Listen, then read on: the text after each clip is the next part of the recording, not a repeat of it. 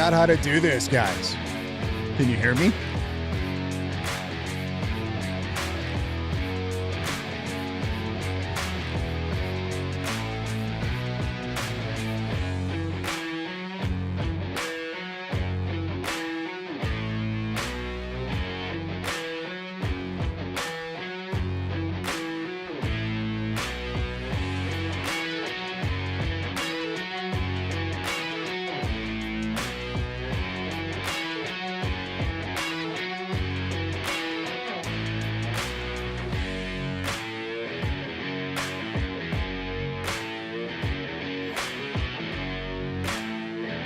I'm not late.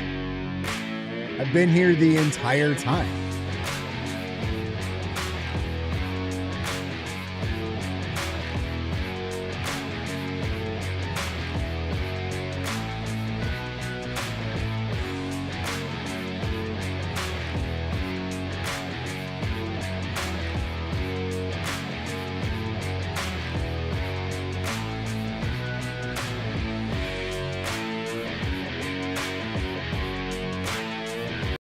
It wasn't a month. I didn't take a month hiatus. It was like 2 weeks. I think you're being a bit over dramatic. It's 2 weeks. I was just chilling, just hanging out, waiting for something new to happen. Something new and exciting, because the same old stuff was just getting boring. It really was. It was the same arguments.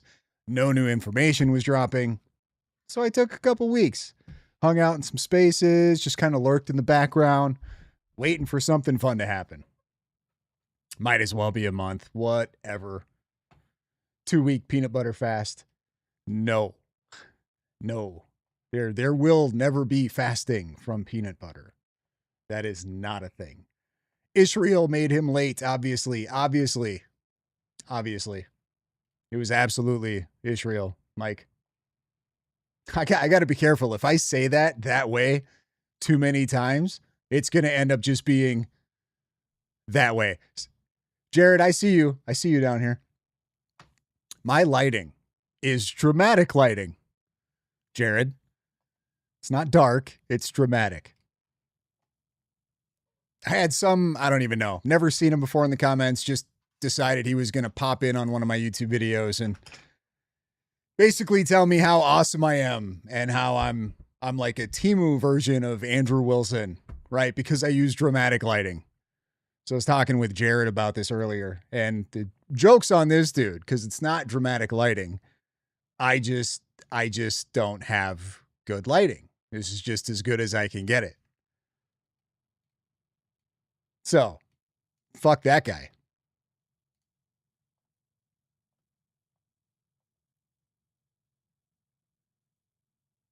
How heartbroken am I that he's allergic to peanut butter? Not heartbroken at all. That's his loss. That would suck. I feel for him. Like, what of all the allergies to have, a peanut allergy? Like, I don't think that there's a worst one. That's got to be the worst allergy there is. Imagine going through life and never being able to enjoy a Snickers bar, peanut butter, French toast. Imagine, if you could, what that must be like. No, I am not heartbroken. He has all of my sympathy. What a terrible existence. Well, he didn't say it was Temu, Andrew. I forget how he worded it exactly. Discount brand or something. It's like great value. I think Noah actually used the phrase great value. Why the blue? What blue?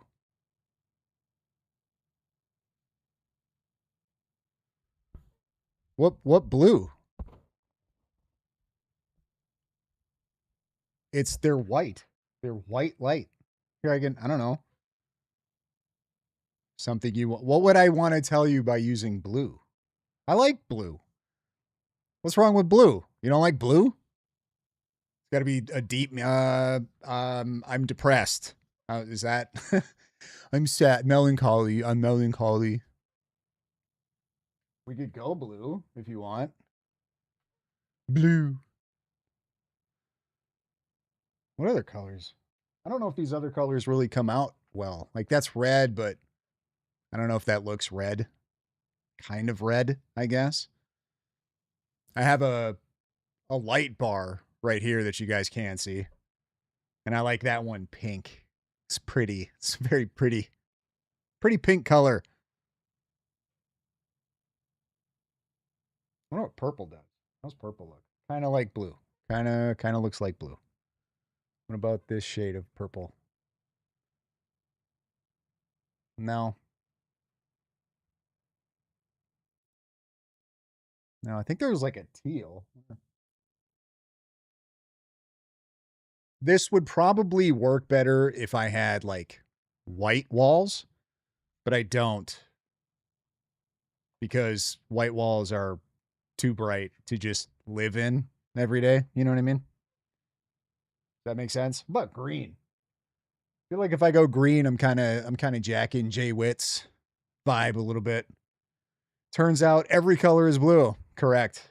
Every color is a shade of blue. Sort of. On the light spectrum, I think, or something. Probably not. Probably not. Don't ask me about colors. Colors don't even exist. They're not real. It's not real. Okay, well, since somebody brought up blue, we're just going to go with blue. We're just going to go with blue. All right, so I haven't watched this debate yet. It was yesterday. I wanted to watch it live. I wanted to watch it live so bad. But I figured, you know what? Maybe I'll let them do their live over on Modern Day Debates, and then I'll just do like I don't know, you know what I mean? Whatever this is. Watch it live, give my opinion on it, I guess, see what they miss, see what, if anything, they make up. So I've had some people like telling me about it, and it's like, guys, I don't want to know anything. I want to know nothing going into this. So I've been trying to avoid spoilers. I see clips of the debate. I have not watched them. If I see a clip, I just scroll past it on X.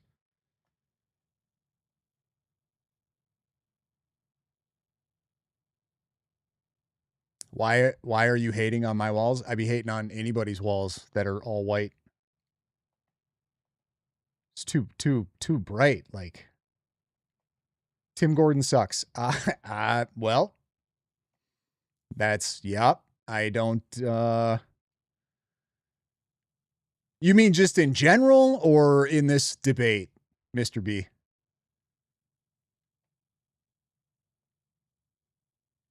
Tim also looks like he has makeup on. Well, I mean, maybe he does. That's possible. Some dudes get down like that. What happened on Stu Peters? What happened with Stu Peter today, Jim? I seen that he had Cullen on, John Cullen. Fun fact, I didn't even know this, guys. I went to look. So John Cullen's been back on Twitter now. I don't know, like a couple of weeks or a month or something, maybe. Not even sure. Doesn't matter. Irrelevant. Anyway, I seen that he was on Jimmy Dore. And then, by the way, I believe John Cullen is at least of the opinion that Charlie Kirk was shot. So that's good, right? I think he's just saying it's drones. Because, yeah, that totally makes sense. But I seen he was on Stu Peters, or I seen a clip of him on Stu Peters, and Blake Bednarz was calling in to ask him a question. And I guess maybe because of what the question was in reference to, like John Cullen was at least suspicious of who it might be calling in. So he avoided wanting to take a phone call question. I thought that was pretty funny. Anyway, I go to look at John Cullen's Twitter and the fucker has me blocked. He has me blocked. I don't think I've ever interacted with John Cullen on X at all. Like ever. I've covered him maybe a few times in some videos that I've done, but I don't know that I've like said anything terrible about him or anything. I don't think I've warranted anything to be blocked by that dude, but it is what it is. I don't block people and I get blocked by a lot of people. I think it's rude. I think it's fucked up. It's like, guys, I don't block people. Why are you blocking me? I'm one of like the most calm people on X. And I'm getting blocked? Makes no sense. Makes no sense. Why? Because I think the drone theory is retarded? Like, I'm not the only one, John. I'm not the only one. There's all kinds of people that think the drone there's all kinds of people that believe there was a conspiracy and think the drone thing is retarded. But I'm blocked. But I get blocked. Unbelievable. Unbelievable. Don't these people know that I just want to be friends? Don't they understand? I just want to be friends. I just want to talk. I just want to ask some questions. I'm just curious. I want to understand how people have gotten this stupid. It's intriguing to me. And they block me. I agree. It is rude. It's very rude. Very, very rude. I would prefer they just say mean things to me, but not block me. That would be better. Rob did great. Tim, hey, Mr. B, are you talking? No spoilers, guys. You're killing me. You're killing me. I guess this goes off the rails like fairly early on in the debate. Who's Tim? Yeah, who's Tim? Right. The only reason that I know Tim Gordon is because he's lost like a few debates to Jay Dyer. He's a Catholic. That's all I know. I don't really know much else about him.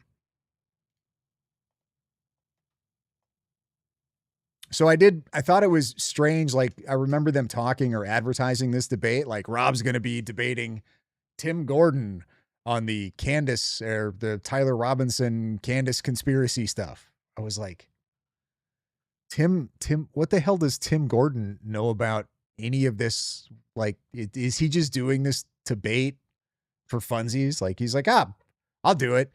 I'll take the position of the conspiratards. What the hell? So I have no idea what to expect. Bronson's doing a live. It's a miracle. Why is this? I just did a live. What is today? That was like probably a week and a half ago, huh? Because it wasn't last Friday. It was a Friday before that. Has it really been that long? Guys, it doesn't seem like it's been that long. Tim is going with the candy grift. You mean like full on, like he's just doing this now? He's just going to hop in and try to get some clout off this?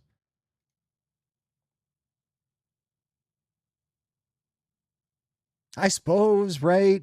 Catholic, Candace, gotta make sense maybe, I guess. That tracks. I suppose. Well, I wish him all the best. I hope it goes well for him.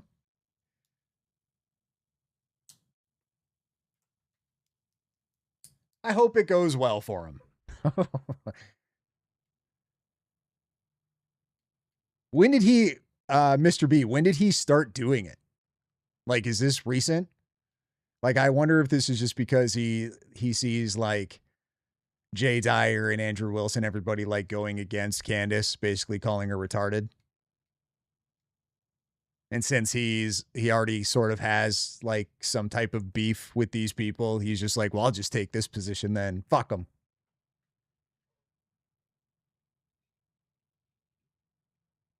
I don't know.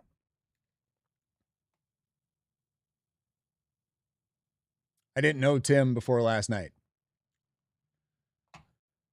Oh, okay. Well, I got to tell you, the way that you're commenting sure seemed like you had heard of Tim prior to last night. So here I am, assuming you're someone informed, and I'm asking you all of these questions that you can't answer. You could have just let off with that, Mr. B5. Could have just said, oh, hey, by the way, before you take this any further, I only heard of this dude last night, so I don't know anything about him. That would have been cool. We could have saved each other a lot of time had you clarified that from the beginning. Jay Witt in the house. What am I drinking? I am drinking Bubbler.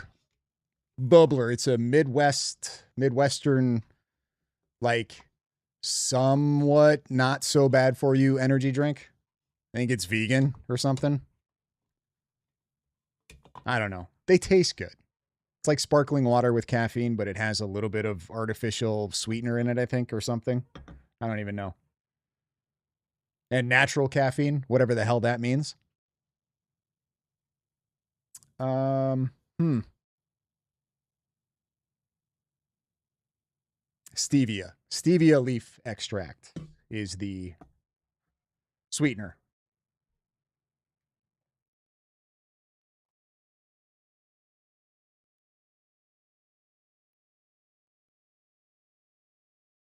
Oh, yeah, this is fun. This has been fun. Charlie never feared the left. Charlie wasn't worried the left was going to do anything. That's been, I wonder, is this like the next week and a half narrative that we have to deal with before they move on to something else? They keep coming up with the dumbest narratives. Like, it's shocking to me. I'm actually surprised the drone thing hasn't picked up more steam since the exploding mic clearly is dead in the water. Snag a case of bubbler on me. Great show, sir. I appreciate you, Jay Witt, and I will. I absolutely will. Thank you for the super chat.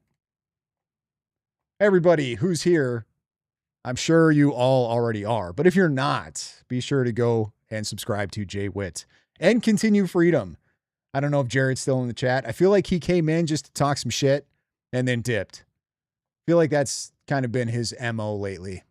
He just pops up out of nowhere, talks a little bit of shit, and then just disappears again for like a week.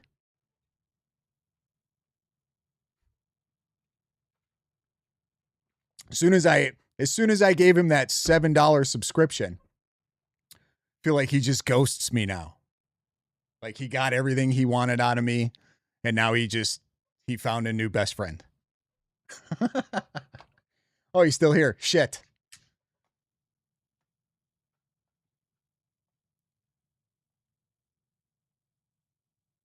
Well, shit. Jared, you weren't supposed to hear any of that. That was secret. I was just venting. I didn't even mean it. He's like, tell me a lie I told. I'll wait. I'm like, yeah, okay. Riz, I can see you're talking to somebody else. Unless you're just not making any sense talking to me, which I suppose this could be possible. It's definitely possible. There's been a few things you've said where it just doesn't make any fucking sense. So that tracks. I'm offended. You're offended. I'm offended. We're all offended. CJ, you know what I'm talking about. You know what I'm talking about. Riz be saying some shit sometimes that just make you kind of, you know what I'm saying.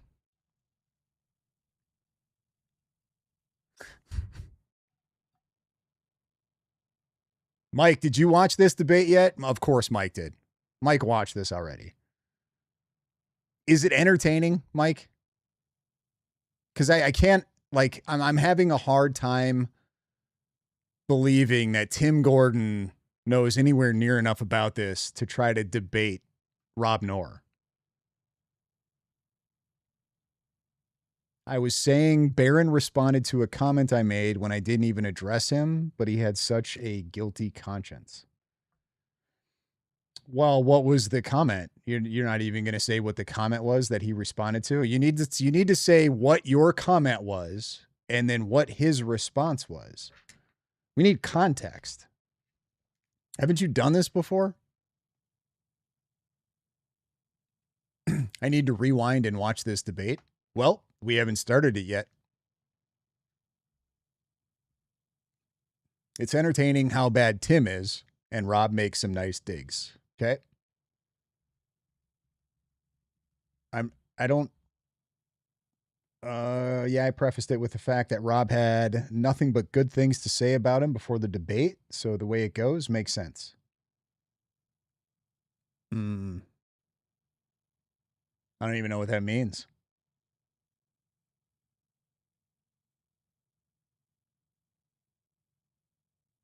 it doesn't fit in that there were that many words typed between what you said and what his response was?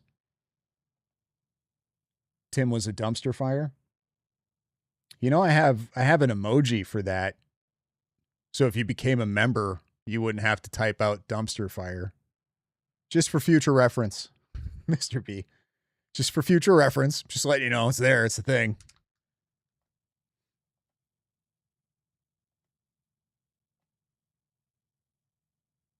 Yeah, that one. See him? See him?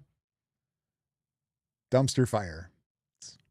It's a pretty cool emoji. It's pretty cool. I made it all by myself.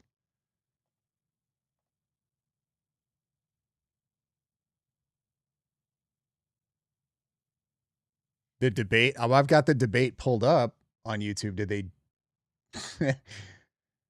did they yank it? That would suck. Maybe we should get into this quick before they like. I don't think so.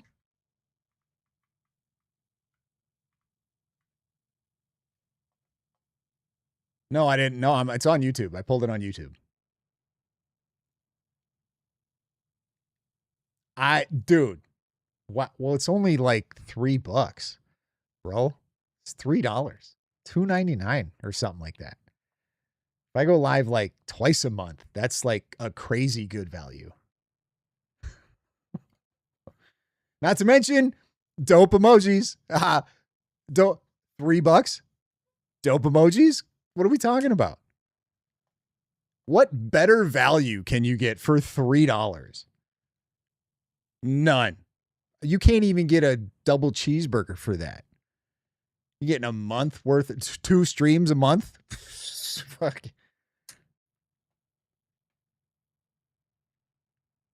I rest my case. I don't even need to say anything more.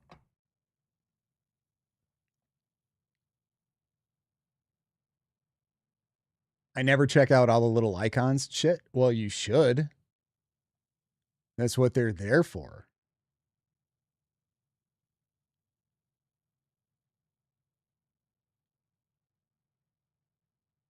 Hold on. It says you became a member. There it is. I win. I win. Sucker. See you next month.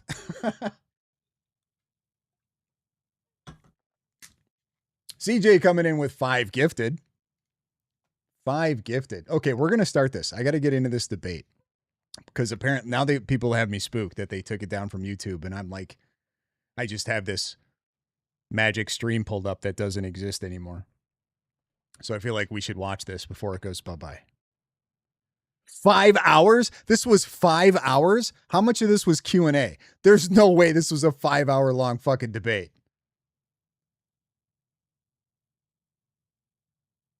Oh, man. 5 hours? Thank you very much for having both of us here. The question in this debate tonight is actually a very narrow one, especially considering that for this debate's narrow purpose, we're both assuming, arguendo for the sake of argument, Tyler Robinson's guilty involvement just for tonight. So I'm not asking you, dear gentle listener, to conclude that Israel killed Charlie Kirk or to find anyone guilty beyond a reasonable doubt or even to find probable cause of it. That would be too much. The name of the game tonight is simply this. $6.99 super chat from Jared. Appreciate you. That's like a free month's membership over at Continue Freedom. That's pretty solid. That's a pretty good deal. I appreciate that very much, Jared. And if you guys haven't already, like I said, you should go over to Continue Freedom because he does like way better content than I do. Way better. He also costs more, but it's worth it. You know what I mean? It's a value thing.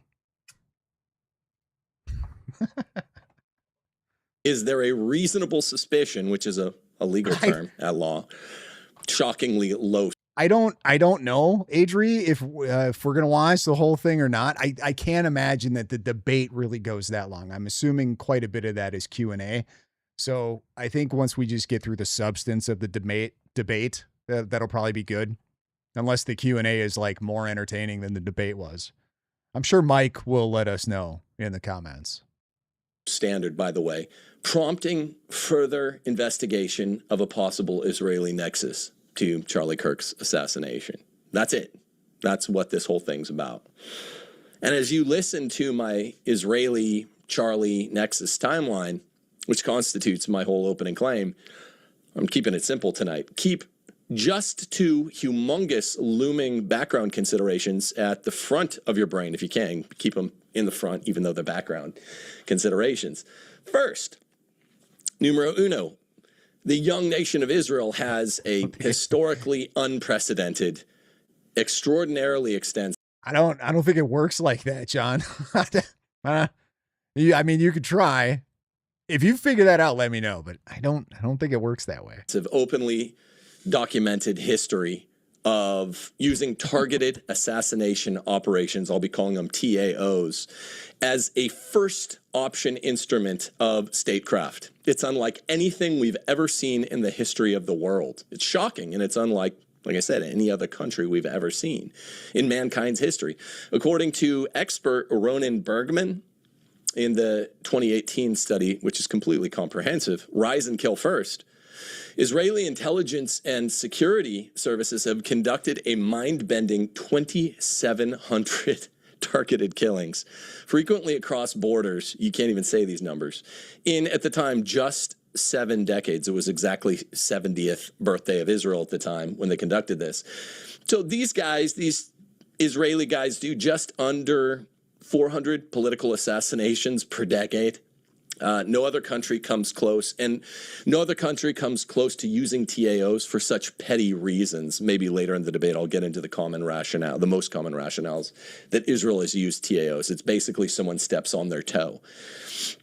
Second big political consideration is that political assassinations only very rarely reduce to a solitary individual acting in complete isolation. Another recent comprehensive study, like the one in the first major thing you should keep at the front of your mind, was conducted at the Counterterrorism Center at West Point by Ari Perliger. And it shows that conspiracies which militant normies train everyone to snigger at, even the use of the term conspiracies, constituted over 90% of all political assassinations from 1946 to 2013, which is a useful time period because 1946 is almost 1948. And it's well under 9% of this West Point study's completely comprehensive statistics show that of all the 758 successful TAOs that they looked at, the only very few, under 9%, were carried out by lone actors. Not lone gunmen, but lone actors. In the realm of TAOs, the possibility of a conspiracy is not at all an extraordinary hypothesis that investigators are entitled simply to assume away. That's just not the case if you're living in the real world. If the numbers show anything, and I'm not suggesting this, but if they show anything or squint at anything, it's that lone actors, when we're talking about the realm specifically of political assassinations, are the extraordinary hypotheses. So bear those two things at the front of your mind. They're important as we consider the chronology of Charlie Kirk's turn away from Israel. Once you see these events compressed into a single factual timeline, you can't unsee them. And the obvious question becomes, can you just walk away from the mafia after you're in bed with the mafia? That's the question. And again, the question is based on a reasonable suspicion standard, not a higher standard at law. There are 4 higher standards at law. This is the lowest one. To start with May the 2nd, 2025, Charlie Kirk sends Bibi Netanyahu a very tough letter. John Deere letter, or Dear John letter, a letter expressing rupture. And rupture is going to be the recurrent theme here tonight. Charlie's effectively saying, you need to carry your own water. I'm not going to do it for you anymore, and I'm sick of it. I'm tired of defending Israel politically. I won't do it. By the way, throughout all of May and even April, this is only a sort of a further conceptual nexus, but a real one. Charlie Kirk had been turning increasingly toward coextensively anti-Israel Roman Catholicism, which is more rupture with his former worldview, a change in the status quo. That matters because, by the way, it establishes the beginning of an increasingly visible rupture with American typical evangelical-styled, quasi-religious Israel support. Then on June the 13th, the 12-day war begins. This is very important because there's an interest in this country and in other countries around the world in having the 12-day war, if we're thinking from the perspective of someone in mid-June 2025, turn into a very extensive war. 5 days later, on June the 18th, Charlie Kirk goes to the Oval Office and proves his Israel support has ruptured by yelling at President Trump or saying respectfully to President Trump, I don't support this, and Trump didn't like it. Again, I'm not saying this proves anything because the P word doesn't even enter into our debate tonight. All we're talking about is reasonable suspicion, which ought to have prompted further investigation. We're not in a criminal courtroom, and I'm asking, does any one of these facts or these facts taken collectively, jointly or severally, tend toward contributing to the reasonable suspicion warranting further investigation? That's the name of the game here tonight. So then we get to mid-July 2025. Patrick Bet-David says that while he was in the Hamptons, wealthy and powerful people approached him with a weird proposition. Would he be willing to lead Iran if its existing regime were toppled? PBD wouldn't end up deciding this until October. He was given, I guess, 3 or 4 months to decide, which is a weird thing. I've never been given a proposition like this by these wealthy billionaire, presumably Jewish donors. Then we come to July the 27th. Netanyahu gives what has been described as his 8th front speech, calling upon Americans and others to participate politically in Israel's information struggle. Now, whatever interpretation you or I put on this now famous speech, compare it with Charlie's May message where he said, you do your dirty work. I'm not doing this anymore. You know, I've been paid a lot. My organization has been made huge by our Israel support, but I'm not carrying water for you anymore. Bibi evidently didn't accept this message willingly. Netanyahu is recalcitrantly, publicly saying, in effect, we need others to continue fighting this front with us. Around late July, certain internet researchers like Baron Coleman and others identify Google Trend data that's interesting. For a reasonable suspicion basis, the lowest one at law, concomitant to like a Terry stop, a temporary detention on the road, it supposedly shows haunting name and item searches originating in Israel for names like Tyler Robinson. You wouldn't search for that. Did he say around late July, Baron Coleman found Google Trend searches? So Baron Coleman was looking for Google Trend searches of Israel and Tyler Robinson in July, 2 months before Charlie Kirk was unalived? What? Did I misunderstand? Did he say that wrong? He must have misspoke. He either misspoke or I misunderstood. Did anybody else catch that? Anybody else catch that? Dude, kind of has he looks like a douchebag. Nice head of hair, but a douchebag. Listen, dudes with nice heads of hair like that are almost always douchebags. Just comes with the territory.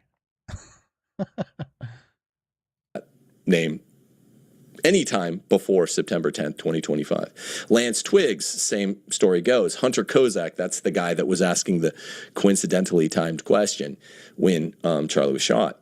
UVU area medical examiners, coroners, surgeons, other counterintuitively related terms before the assassination. Now stop before you get going on anything in your minds as you listen to this. I do tend to agree with every skeptic out there that all these require independent validation, which is all I want to see. That's precisely the point. Investigate it, which is what was happening when it was throttled in the cradle. Then comes August 4th and 5th, the Hamptons. Charlie attends a gathering involving pro-Israel billionaire Bill Ackman and a number of younger pro-Israel influencers. I hadn't heard about all the influencers until recently. What exactly happened there is disputed. So fine, some people say it was really ugly, others say it wasn't. But according to a source described as very close to Charlie, the Israel discussion became an intervention, and Charlie left feeling angry, frightened, and blackmailed, according to the Gray Zone reporting. Again, disputed, so investigate it. That's all we're asking. We don't know, beyond a shadow of doubt, anyone's guilty, but investigate it. The very next day, on August the 6th, Charlie goes on Megyn Kelly and rails against Israel and its aggressive American supporters publicly. This is the next day after he left the Hamptons. He said, it's all of a sudden, Charlie, he's no longer with us. Well, who is us? He said. I'm an American. I have American interests at heart. He's sounding more and more America first by the day at this time in August.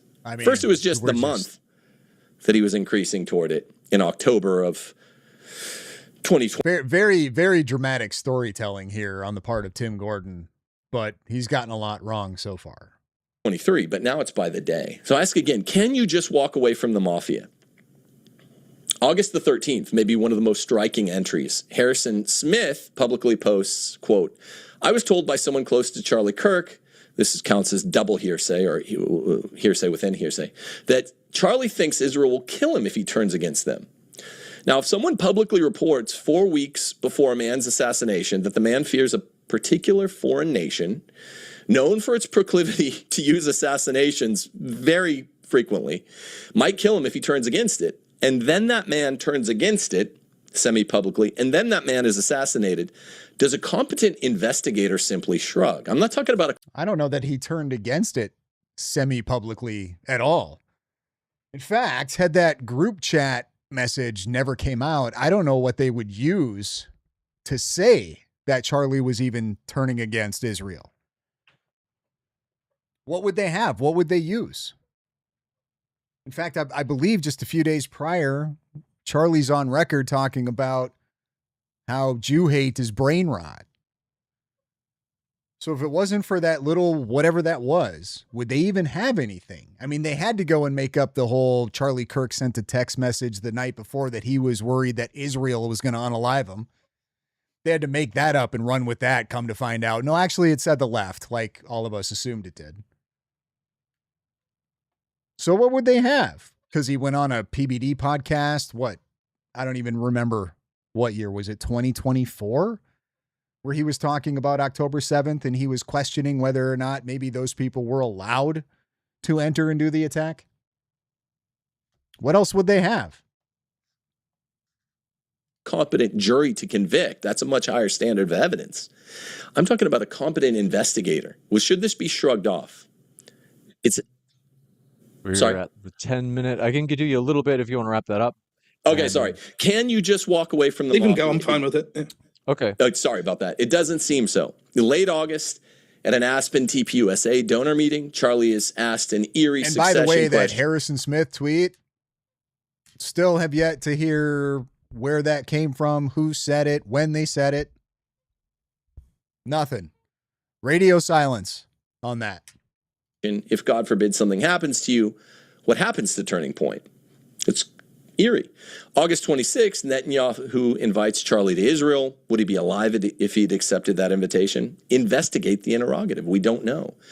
Now move into September 2nd. According to Bishop Joseph Brennan's later account, Charlie tells him that unlike early summer, he's now very close to becoming Catholic. Evangelical rupture. That matters because Charlie's political and religious relationships were changing simultaneously in a way that's conceptually close. September the 8th, the now public multi-part conversation. Tim Gordon looks like one of those cheap blow-up dolls. He's definitely got like California bro vibes. There's definitely, you know what I'm saying? Looks like he's probably catching some waves in the morning. Totally gnarly, bro. Charlie tells associates, including Josh Hammer, that under the existing circumstances, he's no longer willing to support the pro-Israel cause as he had. Complete rupture. This, by the way, was the kill switch Charlie had said in August would or may trigger his killing. September 9th, Charlie participates in an extended Zoom conversation with Rabbi Walicki and Josh Hammer concerning Israel-related issues, and it's contested to amicability on the phone call. But Walicki corroborates. It's kind of got like a Gavin Newsom crossed with Owen Wilson vibes with that nose. You know what I'm saying? It's got the Owen Wilson nose, the wiener nose. You know what I'm talking about? Know what I'm saying? Rated the conversation.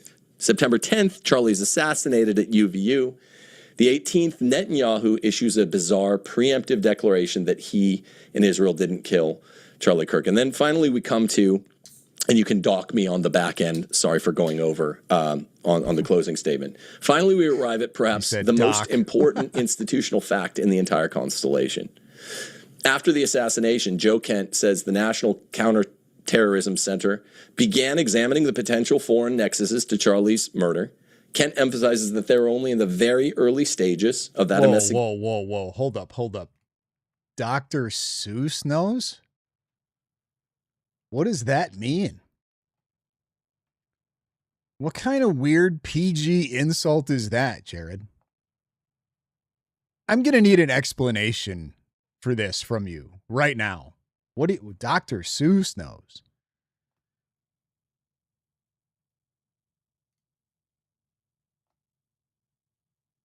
And according to Kent, roughly a week or two after the assassination, NCTC was told by FBI, DOJ, specifically Kash Patel, to stop. Kent says there were additional leads that he hadn't run down yet that he wanted to.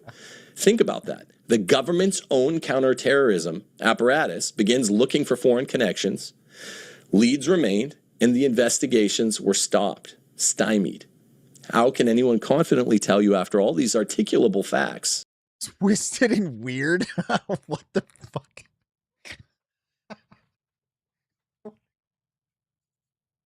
It's like a dad joke insult.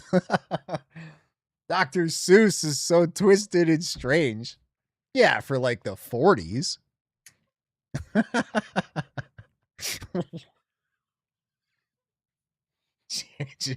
What are you doing to me here?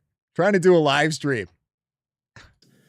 In regard to Israel's potential connection, there's no foreign nexus. They don't comfortably fit together.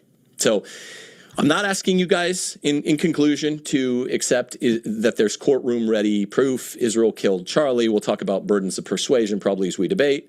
I'm not even asking or suggesting that there's probable cause to charge an Israeli operative. I'm not arguing either. Question's much narrower. Given Charlie's deteriorating relationship with Israel and its supporters, his letter to Netanyahu, his Iran intervention. Well, don't feel bad, Marlboro Light 100. My mind always goes to racial stereotypes. Don't feel bad. With Trump, that didn't go well. But just like the funny ones. You know what I mean? In a funny way, not in like a weird, hateful superiority way. You know what I mean? You know what I'm saying? The disputed pre-assassination search data, the Hamptons confrontation, Charlie's own public comments immediately afterwards, Harrison Smith. You know Dr. Seuss does have a nose book out there? No, I didn't know Dr. Seuss has a nose book. And I guess now I do, and I don't know how I feel about that. It's extraordinarily specific tweet, which was just odd. Netanyahu's subsequent invitation, Charlie's September text, his final Israel-related conversations, Joe Kent's statement that the governmental foreign nexus investigation had not yet been completed. They were throttled in the cradle. And of course, Netanyahu's odd preemptive declaration that he didn't kill him. Is it reasonable to see what you investigate did, further? Is there reasonable sufficient I get everybody talking about Dr. Seuss for further investigation? That's the name of the game. So sorry, I went over. You can dock me on the back end from closing statement. No problem. Thank you very much for that opening statement. And folks, if it's your first time here, my name is Dr. James Coons. We are a fully neutral platform here at Modern Day Debate, hosting debates on science, religion, and politics. And a couple of things for tonight. Quick housekeeping note. And first, conspiracy. Very important. 100% of tonight's super chats will be donated to Charlie Kirk's family. So that's not to TPUSA. It's not a political organization. It's to Charlie's family. That's the Give, Send, Go, which I'll put in the description box. And I'm also putting that in the live chat. So if you happen to do a super chat more than, ideally, if it's more than $10, if you can send. It's about whether or not there. I don't even know that. Like, it's compelling that Israel may have had something to do with what happened to Charlie Kirk. I think that's I don't even know if they were really clear on what the prompt of the debate was. I think in the thumbnail it just says like Robinson trial debate, and then in the video description, I don't know, it says something else. What does it say? Is there compelling reason to think Israel instigated the unaliving of Charlie Kirk? Send it to PayPal at james.coons@colostate. I'll put that in the live chat as well. That way YouTube or basically Google doesn't kind of make a profit off of your super chat, given that it's a charity stream. We'll give that directly. We'll post the receipt for the donation online in the next several days, as we'll total up the super chats and anything that comes in via PayPal for this debate. One last thing. As you can see at the bottom right of your screen, DebateCon 9, Orlando, October 24th and 25th. Jay Dyer and David Wood will collide. That's going to be DebateCon 9, October 24th. That's linked in the description box below. That'll be That's in Orlando. Going to be a good with that, one. Thanks for your patience, Rob, for all the housekeeping notes. With that, the floor is all yours. All right. Thanks so much. Just want to thank James, and I think Mike will be joining us later to moderate for moderating. And Tim, thank you so much for being here. I want to start off precursory by saying this. I very much respect the people that have questions about this, that are willing to discuss their theories and do these debates. CJ, we're not even past opening statements yet. Rob is just now starting his opening statement. You are not behind on anything. Absolutely nothing. So often what we see is the people making the most salacious theories that are specifically accusing people or unwilling to back up those claims. And I know Tim's not that type of guy. I don't know Tim personally, but I've seen him. I respect him as an intelligent debater, and he comes highly recommended with some mutual friends. So I'm very much looking forward to this debate. I think hope is that it'll be very productive for the audience and enjoyable. To start with, there is some disagreement, I think, on exactly what the topic is. Tim plays a nice sleight of hand here. The specific wording of the topic is there compelling reason to think Israel? Yeah, I did see that. I think it was all the super chats. All of the super chat money went to Charlie's family, like not to TPUSA, but directly to his family. I think it was through Give Send Go or something. Pretty solid. Israel instigated the murder of Charlie Kirk or was otherwise involved with it. He then says that this means that it is the lowest standard of sort of legal proof necessary, even below probable cause. But I don't see where he gets reasonable suspicion from the wording of the topic. Compelling to me would mean very convincing or just convincing, depending on the dictionary definition that you're looking at. So it would have to be a convincing argument to believe that Israel was potential to have been involved in instigating or committed this crime with Tyler Robinson. Now, I respect the fact that for the purpose of this debate, we're going to agree that Tyler Robinson committed this murder. And so we can have a further discussion. To the audience that thinks that's not the case, I'm sorry. This won't really be brought up in this debate because we're trying to limit our arguments to sort of the framework that's been agreed upon here. Given that, I think what you'll see is that almost all of the evidence that Tim puts forth here falls into one of two categories. One is just motivation. And that is sort of, well, Israel was really mad at Charlie. He was a staunch supporter of them for a long time, but come 2025, he started to get off that train, maybe started to become more Catholic, started to voice opposition to what was happening. And the truth is, there's a lot of truth to that. I absolutely agree that it does appear that Charlie Kirk, who, much to the lamentation of some people on the right, was seen as a great soldier for sort of U.S. political system and advocating for Israel, did seem to at least somewhat be changing that position. Now, there's a question as to how much and exactly what that change would have meant, but so be it. I'll concede that there was a potential motivation. But motivation alone does not rise to suspicion that we would think that it's compelling to think that they were involved in a murder. In fact, if we're looking at motivation alone, I could think of nearly limitless organizations or people that would have had just as much, if not more, motivation than Israel. And yet, Tim probably wouldn't suggest that we need to investigate each and every one of those groups merely because of this motivation. These groups can include the NAACP or any group that pushed DEI, seeing as Sal Charlie was a huge advocate against that. The Democratic Party and all of their fundraisers and organizers, as Charlie was huge against that. Specific people and organizations on college campuses that Charlie went against. Specific countries that are mad at Trump's foreign policy with things like tariffs that could have seen Charlie as instrumental in Trump's continued success. You can see countries that were Islamic, which he Bro isn't listening to Rob at all. I'm not either, unless you're referring to me. I'm more interested in what Tim is going to say than what Rob is going to say. criticized quite frequently, such as Iran, perhaps Qatar, other countries like that could have been upset. You can also see other domestic organizations, such as organizations that favor trans people, organizations that have been more left-leaning. All of these organizations would have motivation. Is Tim prepared to say that there's compelling evidence that they were involved as well?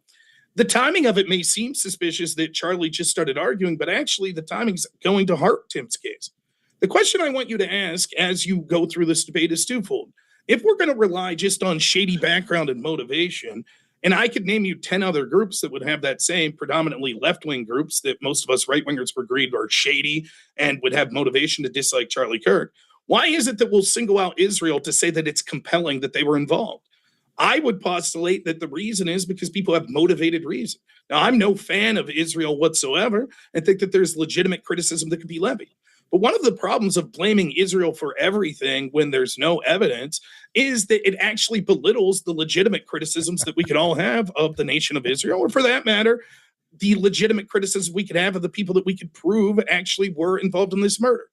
In fact, you know who had a motivation? Every left-winger that took to social media and celebrated the death of Charlie Kirk.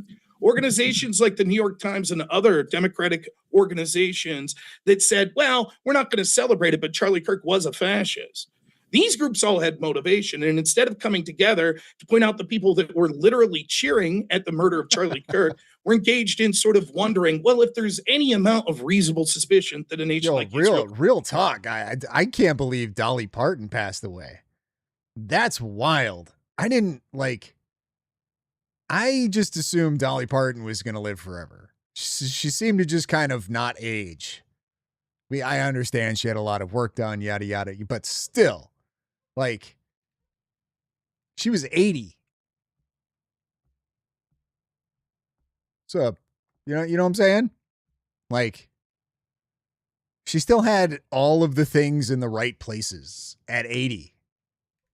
I mean, I suppose you could pay for that, I guess, if you can afford it. But you know what I'm saying? I just assumed she was just going to live forever. I think so. Was she older than 80?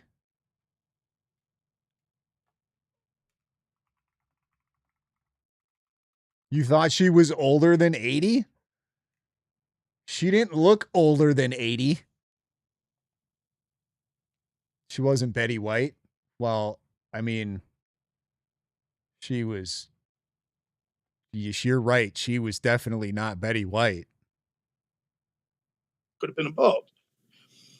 The claims of Joe Kent and Harrison Smith are particularly laughable, and I'll explain why in a second here. Harrison Smith says that some unnamed source told him in August.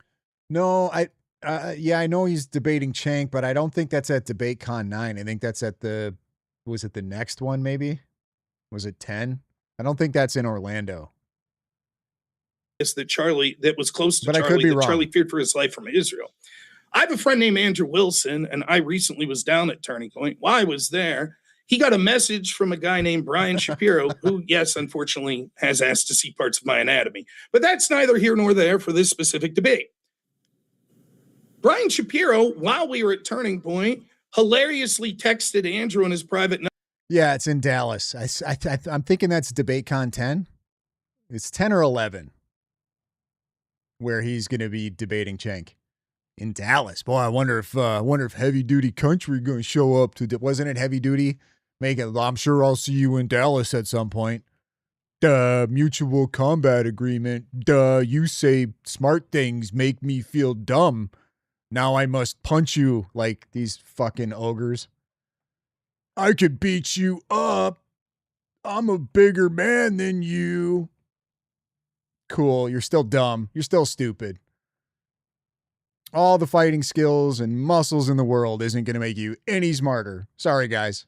number. And by the way, I have sources at Turning Point that tell me they hate you, which was laughable, seeing as how Andrew was at Turning Point with the very people in that organization. The truth is, so many people claim to be a source from Turning Point. I debated someone the other day that was a Candace Owens supporter who believes Israel is very nefarious. And guess what they have in their Instagram bio? That they're a Turning Point USA ambassador. The truth is, many people claim to be sources and claim to speak what's going on at Turning Point, and we have no idea who these sources are. Provably, some of them are laughable, as the case I mentioned before. So lifting won't help brain grow? No, it's like, God, guys, so cool. You lift weights, neat.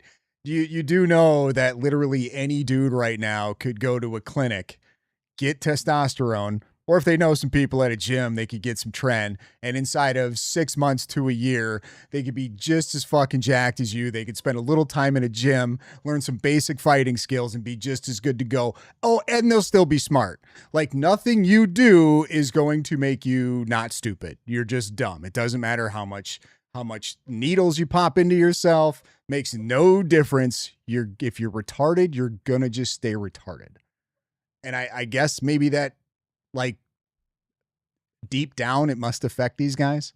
Like, it has to. It's the only thing that explains it. Like, they know that they're just never going to be as smart as Andrew Wilson or Rob Noerr. So I guess it hurts their feelings or makes them feel inadequate or vulnerable. So then they have to go to the whole, I'm alpha male, caveman shit. Like, it's getting weird, guys. It's getting really weird. And now we have this like back and forth thing happening where it's like, oh, you're a short guy. Blah, blah, blah, you're short. Duh. Fucking what? So stupid. It's like third grade shit. And yet we just accept, it must be the case. If some anonymous person told Harrison Smith that Charlie feared Israel for his life, well, it must be the case. I'm sorry, this isn't evidence of anything. Joe Kent's claims also very interesting. Kent, who didn't involve in an organization that had actually police investigative powers, but was in an organization that was more of a liaison at setting up between different intel communities. He doesn't claim Israel whatsoever in anything that I could hear, talking about a foreign nexus and looking into foreign groups. It's just one man's opinions that he would have liked to look more. What does that mean? Is he aware of all of the information? Oh, yeah, this shit. This whole, like, simping for women stuff that they've got going on. He's disrespectful towards women. They've been mocking and shitting on Erica Kirk for, like, 12 fucking months. And all of a sudden now they care about women and saying mean things to women. Like, get out of here. These guys are fucking retarded. Like, consistency, guys. Be consistent. That the FBI had? How long was the investigation necessary before people like Joe Kent or Tim would be satisfied? Tim says, well, we just need more investigation. That's it. But he won't be able to tell you what investigation we've already had. What would have satisfied him? Would we had to have investigated for 10 weeks, 20 weeks, 40 weeks? What is there to investigate?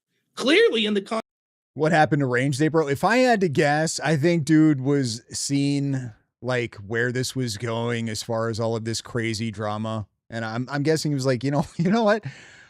I'm just going to go back to making the content that I was making before. I'm just going to stay in my lane.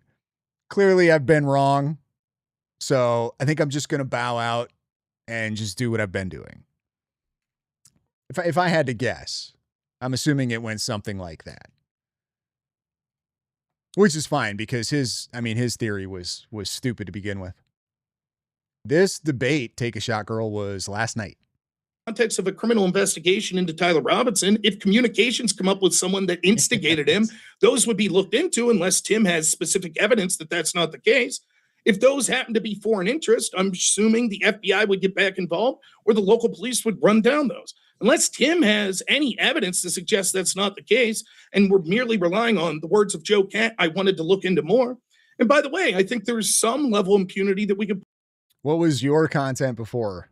Just silly gaming shit, which I'll probably end up doing again, but just mixed in with, debate reaction content, calling out stupid conspiracy people and their dumb shit when it comes to Charlie Kirk.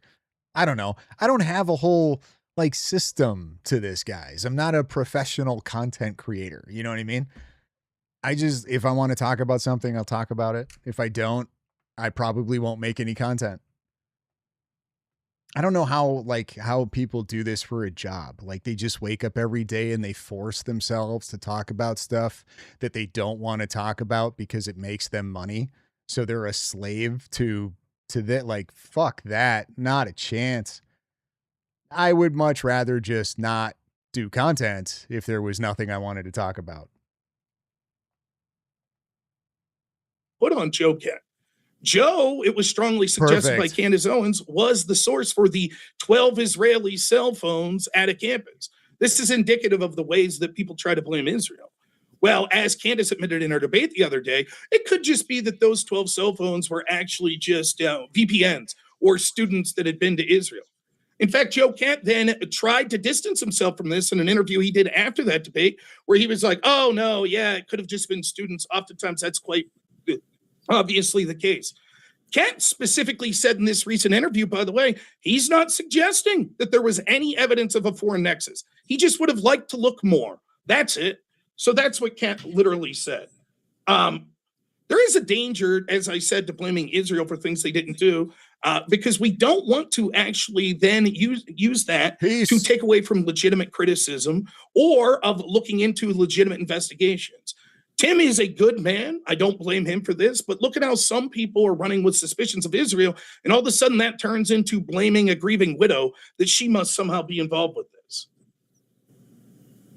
I have another question for Tim. When we have motivation for Israel, I'm sorry, I forgot to get to the other type of argument. The other type of argument that Tim will have other than motivation is this sort of combination of Israel's really bad and we have vague people that have said things. Well, if that's the case, every assassination attempt that we have, couldn't you say that there's reasonable suspicion that Israel was involved? For example, Brett Kavanaugh, there was an assassination attempt against him. Do you believe there's reasonable suspicion that Israel was involved? The litany of attempts against Trump life, most recently at the White House Correspondents' Dinner, is there reasonable suspicion that Israel was involved? Claims that most of the time these sorts of acts are carried out by multiple people. I'd have to look at the study, but it's interesting because I heavily suspect that it has to do with things like accessories after the fact, people that maybe spurred on someone, etc. But it's not really the same sort of TAO that we're talking about Israel doing, which he mentions before that. Here we're talking about not just a political figure, but a cultural figure. And is anyone surprised that the rabid left that's out there doing things like shooting at ICE officers and attacking them would actually also be involved in using an act of violence against someone like Charlie Kirk, particularly when he's going into the home of the radical left, which is college campuses? The last thing to say is, or two more things real quick. Why would it be Charlie that they would go after? There were voices that were more critical.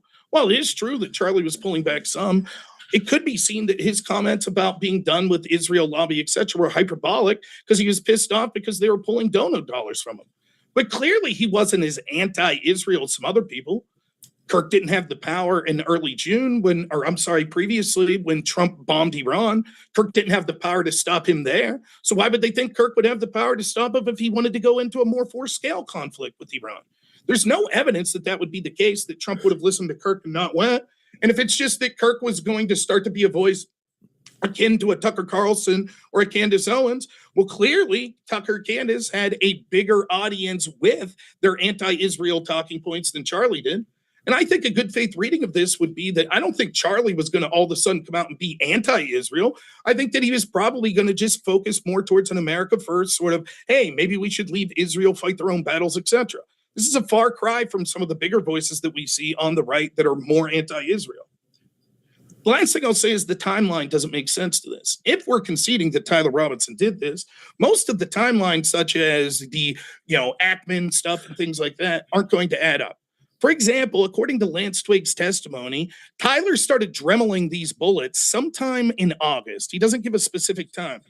That would mean that Israel would have had to have time pre-August, when there was hardly a reason to want to assassinate Charlie Kirk. They would have had to decide in June, July, to start some sort of network, hoping to find someone like a Tyler Robinson that they would. When do we Was it August 27th when it was publicly announced that Charlie Kirk was going to be doing an event at UVU? You guys remember timeline wise? I want to say it was August 27th when it was first publicly announced. I believe it was on Instagram, maybe on Facebook too. August 27th. Okay, so chances are he started dremeling those rounds probably either the day of August 27th or a few days prior. So it would have been just, 2 weeks or so before 9/10, because there'd really be no reason for him to be dremeling those bullets prior to him knowing that Charlie Kirk was going to be at UVU, right? Not that that really matters much, but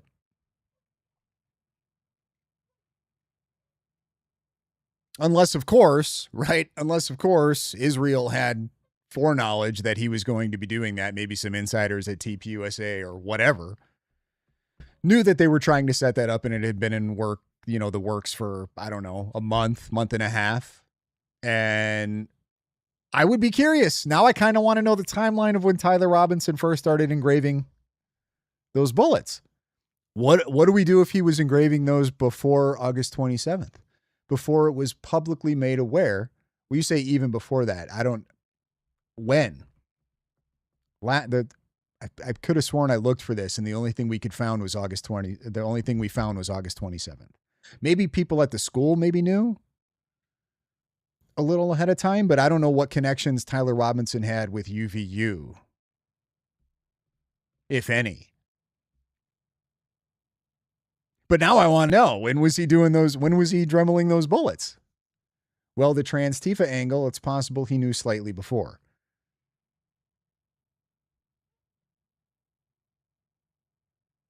I wonder if they released the locations prior to the dates. I don't know. Now that's thank you. There's like another question we can add to the list of things that I would like to know. Do we know? Can Twigs give us like a within 1 or 2 day time frame of when Tyler was engraving these bullets? Because it would be interesting if he was doing it before the 27th. That would be interesting, right? Dremel sounds like dreidel, so it's totally Israel. Case closed. I like what you did there. Then be able to convince. They're not going to be able to convince this dude after a day or two. So it would have to require lengthy conversations. So somehow they would have had to set this up, have these conversations with Tyler Kirk. Andrea Buska. Lance said about a month before when he was asked.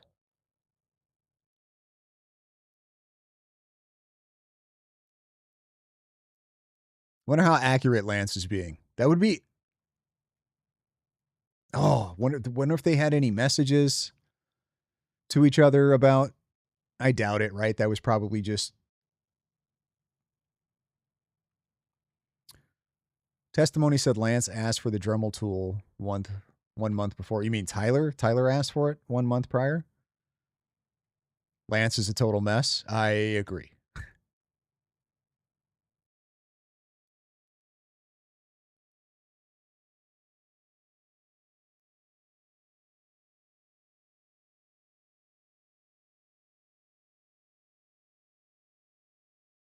That's interesting. So let's say if it was let's just say it was like the week of August 10th that he was dremeling, engraving these bullets. How would Tyler Robinson have known that Charlie Kirk was going to be at UVU on the 20th or on September 10th? Who could have informed him of that? Who would have known that? Lance was in a nesting phase. You can't believe his weird ass. I agree.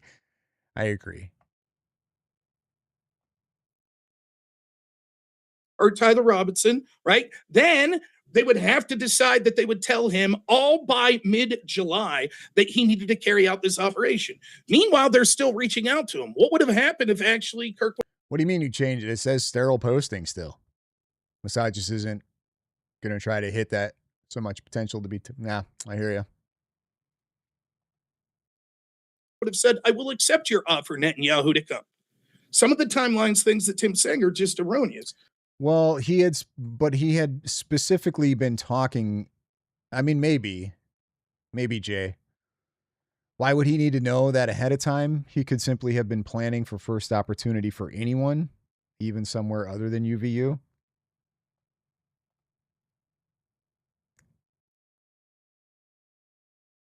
I mean, that's fair, but at the same time, I don't know.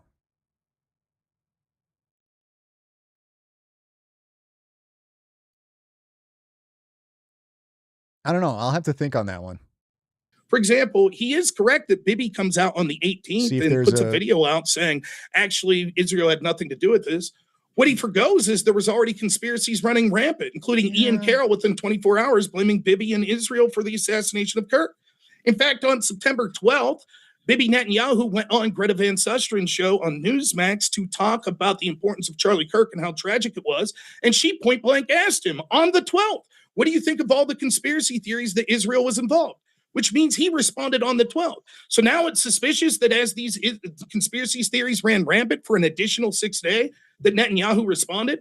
But that, I don't know. We haven't gotten into like Tim's, like the depth of Tim's arguments here, but I don't know if it's necessarily the idea that Tyler is going to be doing Israel's bidding, or that there are just certain people who are going into certain areas online and are deploying psychological techniques to radicalize people and to get them to do things.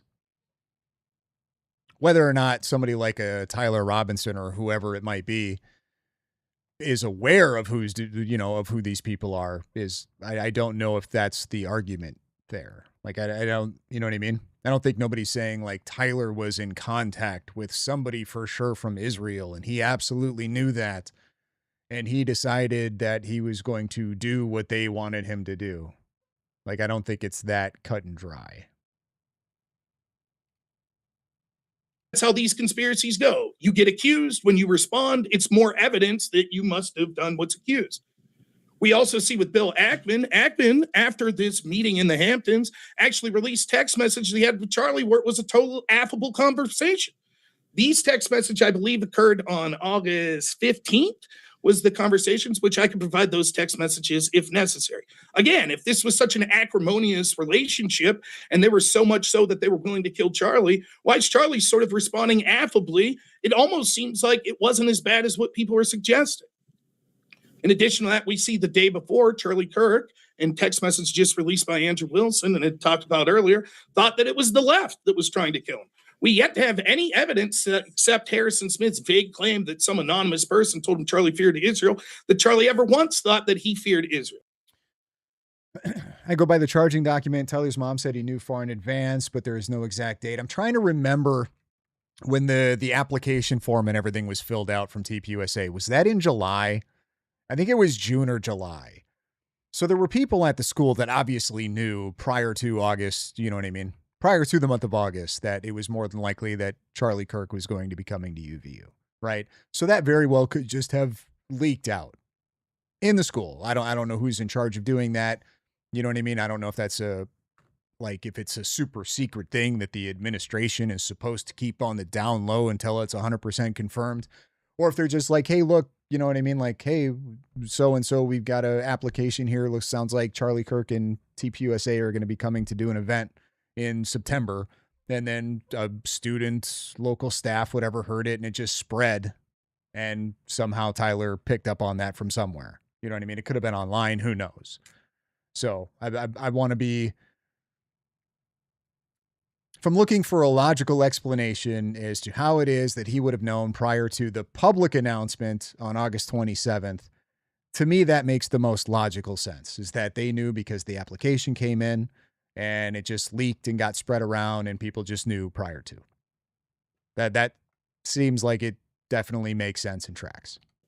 As far as the Google Trends data, it's notoriously able to come up with false results, as even Google's themselves admitted. This is not something that would ever be brought up in a court of law, even at a low standard, because it's oftentimes you have noise when it's specific names, specific times, and specific geography. Well, it's not only that, right? Whole truth. It's just really stupid to think Israel would be willing to unalive Charlie Kirk because they have unalived Hamas leaders and other blah in the past. What does that mean, though, right? Like Israel did it. Who? Like the entire government of Israel? Mossad? Like the whole, everybody, all the Mossads? Do they not have like rogue elements of their government like we do ours and I think every other government in existence where they just kind of do their own thing? Intelligence agencies have little sects inside of themselves that sometimes actively work against each other without the other ones knowing it. Like I don't, it, shit is not black and white. There is so much gray, so much gray. And everybody has their like own motives. So I don't know, like when they say, what does that mean? Like the entire state of Israel colluded together as one mechanism to plot out and plan this unaliving event of Charlie. Like get the, I'm gonna need something. You gotta give me something. You gotta go more deep than that. You gotta get a little deeper. That's not gonna cut it for me. It's the same way, like at least with conspiracies like 9/11 and JFK, like they really get down to the nitty gritty and they go like, there have been people that have done really awesome deep dives on things like 9/11 and JFK and multiple other conspiracies that really give you substance, right? They paint a very, very convincing picture. Whatever's going on here, I've said this so many times and I'll continue to say it. It is the worst conspiracy theory I've ever seen. It's terrible. They do it. The problem is we have so many different camera angles of the thing that happened to Charlie Kirk. We have conspiracy theorists that still haven't been able to figure out how he was unalived. They can't figure that part out. We don't know. We don't know, even though we have it on camera in multiple different angles. I just can't tell. Is that a drone? Was it an exploding mic that didn't explode? Was it a pendant? Did his necklace? That's pretty bad. Like, that's pretty bad. I'm a little embarrassed for the conspiracy theorists right now because this is it's a fucking major L. And that's coming from somebody who's been into conspiracies since I can really remember. This is a bad look. It's a really bad look. So close. You are right, John. They are so close. And so it looks like hits came up that were actually false hits. So it sounds suspicious to the average person, but not really. At the end of the day, what we have is this: a bunch of things that feel weird. It feels weird that Israel was, sort of getting on Charlie Kirk's nerves, and maybe he felt. Oh, and another thing, I want to bring this up because there's this dude on X named Hey, It's Jeremy, and like for whatever reason, he really wants me to mention this. Like I don't know what it is, but I have to bring this up when we talk about the left, right? Especially in reference to Charlie Kirk and him, talking multiple times about how he's seen, violence increasing on the left, that assassination culture was increasing on the left. He was becoming more and more concerned from violence on the left. For whatever reason, when I say the left, this Hey, It's Jeremy guy, he wants me to mention the fact that Charlie Kirk, I believe this was back in 2023, defended Elon Musk's anti-Semitism. And he said, some of the largest financiers of left-wing anti-white causes have been Jewish Americans. So I'm sorry, guys, but I do need to clarify there are Jews on the left. So I guess, therefore, Israel did it, guys. Israel did it. I don't know why. He just has tagged me in this post a few times now, and he seems really adamant that I understand that there are Jews who are left wing. Because I wasn't aware of that before, I guess. Like, had no idea. Had no clue. So when we say the left, and when Charlie talked about the left, the point that this guy wants to make is that he's clearly talking about Jews. Jews to the left of me, Jews to the right, here I am. Weird about it. But Stuck that's in not reason Israel to with you. have some sort of criminal investigation. We already had an investigation that was looking at foreign actors. We have an open investigation that's looking into the murder of Charlie Kirk. There's no you're reason welcome. to suspect Hey, it's Jeremy. that there's any evidence that that investigation has clues that actually Tyler Robinson didn't work alone and was instructed to do this by someone in Israel. Tim will have no evidence that I'm aware of, though I'll be happy to see it, that he could provide any evidence whatsoever that Tyler Robinson was in communication with anyone connected to the Israeli government whatsoever. And instead, he just thinks the investigation into the foreign nexus and into Tyler Robinson himself was not good enough, even though he doesn't know what the extent of that was. And another point, we're going to get through this debate, guys, I swear. But okay, Mr. B, apparently there's something good coming. Says buckle up. Sounds good. We're going to buckle up. Next point. All of these people who are critical of Israel, right? Like, do they not understand you don't need the Charlie Kirk assassination to be done by Israel, to be critical of Israel, to garner support, to be critical of Israel and not want Israel to have as much influence in our government. Like, you don't need this. So why they feel like they just have to push this, like it has to be them, doesn't make any sense. You don't need it. You don't. You really don't. Just look at all the momentum that was being picked up. Like, Charlie was talking to people, saying how difficult it was becoming defending Israel in these debates. This was already trending. You don't need the Charlie Kirk thing to be Israel connected, to be critical of him. You just don't. But for whatever reason, like, I guess they just feel like they need it. It's gotta be Israel or what? Unless, just for shits and giggles, guys, let's just go with, okay, maybe. Now what? Does that mean Tyler Robinson didn't do it? Is it possible that there are people who in Israel maybe didn't like Charlie Kirk and they decided to take it amongst themselves with their experience in intel, decided to, I don't know, radicalize him in a Discord chat or something, and were able to convince him to do this? Okay, then what? Now what? Now what do we do? Yes, right, John. So what? Yeah, now what?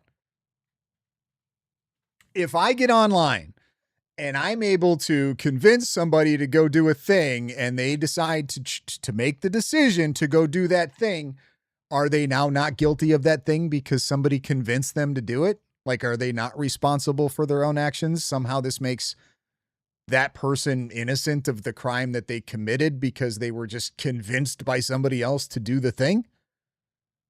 I don't know if that's how the law works. Like, right? We're all accountable for the choices that we make. Like, if somebody tells me to do something and I know that it's not the right thing to do, and in fact, a very bad thing to do and illegal, and I go, yo, you know what? Dude makes a pretty solid point.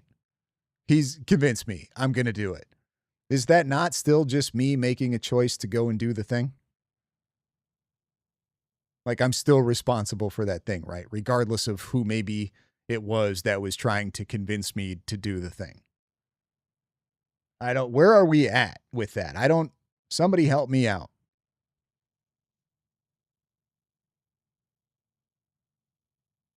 All right, let's see where this goes. Says that it should have continued for more of an indeterminate time because there's reasonable suspicion. Well, I would argue instead we should take that reasonable suspicion to going after Tyler Robinson and any of the left-wing voices that put him up to this, because there's well more reason to have suspicion that the left was involved than anything Israel ever did. You got it. Thank you very much for that opening. I don't think you're going to like my answer on this one, Whole Truth. Final point before driving. I don't know if anyone knows this, but Israel isn't exactly the most popular country in the world right now, even in the United States. Would they really risk unaliving an American public figure? I don't know if you know this or not, Whole Truth, but Jews are pretty smart. They're pretty smart. I don't know how much of a risk it would have been. I feel like they're pretty good at it, and they're pretty good at not getting caught. You know what I'm saying? So I don't know how much of a risk it is. But I do understand what you mean. Like, the public wouldn't be able to prove anything, but there would definitely be other intel agencies that would have some idea, or they would probably be suspicious of, right? Like the CIA or the NSA or whoever here, and then also intelligence agencies of other foreign governments that, probably pick up a tip or two. I see what you're saying. But at the same time, Jews are pretty smart. They're not stupid. As well. And folks, we are very excited to mention two things. First, as I mentioned earlier, super chats are going to the Kirk family tonight. That give, send, go for the Kirk family in particular is linked in the description box. And if you have an especially large super chat, well, it's actually it was Ian. Ian Carroll caught him. Submit that via james.coons@colostate.edu. We'll put that in the donation fund as well, and then we'll put the receipt online for the public to see the full donation was made. But also, as you can see at the bottom right of your screen, Jay Dyer versus Dr. David Wood. That'll be at DebateCon 9 on October 24th and October 25th. But not only that, as you can also see at the bottom right of your screen, Dr. Javad Hashmi versus God Logic Apologetics will also be in October 24th and 25th at DebateCon 9 in Orlando. You don't want to miss it. Grab your tickets now, linked in the description box. With that, gentlemen, thanks very much. The floor is all yours for open dialogue. Well, maybe we should start with your depth. I don't know where you get reasonable suspicion from compelling reason to believe Israel instigated.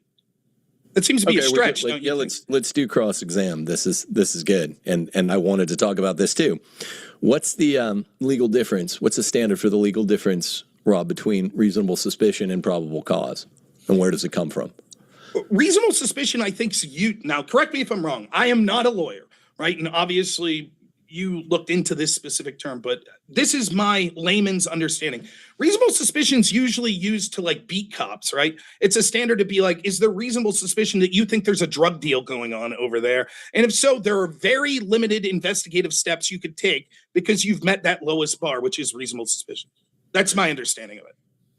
Wait a minute. You critiqued the idea that I had compelling reasons, and compelling reason at law, there are 5 standards for constituting burden of persuasion. We have 5 different standards of persuasion. We don't call them proof. We call them burden of persuasion.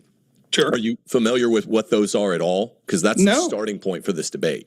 No, I think the starting point would be defining the term compelling, right? And so, but we're defining compelling in legal terms. This is all legal. So what are those 5 standards? Do you know?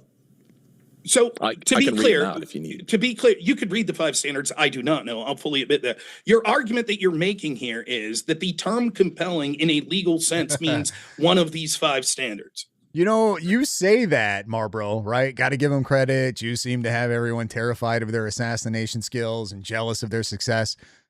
Are they really that terrified? There's people constantly, their whole channel is just based on dogging on Israel. And talking about their, are they really afraid? Those people, do they sound concerned about Israel? That's another thing. If somebody had that much power and were that capable, I feel like there wouldn't be a lot of people willing to go out on a limb and create entire YouTube channels and brands about calling these people out. You know what I mean? Imagine the old school days back in the 80s and shit during the mafia heydays and social media. Somebody just trying to put a bunch of mafia information out there. You don't think that those guys would have done something? So are they really that impressed? Are they really that afraid? You know what I mean? No, that's not right. Okay, so the 5 standards or burdens of persuasion are specific to domains of the law. And there are 2 investigative ones, and they're all graduated standards, so they're going up in both the quantity and the quality of evidence. Okay. You said that at the investigative level, which is all we're debating here tonight, what you essentially did in your 10-minute opening statement is you told me that compelling, which is relative to an investigative standard, if we're taking it the correct way that I am tonight, should be thrown into the highest of the three criminal standards, which is dead wrong. And then I said, well, okay, what do you think the 5 burdens of persuasion are, and which one do you think we're operating out of tonight? And you said, well, I don't even know the 5 levels of persuasion. So if you're going to critique the way that I no, this, it's a clever as an investigative predicate, means mode of opportunity. No. It's a clever sleight of hand, right? There's no evidence that us are in a court of law here, correct? How are you defining evidence? I'm defining it the legal way. Okay, let's take out the term evidence. Are we in a court of law here, or are we just having a debate?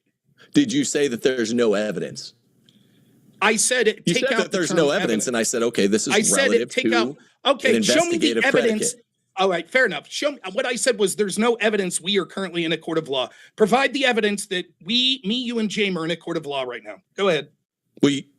You just said that you wanted to define terms first, and you right. And so what I did was out of the Federal Rules of Evidence, Section 401. There are 2 very, very low bars for anything constituting evidence, and again, they constitute evidence in one of 5 rungs. Okay, which I understand that. My claim is we're not in a court. It's just let me define the first 2, the 2 prongs. They're really basic. If a fact has any tendency, it's intentionally low on the Federal Rules of Evidence to make any other fact more or less probable than it would be without the evidence. And number 2 element, if the fact is of consequence in determining the action. So basically, for the normies out there that are brainwashed to TV and movies thinking evidence is only material evidence, only direct evidence, and it's a super high bar, basically everything is evidence, legally speaking, among lawyers. And that's really, really important. That's and that's why the Federal Rules of Evidence. That's an interesting non-response to what I was specifically saying. My point was that you're using the term compelling. You said you wanted to define terms.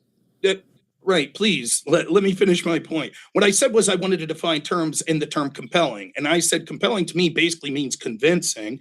And I don't think that you've released the bar of convincing and saying convincing means reasonable suspicion, a specific legal term. I said the fact that you're trying to conflate that, we're not in a court. We still have to use terms that matter. I'm using the legal terms. Please, you're doing this sleight of hand where you're saying, well, compelling to me means any evidence, right? So, for example, you read the 5 legal standards. Can you show me where it says the term compelling means one of these 5 legal standards? Go ahead. Yes. Specifically, that's what I was trying to do.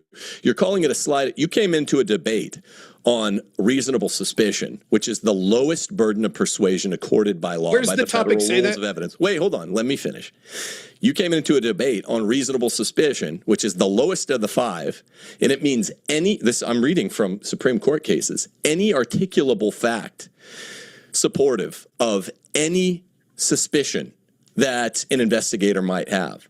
And then I asked you, well, what do you suppose, Rob, is the difference between reasonable suspicion standard and a probable cause standard, which I knew you'd throw at me. And you know what's even higher than a probable cause standard is a preponderance of the evidence standard, which is compellingness has different levels that you must reach, different evidentiary levels at each of these. So it's reasonable suspicion, which is where we were, which is what a police agency or an investigative agency operates.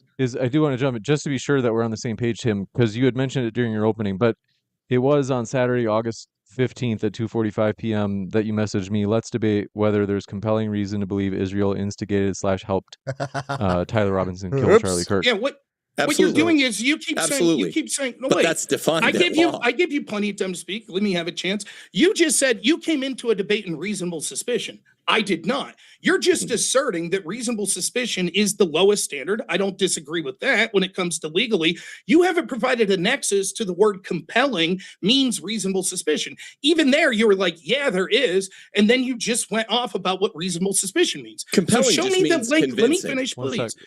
So show me the link where there's some sort of Supreme Court decision or some sort of legalese that says the word compelling means reasonable suspicion or higher. Show me that. Okay. Alabama versus White. Okay, what's it say Supreme Court specifically? case that says that there's an important difference. You asked for a Supreme Court case. Reasonable suspicion versus probable cause. And what it defines as compelling, since you asked, now let me answer. Alabama versus White.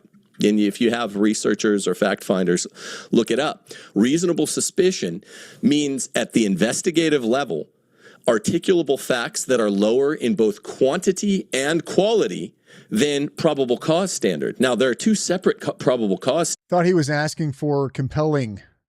Weren't we? Didn't we now get clarification from the moderator that it was compelling? Is the word that we needed to define now? Why is he going back to the reasonable suspicion term? Standards. There's probable cause standards to get a Did I miss warrant something? sworn out by a magistrate. Let's call it thin probable cause. And there's 6 standards if we differentiate between these two. Then there's thicker probable cause standard, which is what we're going through in the Tyler Robinson case right now to get a preliminary hearing moved to a trial. That's even more probable cause. Once you're in trial, there are 3, depending on what kind of law you're doing. And compellingness is defined and is mutually constitutive according to what level of law you're at. There's a lower civil standard, that's preponderance. Look, There's a higher civil standard that's clear and convincing, and the highest standard is jury standard, which you know. You keep trying to interrupt. That's no. You've talked at greater length than me, right? Like what I'm saying is you keep going off on sort of this, well, this is the standards. This is reasonable. I agree, right? No one's arguing that. What we're arguing is proof that these court decisions said compelling is reasonable suspicion. I personally have pulled up Alabama versus White. I've searched the term for compelling. I don't see it. You wouldn't be lying that it says the word compelling in Alabama versus White, would you? That'd be a really bad look. I told you that the distinction between reasonable suspicion and probable cause is laid out there. And you asked about the investigative predicates. That's not my question. Well, I said, show me. No, they were talking about compelling. So Tim isn't lying here. Tim just tried to go to pull it back to reasonable suspicion. So the moderator came in and said, actually, no, we need to define compelling. We're arguing about compelling. You just brought in this reasonable suspicion and made the claim that that's what you guys are debating. That's actually not the case. You're debating compelling. So I need the description of compelling. And then Tim was like, no, listen, I'll pull up this case, and then just goes right back to defining reasonable suspicion. So he just avoided it completely and tried to get away with it. You don't get to ask a question when you don't even know the difference between reasonable suspicion and probable cause. That's outrageous. What I asked you came into a reasonable suspicion debate without even defining the term. There he goes again, talking about you coming into a reasonable suspicion debate when the moderator just corrected that and said, no, we came into a compelling debate, not a reasonable suspicion debate.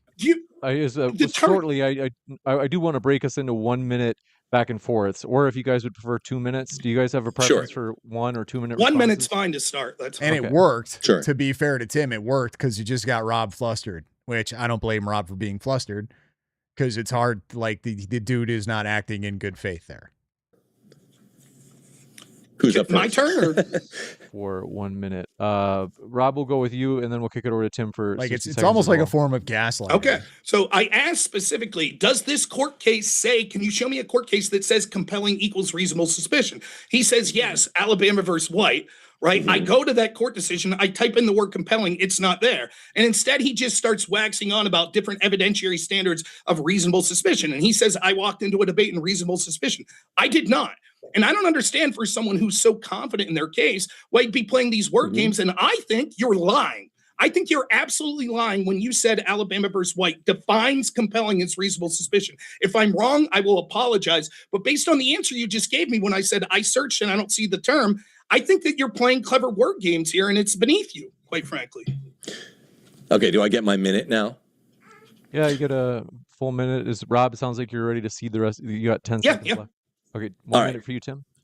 Okay, cool. So, what you don't understand, I guess, because you don't understand the terms that you're throwing around, is when you use a term like compelling, this is a relative term to whatever burden of persuasion you're operating under. So compelling just means persuasive evidence, and persuasive evidence is framed by Federal Rule of Evidence 401. Each of the 50 states have their own analogs. And what you didn't understand when you critiqued, I think in the first line of your opening statement, that there's no good reasons, no compelling reasons at the investigative level for me to claim that Israel ought to have its investigation not stymied but continued, you didn't understand that there are corresponding claims that maybe you weren't familiar with at the time. And the corresponding claims are, what's the investigative predicate? What is the burden of persuasion that goes with the claim, I think that so-and-so ought to have been investigated further? Reasonable suspicion. That's why we're in that realm. Got to kick it over to Rob. Does that help? Again, like I don't mind having help? I don't mind having a conversation on reasonable suspicion. I'm just saying that's not what the debate is. We know that there's a famously very insanely low bar to investigating anything from our federal government, which is the reason that they investigate Trump and all these people, etc., as they did ad nauseum. That's a different question, though, than the idea of is it compelling. Basically, what you're saying is, well, there's reasonable suspicion, so why not investigate? I'll ask you straight up. Do you think that there's compelling reason based on the same standard to investigate the DNC for the murder of Charlie Kirk? The DNC? No. Yeah, well, Tyler Robinson and an individual leftist? Yes. I think. Why not the DNC? They have motive. He's been investigated. Yeah, but I don't think that there's the same axis. And this is why you don't seem to understand the difference between organized versus extemporaneous motivation at law. That the leftists are evil. A lot of them clapped, but this was not a murder by the left. Your claim, militant normies claim that it was a murder by one man, right? So that, and I think that's maybe likely right.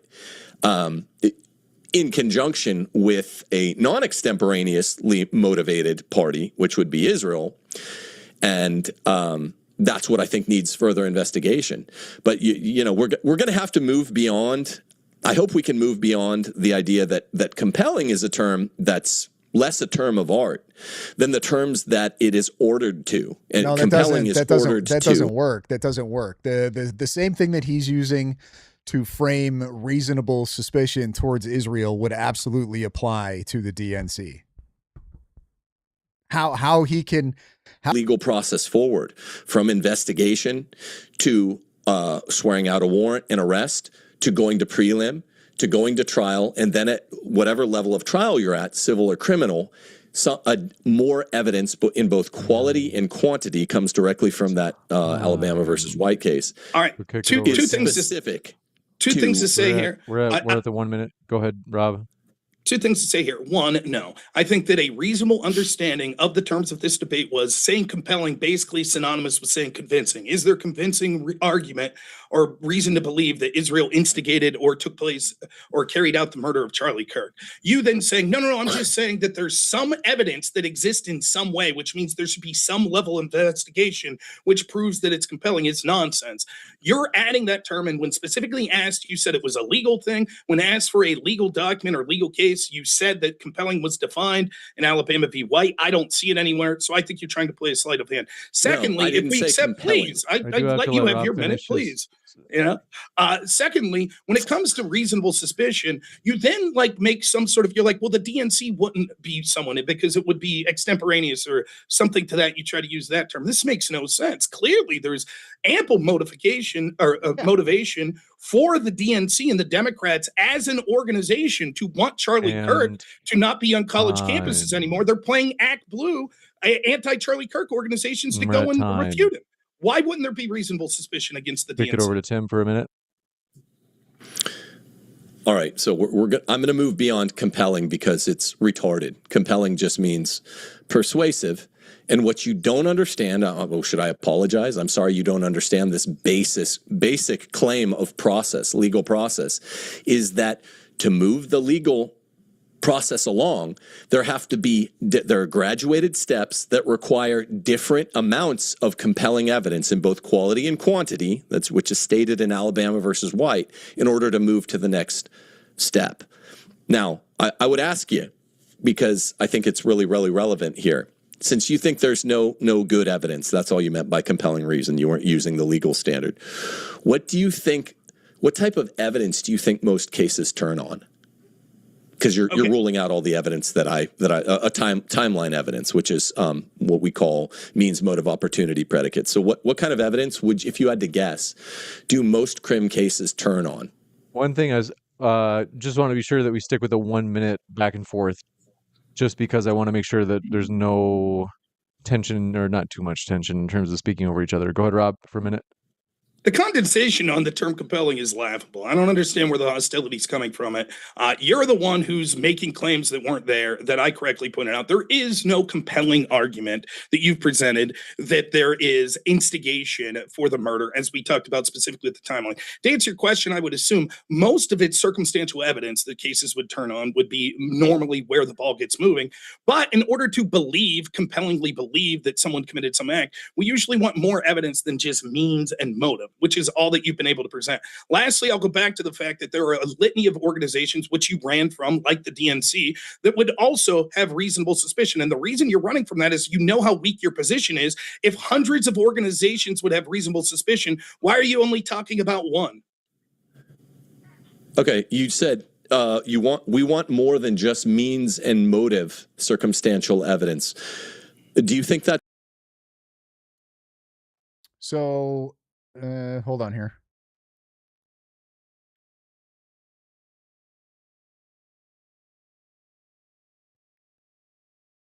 Compelling, a term referring to a situation that requires immediate action or is persuasive, used in reference to the U.S. Supreme Court. Tending to demand action or to convince.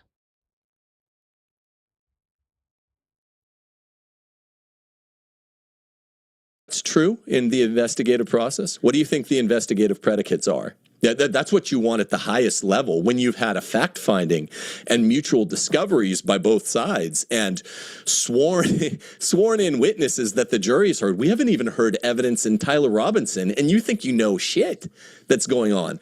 All of the big guns on both sides have not even been heard yet. So do you want to revise the statement, we want more than means, motive, and opportunity as investigative predicates? Because this guy should run for political office. No joke. This dude's a politician. It's dead wrong. That's all investigations are based on in the initial stage. The question of investigation, again, is being supplemented for if there's a compelling reason to think that they instigated. There already was an investigation. You have no idea what the length or the details of that investigation were. You can't give a detailing for how much you think the investigation should be. And you also have no. Does he sound eloquent? The issue here is Tim sounds eloquent, but he starts with the conclusion and attempts to use deductive reasoning, which is logically incoherent. Does he sound, he sounds like somebody who's trying to avoid things by using big words and to steer the conversation into a slightly sort of off-kilter direction. I don't know that I would say that he sounds eloquent. I think you're being very nice with that comment, Mike. I think you're being nice. To me, he just sounds like a politician who's trying to not answer a question by answering a different question. Reason why we shouldn't have commiserate investigations into groups like the DNC and other groups that had motivation and means to hate Charlie Robinson want him out as well. In addition, if you want to get smug about it, you just said the claim, quote, we haven't seen evidence against Tyler Robinson. How long do you have? I could give you the litany of list of the evidence that we have seen, both at the pretrial hearing and that's been released in official government filings, including DNA evidence, witness evidence, admissions, and a confession by Tyler Robinson, and other claims that we've seen, such as video that likely point him as good evidence. Show me one piece of evidence you have with Israel of anything like that. Well, I did. I read you a timeline, but the point is, you seem to think, and I agree with you. Show me the evidence. I read you a timeline. What? What's the evidence? The timeline. My timeline. I read you a timeline. That's my evidence. All right. There is evidence for Tyler Robinson. There's evidence Tyler Robinson didn't do it. I'm talking about FRA 401 standards. Loads of evidence that Israel has means, motive, opportunity more than any other actor in the world to have this particular Gentile. I mean, he's definitely saying a thing there, right? He's saying a thing. Does he have anything to back that claim up? Charlie Kirk killed at precisely the time he did. We see all the indicia of regime change in, unfortunately, TPUSA. That would be an Israel thing. But it seems to me that What? you simply don't understand the difference between courtroom compelling, the burden of persuasion there, and move of an investigation further compelling. Joe Kent, Regime. who is Guys, we have regime. Did he just claim that there's regime change in TPUSA? His wife taking it over is regime change? What other like big positions have changed? I don't think any. I think they're all still in the same spots they were, aside from Erica, right? This is major regime change. director of this of the NCTC, said that maybe I misunderstood what he was saying there. That's definitely possible. 100 leads he wanted to pursue that were inorganically stymied by Kash Patel. Stymied? That's a secondary kind of evidence. Why should that have been cut short, according to you? Again, this is just the claim of Joe Kent. Other people there have said that that's not the case. Joe Kent wasn't aware of everything that the FBI investigated. We also would see these things continue to be investigated if connections to Tyler Robinson came up. And we're just relying on the words of one guy. You said that only they would have this exact, at this precise time, the mean motive and opportunity. That's not true whatsoever. If Tyler would have been killed, or if Charlie would have been killed a month earlier or later, you would have also been saying it was the unique timing that meant that only Israel had the most motivation. It's not true, right? And just because someone has mean motive and opportunity doesn't mean that we say that they likely did this or that there's compelling reason to think we did it. There could be slight investigation. Oh, I hate the fact that we have to keep talking about Joe Kent when it comes to this, because Joe Kent didn't really say anything. He really said nothing, right? So not one time has Kent said Israel was a suspect. No, he talks about like leads that could potentially lead to evidence of a foreign nexus. I'm paraphrasing there, but I think I got the gist of it. But nowhere did Joe Kent ever say that there was any evidence of anything.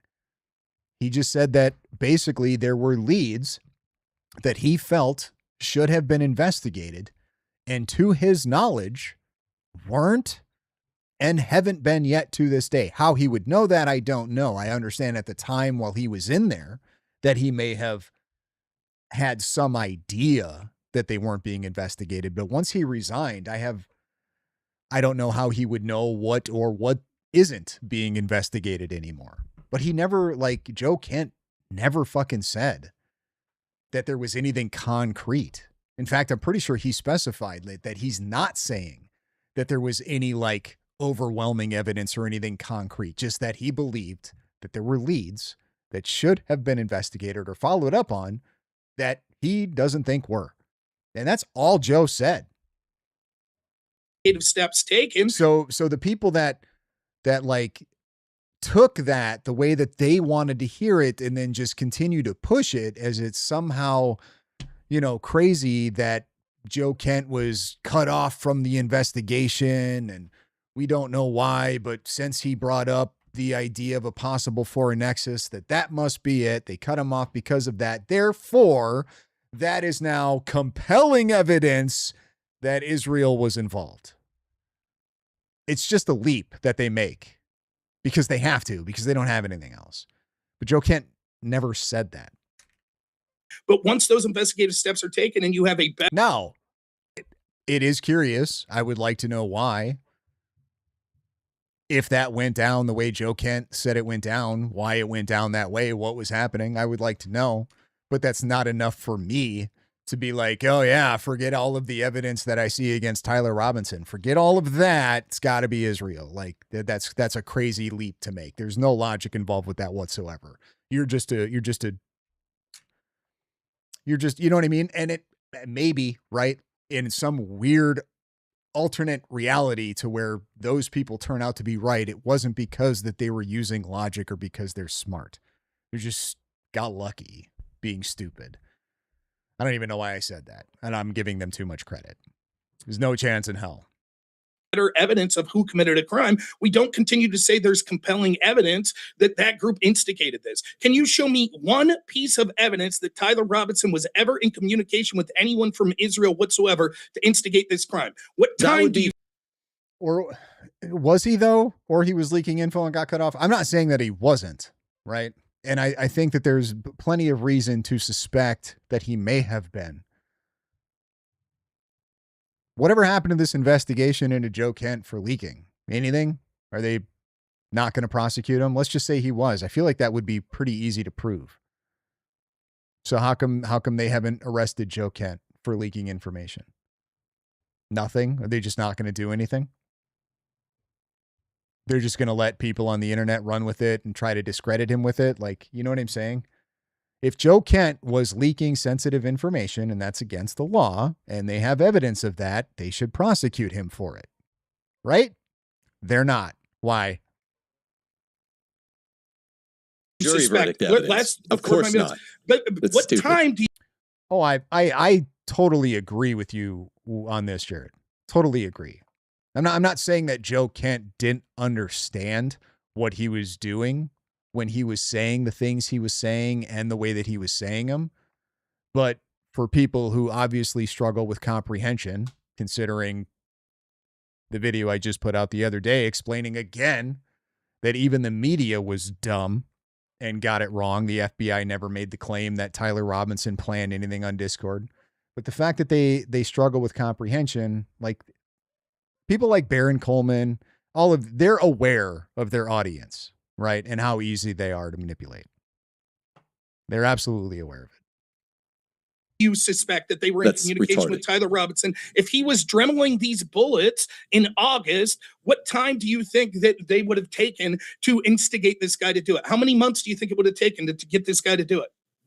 One sec. I'm gonna actually, just as we're doing this, I'm gonna bring in Mike. Mike is jumping in right now, folks. So he's gonna moderate, and then we'll give you a chance to respond. Pardon me on that. I know that you were wanting to respond right then and there, but do hold that thought for just a second as Mike is jumping in. Big Mike, thank you for being with us. I am actually hosting someone, and that's why Mike is doing me a solid by jumping in.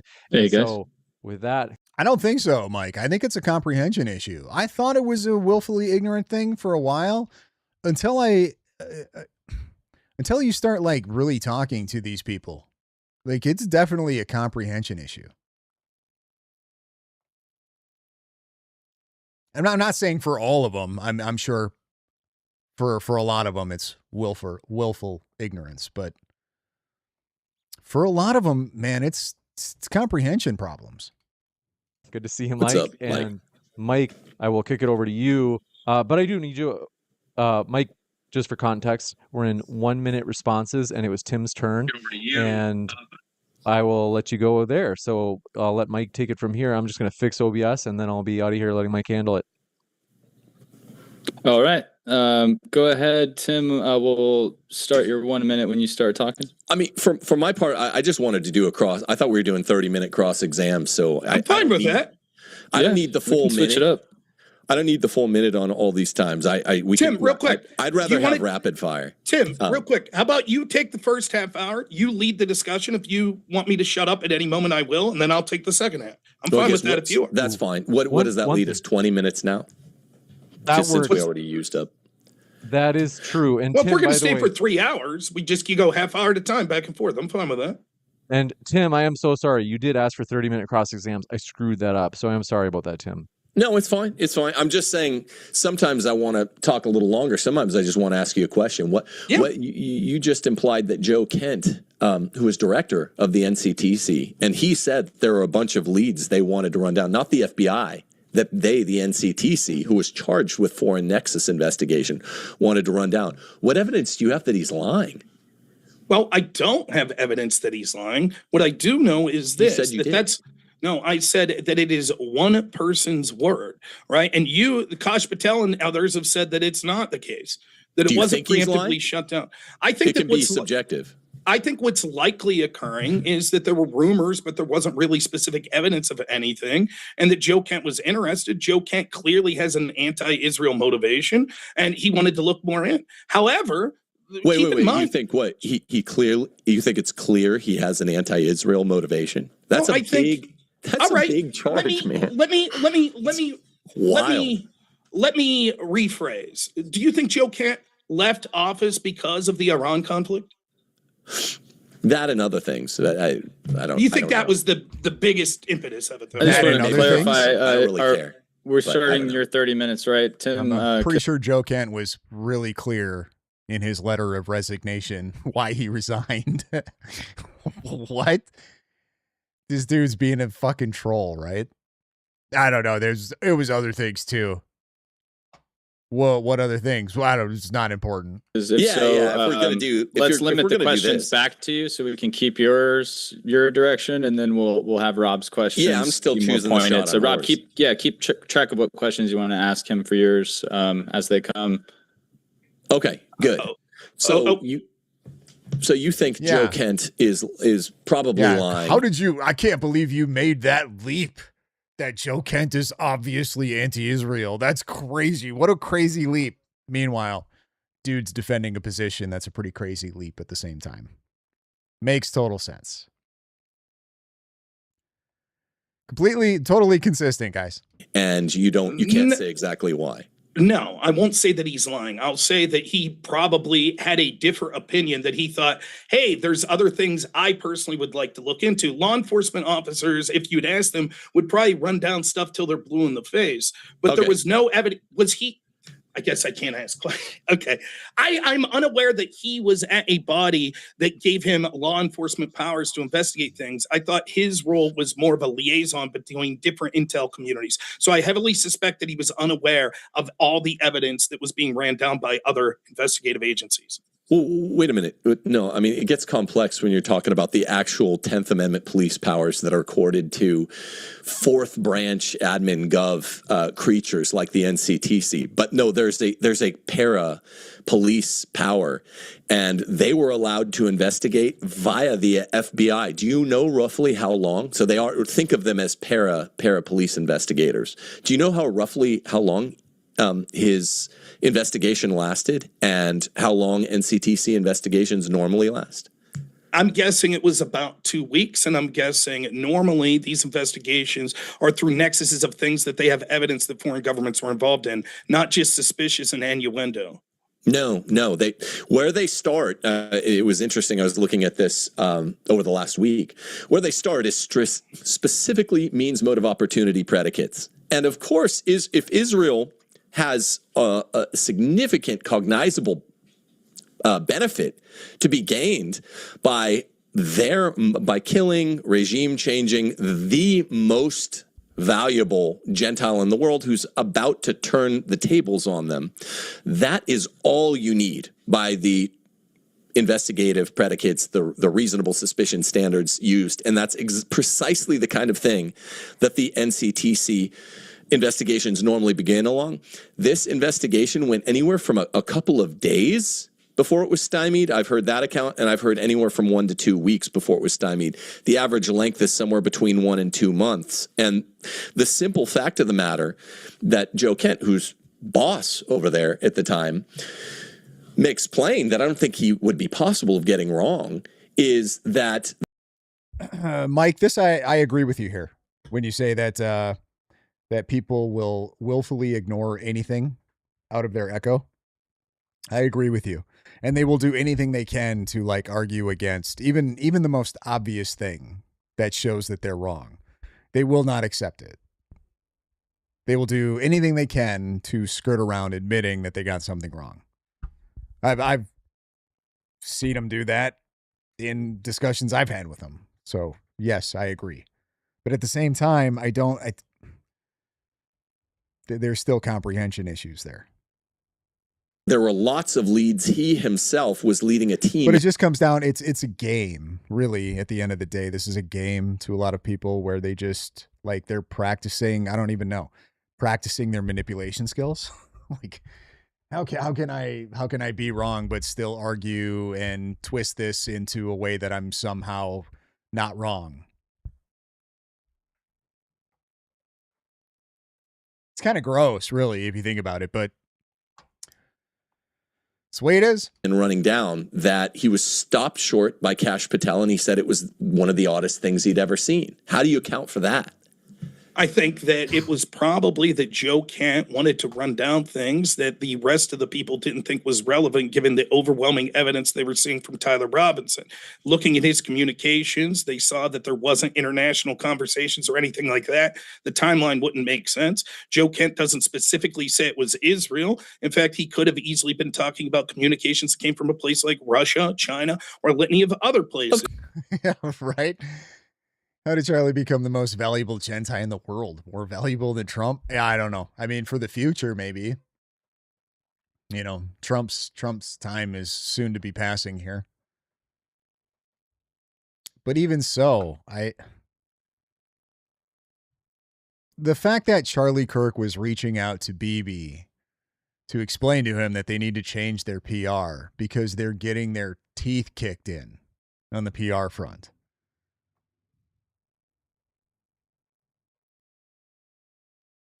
I feel like that tells you everything that you need to know, right? If Charlie was going to turn completely on Israel and just be done, why is he even bothering trying to help Bibi or trying to convey that message to Bibi? Makes no sense. Of course, but it's really unlikely. It would be those other ones. You jumped to the conclusion that this is hold on. I just need yes, no answers on this. Okay. You're just burning my time here, man. Okay. So it's 25 minutes left. yeah, it could be me. It could be you. Maybe the NCTC was looking into Tim Gordon or Rob Noerr. No. Israel is specific here because Israel is well known, has an unprecedented level of proclivity toward using political assassinations. Let me get to the part I didn't read in my opening statement. According to this expert on it in this 2018 study, Ronan Bergman, he gives the rationales that Israel has used. No other country that's been around for like 1,500 years comes close to 1,000 of these things, TAOs. Israel in 70 years had 2,700. They're running nearly 400 per decade. And here's the common rationales. I want you to respond for these. He gives 10 rationales for them. I picked the pettier 5 rationales for ending a man's life. Here they are. They're staggeringly trivial, these 5. Petty retaliation, like Jews brag about in Hollywood, right? The Munich movie. Petty retaliation. They'll go across borders and kill. He was the most valuable Gentile in the world that was formerly a big fan of Israel. Wouldn't they invest in getting him back on their side instead of unaliving him? So fucking stupid on its face. Yeah, I agree. It's all... Also, like... Okay, let's just say he's an Israeli asset, right? He's an asset to Israel. Israel is not familiar with having assets turncoat on them. They just unalive all of them. Like, it's so dumb. Not saying it's impossible, but logically it just doesn't compute. I don't think that Charlie Kirk was going to completely turn away from Israel. And the argument that he was like going to become Catholic, so therefore, because he was maybe going to become Catholic, that he would then not be a Zionist is crazy if you know anything. You know anything about Catholics lately? It makes no sense. Dudes. Deterrence, decapitation of opposing organizational leadership. Does that sound familiar? Strategic disruption of adversarial groups. Sounds familiar also. And long-term non-emergent Israeli survival and security. This means non-emergent. This is in peacetime. So if they've done 2,700 plus of these, unlike any country in the history of the world, yes, they're always suspect number 1 when there's Israeli interest at stake. So that is precisely the sort of means, motive, opportunity predicate that groups like the FBI. And another thing, it's like incredibly stupid to think that the Israeli government is going to do all of this nefarious stuff, right? And then somehow Charlie Kirk, one guy in the United States, they're going to put all of their eggs into that one basket. And this is going to be the guy that's going to be able to hold you know what I mean? He's going to be able to hold the entire Israel narrative together. This one dude in TPUSA. is going to be able to save us from all of this nefarious stuff that we're doing. He's going to be able to control the narrative, and he's going to save us. Like, that's so stupid.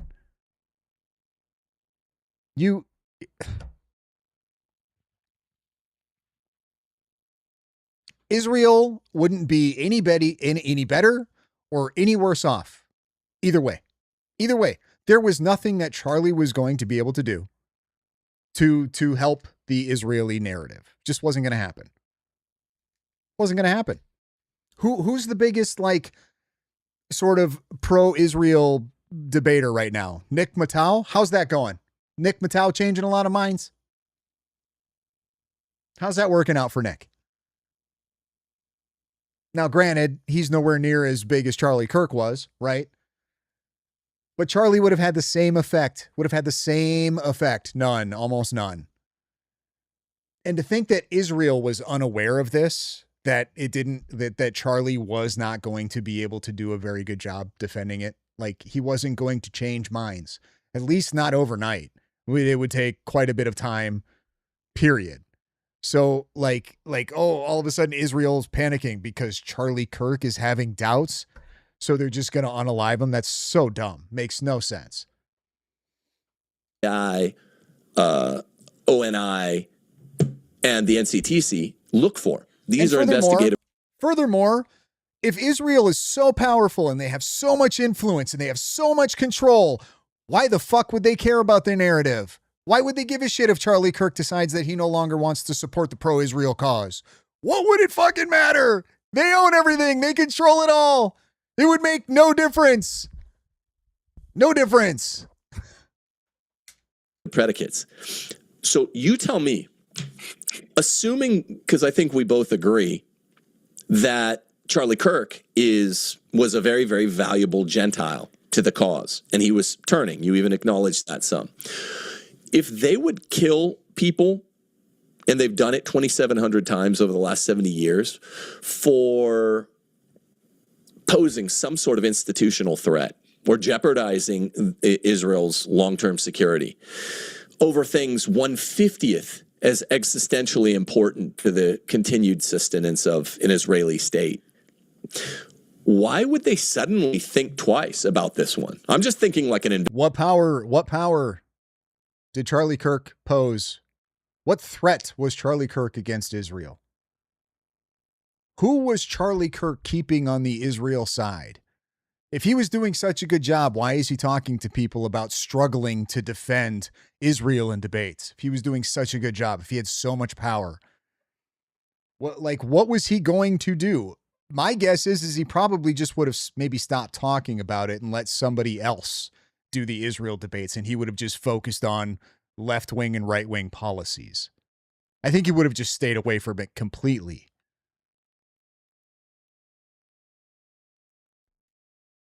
Investigator. I'm not thinking like a jury reaching. Or they're going to, right here, Mossad goes after terrorists. Or they're going to go after people who actually have like legislative power. You know what I mean? Who have political, actual power. Not just, look, I can get votes for people, right? Like people who have actually been voted in, who make the laws, who sign the laws, who pass the laws. Donors, people, you know, like this is where they're playing at. A verdict or even a prosecutor. I'm thinking like an investigator here. Why would they suddenly grow a conscience? Just tell me. I want to know. It's not growing a conscience. There was still a lot of good that Charlie Kirk could and would do for them. There's no evidence that they relationship was severed to the point that it would warrant wanting to take them off the table completely. But would you like an answer? You just talked for like 10 minutes. I can finish my answer. I know because it's my time. You can ask me stuff. Don't worry. I'll use my half hour commiserately then. All I'm asking you is I'll give you more time to answer on this one, but I want to stipulate to the point. Okay, I'm not trying to be a dick. Riz, what the fuck is this? Has a condition with his voice? Like what like, is he retarded? What do you mean? No, I think that's just how he talks. Was that a fat joke? What the fuck? It's just, if You flinched him off. You just, allergically tried to flinch him off. That's the problem with debates. People act dishonest. I don't like it. Ask me a question. Do you think Tyler Robinson did it? Yeah, probably in some way. The problem is 91. What does that mean in some way? I would have stopped him right there. Can you clarify for me when you say in some way what you mean? What does that mean? Do I think Tyler Robinson did it? Yeah, probably in some way. like, did he take a rifle up onto the roof and shoot? Well, what other way do you think he maybe have done it? What evidence is there to point that he did it in some other way than that? I would ask. Does Rob ask? Please tell me. He goes, what do you mean in some way? Like, what do you mean? % of the time, it's not a lone gunman. But I'm asking you back to Israel. So literally, you could say it's double hearsay, but sometimes, and we don't want to go through all the 27 exceptions to hearsay under the federal rules of evidence, but sometimes double hearsay is admissible into court. When there's some specific prediction, that's actually quite alarming. Some specific prediction, 4 weeks to the day. If X, then Y, a conditional claim. Shit. Hey, Gil's in here. Gil, you're an attorney.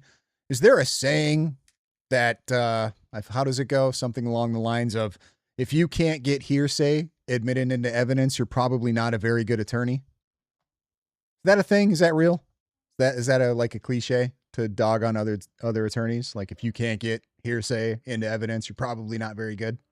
Because there's so many loopholes or ways to get hearsay evidence admitted in. If your neighbor cuts down his hedge, he told the cops that he's going to kill you, and then you turn up dead.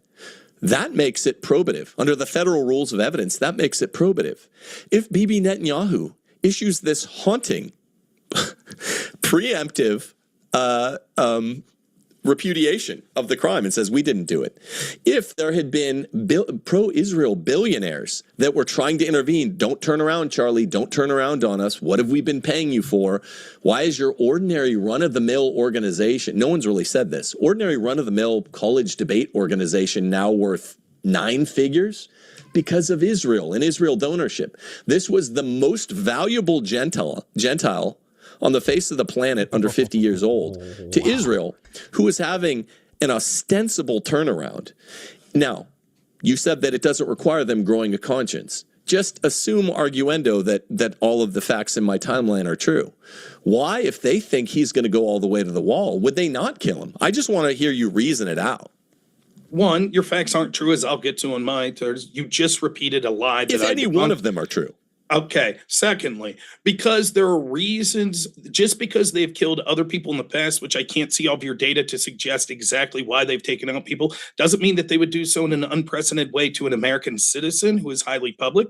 We don't see any evidence of that happening in the past. Second, there's tons of evidence of that. There's tons. That's just wrong.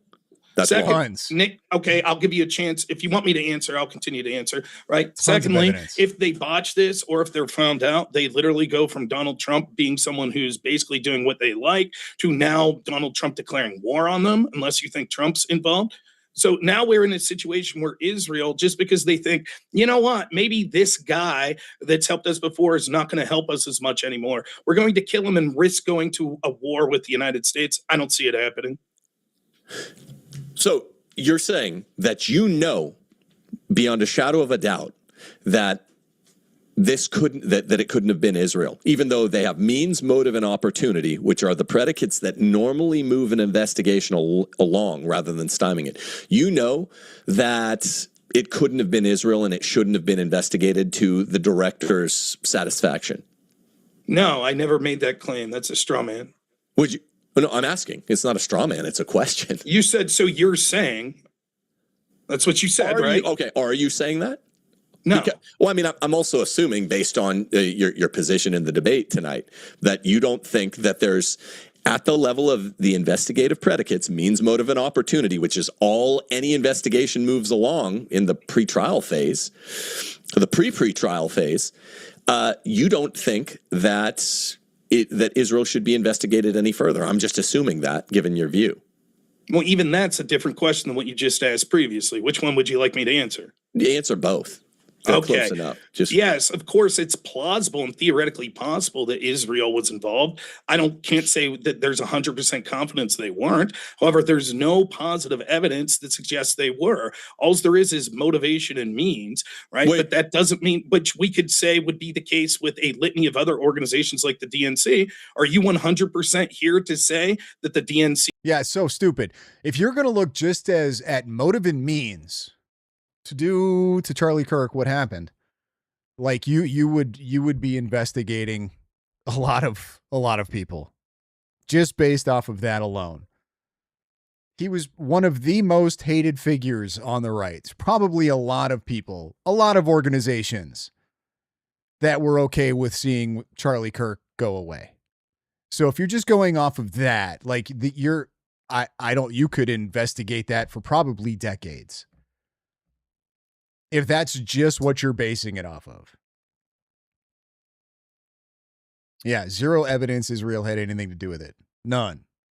Now you can suspect it, but for the same reasons you would have to suspect all of these other organizations that didn't like Charlie Kirk, let alone liked him, but then were afraid that he was going to turn on them. What about all of the ones that hated him?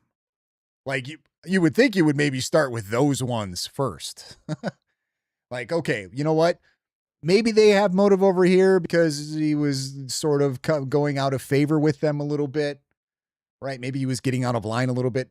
But you see all these other groups over here that hated him and like talked about wanting to unalive him on multiple occasions. Probably look there first. And then if nothing pans out there, maybe then we'll put some resources into this one. He couldn't have committed this crime? What is positive evidence? What the hell is positive evidence? Because I just read you the real legal standard, not made up shit. Okay, evidence. If a fact has any tendency to make a fact more or less probable than it would be without it, the evidence, and the fact is of consequence in determining the action, it's evidence. It's generic evidence. It's non-specific circumstantial evidence. To read Ronan Bergman's book, that's positive evidence. It's positive circumstantial evidence, which accounts for 95% of jury verdicts. Okay? No. So you just don't know, and you're throwing around terms, and it's getting sloppy. Positive evidence means what? How are you distinguishing it from circumstantial evidence, direct evidence, material evidence? Positive evidence is evidence that suggests that the crime being alleged was committed. Motivation does not show that. I could show you 100 organizations with motivation, and that wouldn't be positive evidence that they committed this crime. Where are you citing? Where does this term positive evidence come from? I will say that it is my proprietary definition. Let me explain by what I mean by positive evidence so that there's no confusion. Evidence to suggest the group that you're discussing was involved in the crime, as opposed to just evidence to suggest possible motivation. You have no evidence. No. What are you talking about? All of your evidence is motivation and means. So we can go with Rob Noerr's made up, kooky definition, positive evidence, which is there's no legal standard for it because you pulled it out of a hat. Or we can go with Federal Rules of Evidence 401. And I've read it twice now. I don't want to have to reread it. But here's the thing. You don't seem to, you keep making the claim. There's no evidence. There's no fact with any tendency to make Israel suspicious here. Is that true? Is there no legal definition of positive evidence?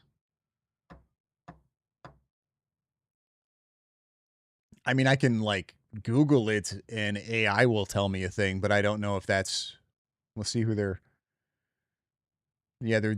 just citing encyclopedia.com. I'm looking to see if there's any type of legal definition of positive evidence.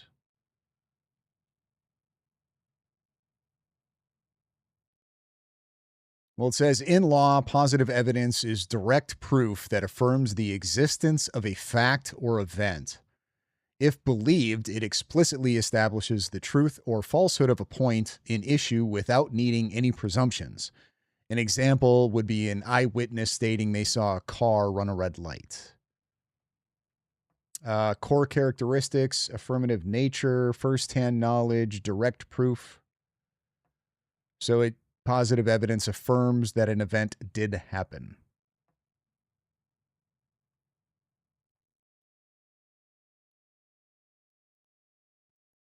But I don't know if that's like a hold on here. Fitter law, the legal definition of positive evidence. In the legal world, positive evidence refers to the type of evidence that is based on eyewitness testimony or the firsthand account of a witness who has personally seen or heard something take place. This type of evidence holds significant weight in court proceedings and can play a crucial role in determining the outcome of a case.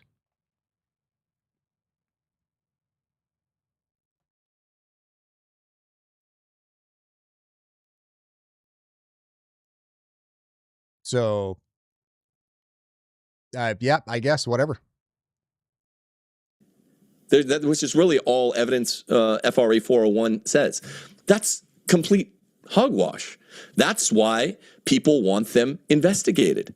That's why positive evidence, I don't know what that is, but evidence is absolutely constituted even by the Harrison Smith tweet. That's I just want to cut in real quick. I'm pausing the time, but I just want to let you know, Rob, your times will start in 15 and a half minutes. And Tim, if you could do a little bit more question asking so we can.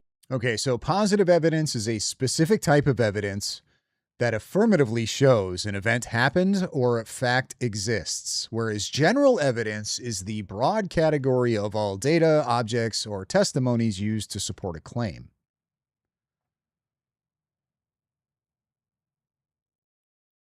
General evidence definition, any raw material such as physical objects, documents, or witness statements used to help prove or disprove a fact. Positive evidence definition, a direct assertion or observation affirming that a specific event occurred or that a fact is true. Okay, then. And try to cover as much ground as possible. That's the only thing I want to add here. But yeah, let's get the rest of this 15 and a half minutes and try to make the most of it, gentlemen. Fair. So do you think it's let's use real legal terms. Is it probative evidence if X says there's some kill switch, it's conditional for killing me, and then the conditional is met, and then shortly thereafter, a day or two after, X dies? Would you count that as probative because the federal rules of evidence do? I would not. I would say that it's superseded by the fact that that's secondhand hearsay when we have direct language from Charlie Kirk saying the left is going to kill me the day before. Okay, are you aware that double hearsay is allowed at law, even in trial, under certain circumstances? If I said to you, yes hey, no? I saw yes big, no? Yes, I am. Now I'm responding. Good. If Later, I say allowed. to you, Big Mike told me that James ran his truck into your house, and then you talk to Mike and he says, no, I never said that, I would not say that my claim is probative because Mike, who I was having the hearsay from, directly contradicts what my hearsay All right, well, said. the federal That's rules what of Charlie evidence, Kirk did. The Supreme Court has ruled on this, particularly in the realm of circumstantial evidence, is probative, and it disagrees with you. So you're just making up a legal standard. I don't believe here. so. I believe that you're erroneous in that thinking. And I will express You believe I'm why. erroneous because Rob just makes shit up. Okay. No, I'll express why. Just to be clear, if I said Mike told me that James admitted to a crime, and then the police talk to Mike and says that's a lie, you would say they wouldn't evaluate Mike as more credible than me, who's claiming to heard that through Mike, and they would continue to investigate. Do you I don't think believe that. Do you think evidence ought to be ruled out on its circumstantiality, like, say, the Harrison Smith, utterly circumstantial evidence, the Harrison Smith tweet from August the 13th?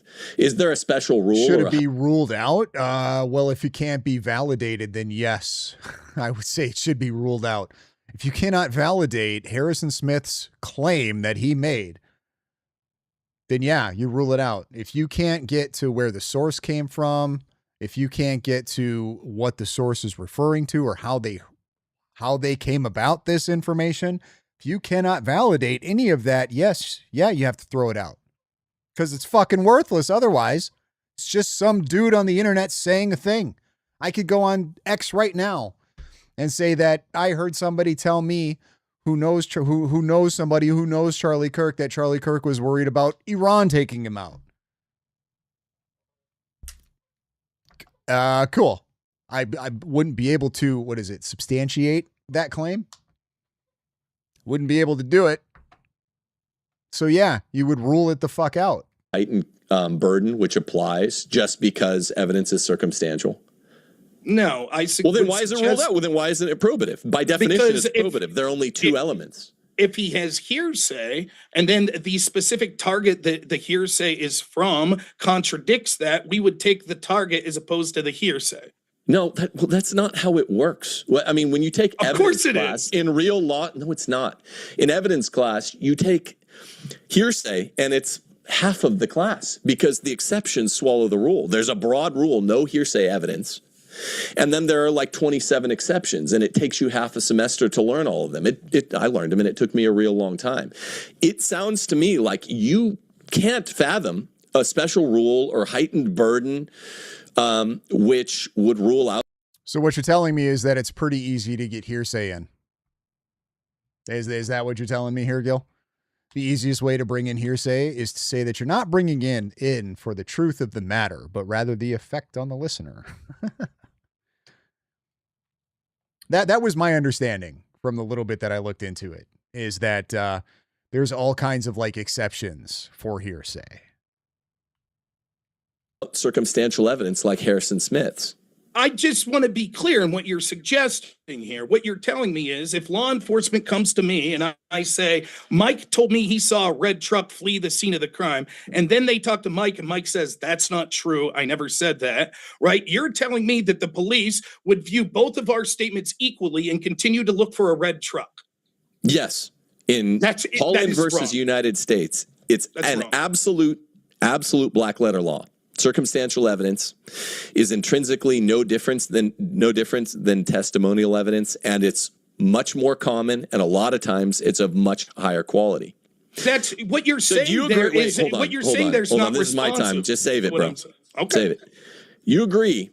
Because I still can't tell. This whole thing is about the predicates of investigative evidence, well, much lower standard, and you were mixed up on that in the beginning, and so now I'm just trying to reestablish ground. Do you agree that motive, means, and opportunity evidence are all legitimate considerations when you're investigating a killing?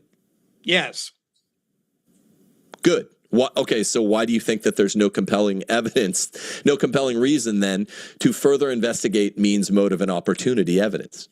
Investigating doesn't mean that you believe there's a compelling reason that someone is involved with a murder. They investigate tons of people before they think there's a compelling reason. You think they investigate with no reason? No, I'm thinking that they don't think it rises. You just said, do you think they investigate with no reason? You think they're investigating? Wouldn't they look at that and be like, okay, who has? I feel like the first thing they do on 9/10, right, is they close down the crime scene. And they go, all right, can we please take a look at the security camera footage to see if we have anybody doing anything suspicious? And then they go, oh shit, we got this guy on the roof over here. Like that would be the first part, right, of the investigation. It's like, okay, now we need to identify who this individual on the roof was. And then they do that. And within, 33 hours... right? 33 hours, they get their suspect of who they believe was on the roof based on the security cam footage that they put out to the public, right? They get their guy. So if they want to look for any other involvement, like I suppose the first thing you would do is interview him and his roommate to find out if there was any other involvement. You guys know anything else? Was there any other communications with anybody going on? So they have somebody, Lance Twiggs, who is seemingly cooperating with them. You would think he would have said something. And if not, you go to motive. Go, okay, does anybody else have motive to do this? Sure, there's a list. Okay, we got a list of all the people with motive. Okay, cool. Now, do we have any evidence that points to involvement from the suspects who may or may not have motive to do this. And when you don't have any evidence or cannot locate any evidence that would point to the people you believe may have motive, well, I don't know what else you investigate. How do you continue to investigate with nothing? You just like, no, we think so. You can't find any evidence to suggest that they had any involvement, but they have motive. Therefore, what?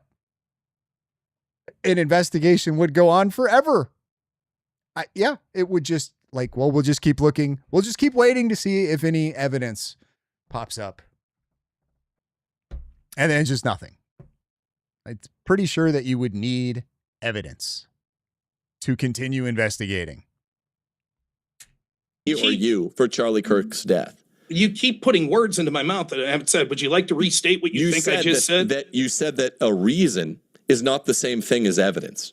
No, I said a compelling reason to think someone's involved in a murder is different than having a precursory look at someone, because you investigate all sorts of people, even those that aren't really suspects, when it comes to these sorts of crimes. So I think there's a different standard to saying, look, we might as well take a look at this because we're here, which is what they did with the foreign nexus. Yes, versus saying there's a compelling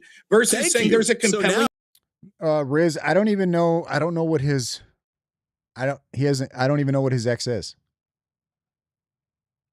If you would like to post his ex name in there, I don't know. Isn't that kind of like, I don't want to run like an attacking campaign on this guy because I don't really know him. But I mean, is Rob like talking shit back, or is this guy? Rob's a softie. Rob's a big softie. Like he's not like a super confrontational guy. So I don't know why I feel like this dude's just picking on somebody that just isn't built like that. You know what I mean? That's kind of a douchebag thing to do. Like if Rob's not out there like just straight bashing, which he just isn't gonna, because it's just not who Rob is. But if Rob's not doing that, like Tim, you just let him do it. He's just gonna come across as a fucking dickhead then. You know what I mean? Like if you're going to go out of your way to trash a dude who's not doing that to you and just isn't like that guy, like good luck. Have fun with that, I guess. Reason, we're on which is your basis, burden in this debate. Can you be quiet, please? I mean, that kind of makes you a pussy, in my opinion. Now we're finally whatever it is, 2/3 of the way through the debate. We've established there are reasonable suspicion standards. I was trying to do this in the opening statement, but you were fighting it tooth and nail. There's a reasonable suspicion standard for investigating Israel. Now, I'm glad we established that. Israel has an extensively documented history of conducting TAOs, targeted assassination operations. No, he's legit antagonizing people like after the debate, like, oh, they didn't want to come in and defend your idiot friend Rob. Obviously, the guy's an unhinged lunatic. Like, bro, it's not a personal debate.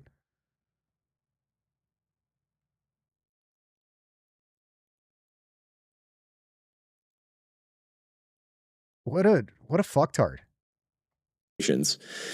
Outside its own borders. Do you dispute this? That Israel's attacked people outside their own borders? That's your question? That they have an extensive history of TAOs that are conducted in foreign nations, and they look a lot like ops, where they're making someone out. They're framing people. They're doing, I read 5 of the 5 most common motives. Do you dispute this or not? Because this all goes to means, motive, opportunity predicates. I'm unaware of the specific source that you're citing, but if I had to guess, Israel, like many countries, probably assassinates people. Oh, but you think, okay, so he's calling Rob an unhinged lunatic? You think, like many countries, they do so in either quality, quantity, proclivity. He's trolling, right? With an average proclivity to assassination. He's just rage baiting people. I have no clue, but I would have reasons. I'm asking you to take a guess. I don't know. My guess is, given the hostilities that Israel's been with in the region, they've probably more than, say, I don't know, Denmark. I don't know that it's more than the United States. Okay, well, so I you wouldn't want know. to retract your statement, what you said a second ago, that just like every other country, they've probably done some. No, I won't. Yeah, Nikki. Yeah, dude, Rob is super chill. I mean, he talks loud, but like it's just the way he talks. I don't even understand how you could have a debate with Rob. And even though like you might like completely disagree with everything he says, like how you could be mad at Rob of all people. That makes no sense to me. Retract the statement. What I said is definitive study on this. Okay. What I won't retract a true plus statement. Most countries have assassinated. Are you going to stop him from interrupting? Or are we moderating or no?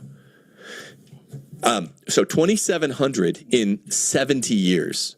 That is remarkable. That's almost 400 per decade. And I read you the 5 main motivations for these assassinations, and you seem to just, I don't know, stonewall. Like this has no effect on you. You think that Israeli intelligence has conducted covert operations outside Israel or no? Yes.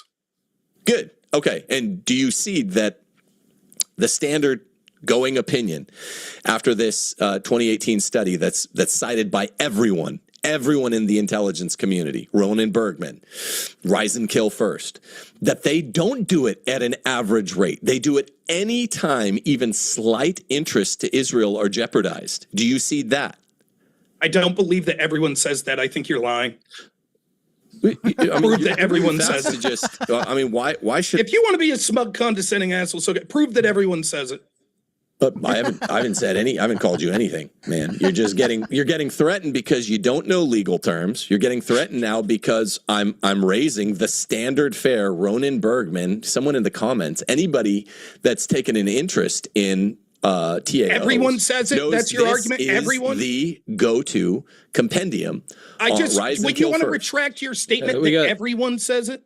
We got 7.5 minutes left. You want to retract that? No, I don't. Okay, so you're saying literally every single person cites this. Every single one in the cite for me another compendious study. Cite for me another compendium. Jay Dyer has some pull up, but I guess Tim is winning on that. I don't understand how. Who has a? It's probably just follower count would be my assumption. That would anybody who is familiar with Tim here is going to be familiar because of his theological debates, right? Generally, those guys have a fairly loyal following. To where, like, Rob, I don't know. I don't know his following per se. I think a lot of people like Rob, but he's not like. I'm not even sure what the fucking point I'm trying to make is. My guess is that Tim just has like a rabid fucking trad cat following or something. That has studied in great detail 700 successful TAOs from 1946 to 2013, 920 perpetrators, 954 victims. Cite me a better. Is Tim Catholic? Yes, I believe so. In fact, if you got he's done a couple of debates with Jay Dyer. They were pretty good debates. If you guys haven't seen those. Compendium, then, Rob. It's in my opinion, I think he gets his ass kicked, but I'm sure other people will have a different opinion. I don't have to cite you a better to say that I disagree. It's a non sequitur. Correct. Wait, it's a non sequitur. You say, no, there's a better compendium out there, I'm sure. And I say, okay. I didn't say that. You're lying. Show me where I said there's a better compendium. Well, so is your point that because I'm pointing at something that's devastating to what you're saying. I'm pointing at why the usual suspect actually is Israel, and I'm not. That's fucking, I don't know why, but that just seems so crazy to me that this dude's going off on Rob. Like Andrew, I get, you know what I mean? Jay Dyer, I get, like there's a lot of internet personalities that it makes sense that people would just crash out on. I don't know. Rob doesn't strike me as the type of guy that like drives you to want to crash out on him. a Wignat online that you can just say, oh, Tim's a Wignat moron. I'm saying, no, I've done my research, man. I brought the receipts. And this is a like Rob strikes me as the type of guy that you would maybe have a debate with. You would get in like some crazy disagreements with, and you would throw just lob insults back and forth at each other. And then afterwards you go and hang out and you're buddies. You know what I mean? Like that's the vibe I get from Rob. What a douchebag.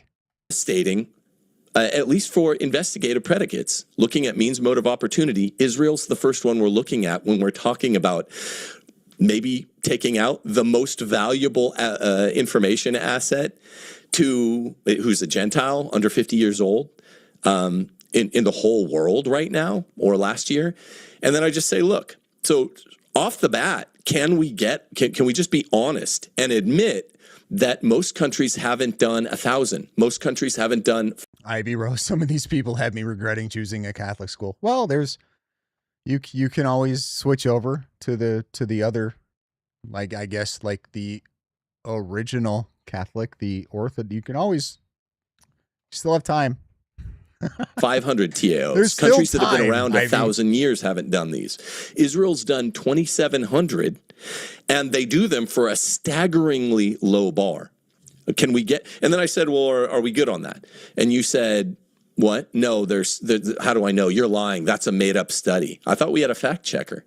Do we have a I fact didn't checker? say you're lying. That's a made up study. I said, I do not believe you that everyone has said that. Yeah, I still don't think you provided evidence that Are you being a everyone has retard said. who's trying not to get it? I don't mean everyone in the world has Oh, looked so at you it. retract I your said, statement I believe that I said everyone in the something intel like community? everyone. You retract that?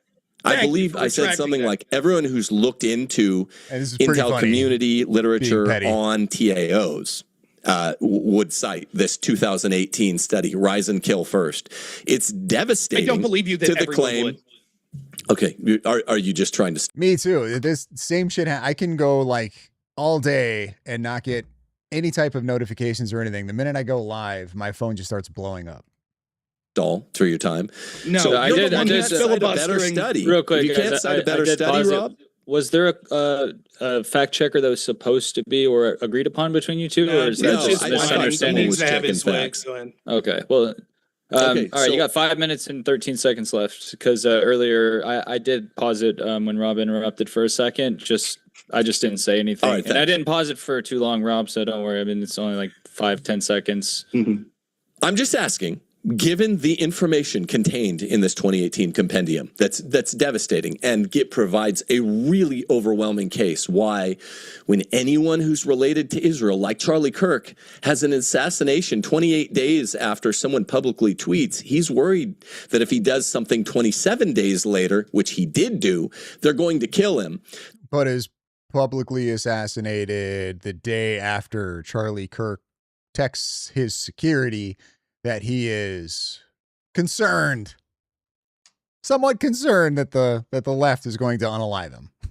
That Israel's going to be first because they have 2,700 of these That things. we know for sure happened. The other thing is just something Harrison Smith said.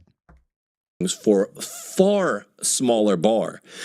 That rises to the predicate level of we should look into it further rather than 3, 5, 7, 9 days into the investigation, throttle in the grave. Can we at least agree on that much? I'm trying to persuade you at this point.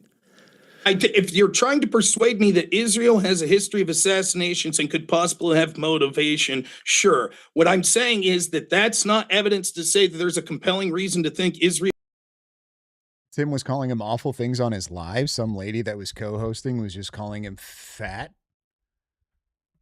What? Like, so what? The dude probably likes to get down on some ribs and shit. Big deal. You dog a dude for his weight. was involved in the murder of Charlie. Man wants to eat. Let the man eat. You know what I mean? Like, how you going to have a penis nose and be talking about somebody's weight? That's crazy. Kirk. Well, not from a jury verdict's Dude, perspective. you got a dick on your face, bro. You going to talk shit about somebody's eating habits? Like, you know what I'm saying? Personal insults when it comes to like how somebody looks, I've never liked that because very, very rarely is the person throwing the insult like completely void of any type of defects. Most of the time, they have something that's wrong with them physically as well, appearance-wise, that you can take shots at. So to stoop so low as to just start attacking somebody's personal appearance, to me, I think is very pathetic, very petty. You know, case in point, penis nose here going at the fat guy. Like, bro, check the mirror, dude. You know what I mean? That hair ain't helping that nose, bro. That hair ain't doing nothing for that nose. Matter of fact, you got that hair slicked back, it makes that nose far more prominent.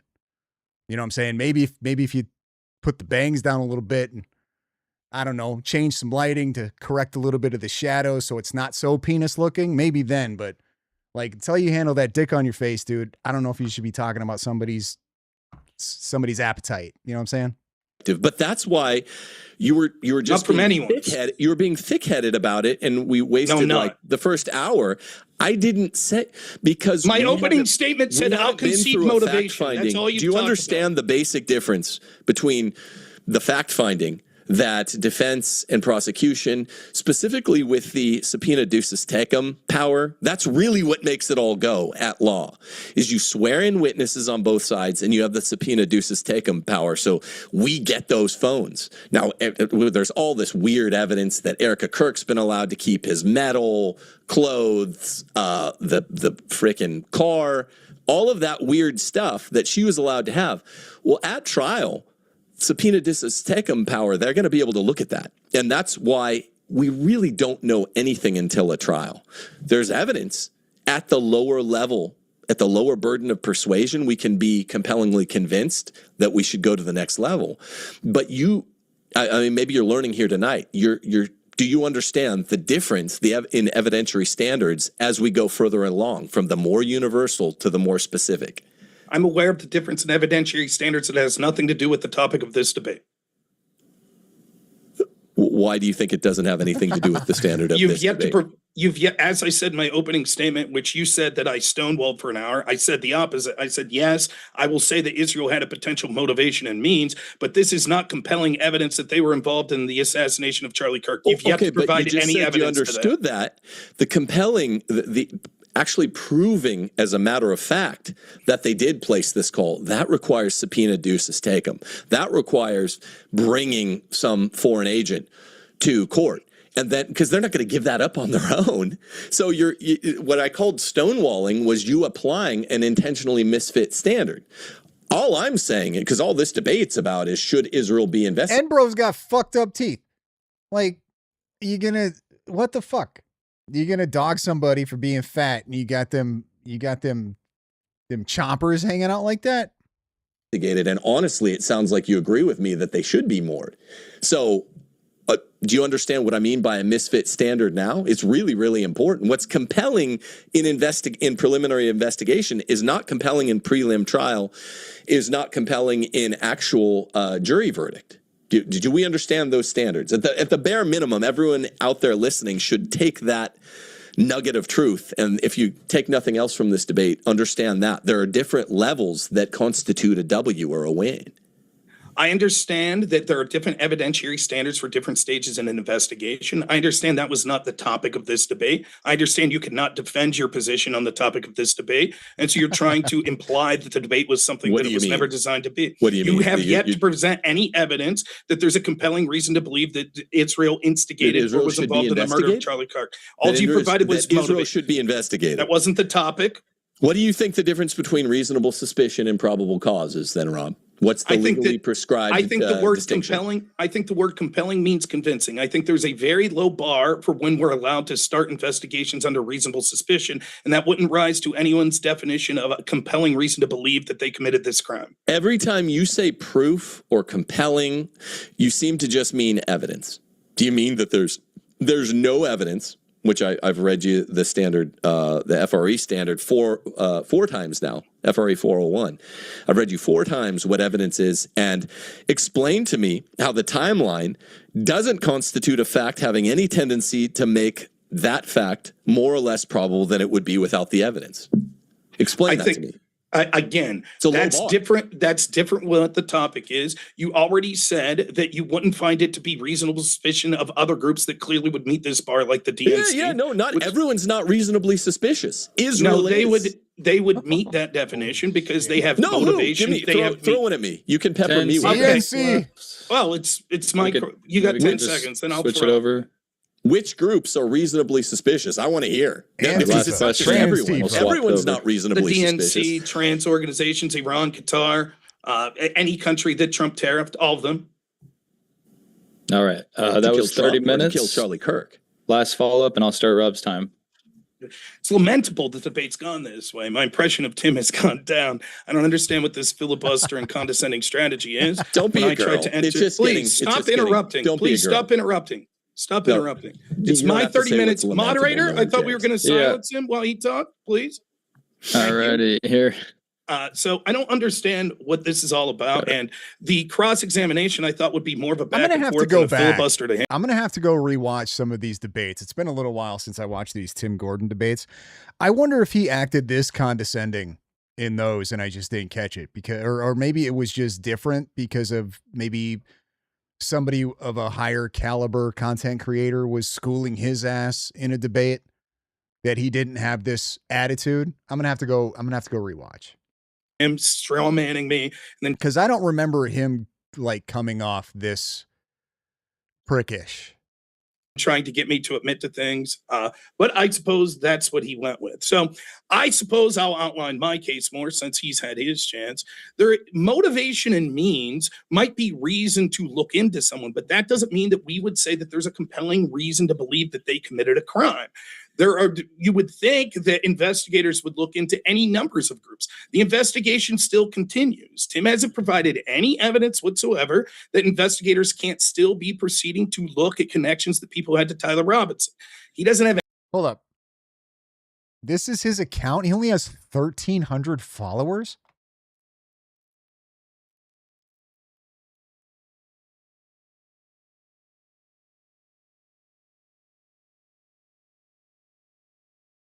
I guess I assumed he was had a little bigger following than that.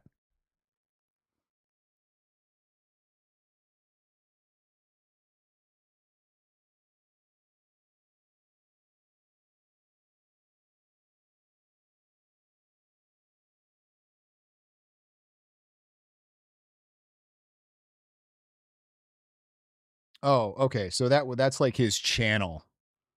Okay, yeah, that's what I thought. So his actual Tim is 61,000 followers. Okay. That makes more sense. I was like, what the? No way. I'm pretty sure this dude's got more of a following than that.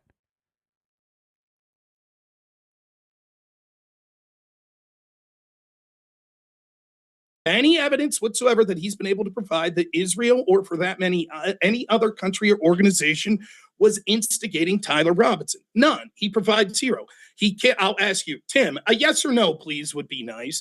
Do you think that the UVU and the law enforcement agencies that are now handling this case would be allowed and are looking in to see who Tyler Robinson had communication with? 60,000 plus makes way more sense.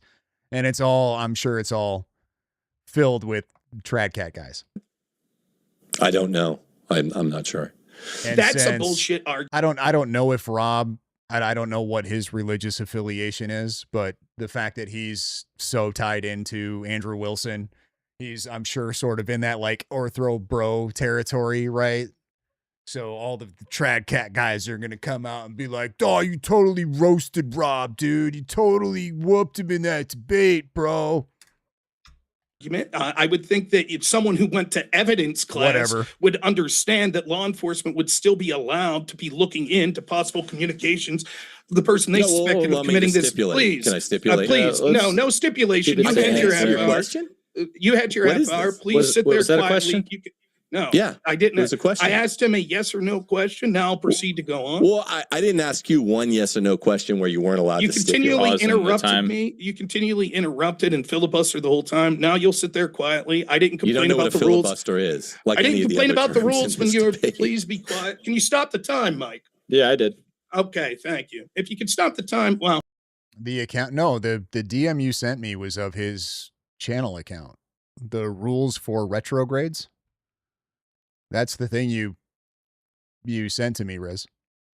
And then I click it, and it's got 1,300 followers. It's the official Tim Gordon R for R show account. And then it just shows follow at Tim Theology, support, donate, yada, yada. Now, please give me the courtesy, as I did with you, of allowing me to take my cross-examination in the way that I would like. So the truth is that UVU is still looking into this. Let me ask you this, Tim. Do you know the exact extent of what the FBI or intelligence agencies' investigations were into Israel or any other foreign country? Within reasonable bounds, we know what the people in charge of the investigation said they could get to and what they couldn't get to. And what Joe Kent says is that they had time to get to almost none of the leads.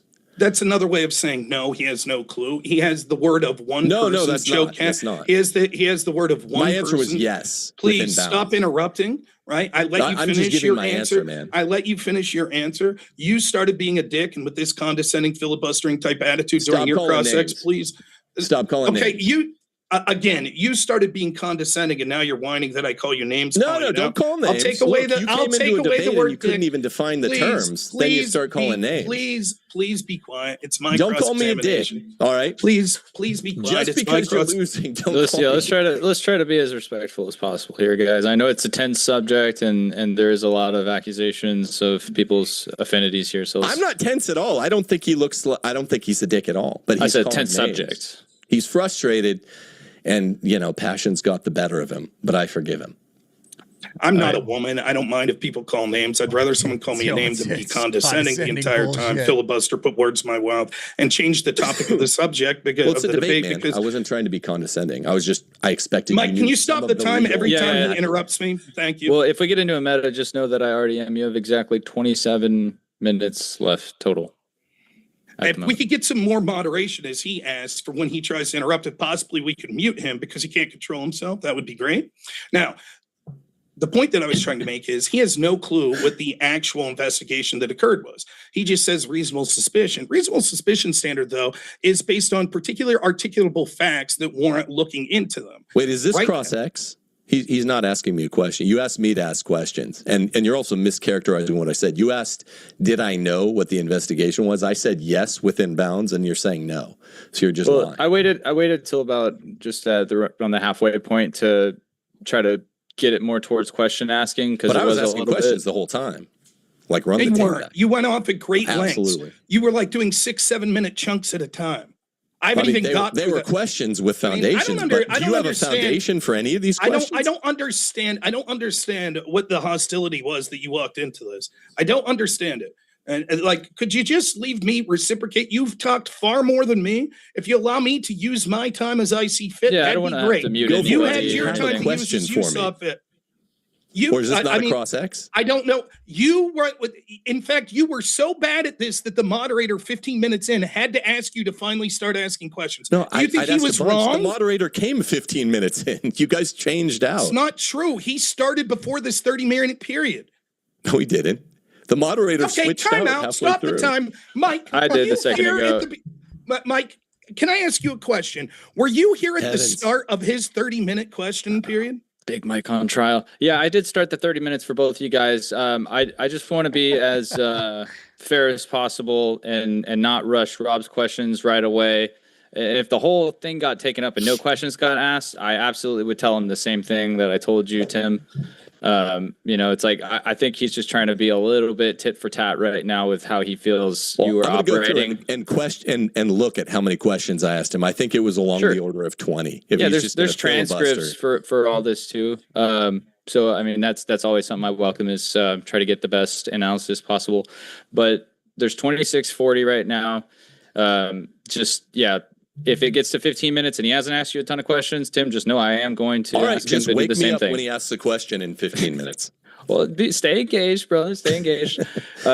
let's try to finish this out in good 3 good minutes faith. into my section, I've asked 2 questions in that 3 minutes. I don't think he asked 1 in his first 3 minutes, and he's complaining. You're now, wrong. Just so you can see, he's factually incorrect, even about the meta of the debate, where he's like, Mike was here halfway through my answering question, which is not true. So anyways, to get to the relevant details, the point I'm trying to make is all reasonable suspicion requires is some like specific actionable evidence that we would want to look into. He doesn't know what evidence was looked into. He just takes the words of Joe Kent. Joe Kent, I mind you, has said he didn't see, he's not saying there was evidence that there was foreign assets. They just thought that there was more stuff that he wanted to look into. Again, the UVU investigators, etc., would be able to look into any communications. I'll ask you this question, Tim. Tim, have you seen any evidence whatsoever that Tyler Robinson had any sorts of communications with Israel or any other foreign country? Zero. Tim, I'll ask you this. Did Joe Kent say... I never claimed he did either, by the way. Joe of course, Kent zero, say, and there would be none without a subpoena. Yeah, did Joe Kent say... Did Joe Kent say specifically that Israel was the country he was interested in looking into? No, but it was heavily implied. Oh, right. All right. And so why was it shut down? Okay. I don't know. So what you can see is all that Tim has done, as I suggested he would do in the opening statement. I would agree there with Tim that it was definitely, I don't know if I would say that if it was heavily implied by Kent, but I would say it was definitely implied. I would agree with him there. Israel's done bad things in the past, so they have means, and Israel has motivation. The truth would be that we could say that about a litany of other places. He puts the bar, and again, I think he's fundamentally wrong. When we say, is there a compelling reason to believe that an entity, a person, a country, a group is involved in a murder, instigated it, or carried out the murder, which is the topic of this debate, like you would have to have evidence beyond just motivation or means. You'd have to have some sort of specific evidence to suggest that there's something you're looking at. He doesn't have an investigation. And please, I didn't ask you a question there. Could you stop the time? There. Wow. 2507. So I don't get to say anything in your cross X. When I ask you a question, you could respond. That was the same courtesy that I had with you. Whole truth. Isn't it coincidental that everyone who believes Israel unalive Charlie Kirk also happens to have a problem with said nation having nothing to do with the topic? Isn't that interesting? Whereas those who believe Israel didn't have anything to do with CK's unaliving don't necessarily support or care.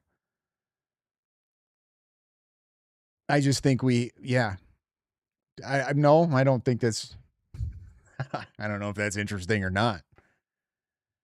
But I don't understand the IDS, the Israel derangement syndrome.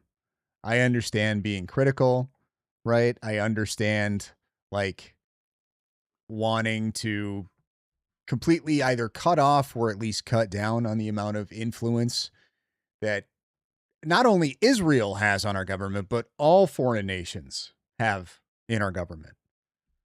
But to be so black and white about it, like there aren't other problems that we need to maybe solve first, or, I suppose we can solve things at the same time, many things at the same time. It doesn't need to be one and then something else, but I don't get it personally. I don't understand. Does not make sense to me. Sure. Don't want to have Israel involved. Absolutely. Okay, cool. But then what? Like what else? That's not the end all be all of all of the problems we have in this country. You know what I mean? Sorry. It's just not. It's just not. There's so many more issues with China, Russia, Qatar, Saudi Arabia. So there's and they're nowhere. There are so many other foreign nations that have probably just as much influence on our government as Israel does. It would seem, for whatever reason, our government or people in our government tend to be much more favorable towards Israel, but I'm not sure. I'm not necessarily sure how that's Israel's fault. Bad Israel for wanting to influence the United States and influence politicians. Isn't that kind of what countries do? Like, shouldn't I just be more upset at the politicians who fall for this shit? Who take the whatever? to do like that. Isn't that the problem? I'm going to fault Israel for wanting to have influence in our government. I don't think so. That makes sense to me. Right? Just like I'm sure our government would like to have influence in other countries' governments. That just makes sense to me. If those other countries allow the influence from the United States, well, that's kind of their fault, right? So it's like I don't understand how that translates to Israel bad. That should translate to United States government bad. Need to fix United States government, not need to fix Israel. They're just going to keep doing what they do.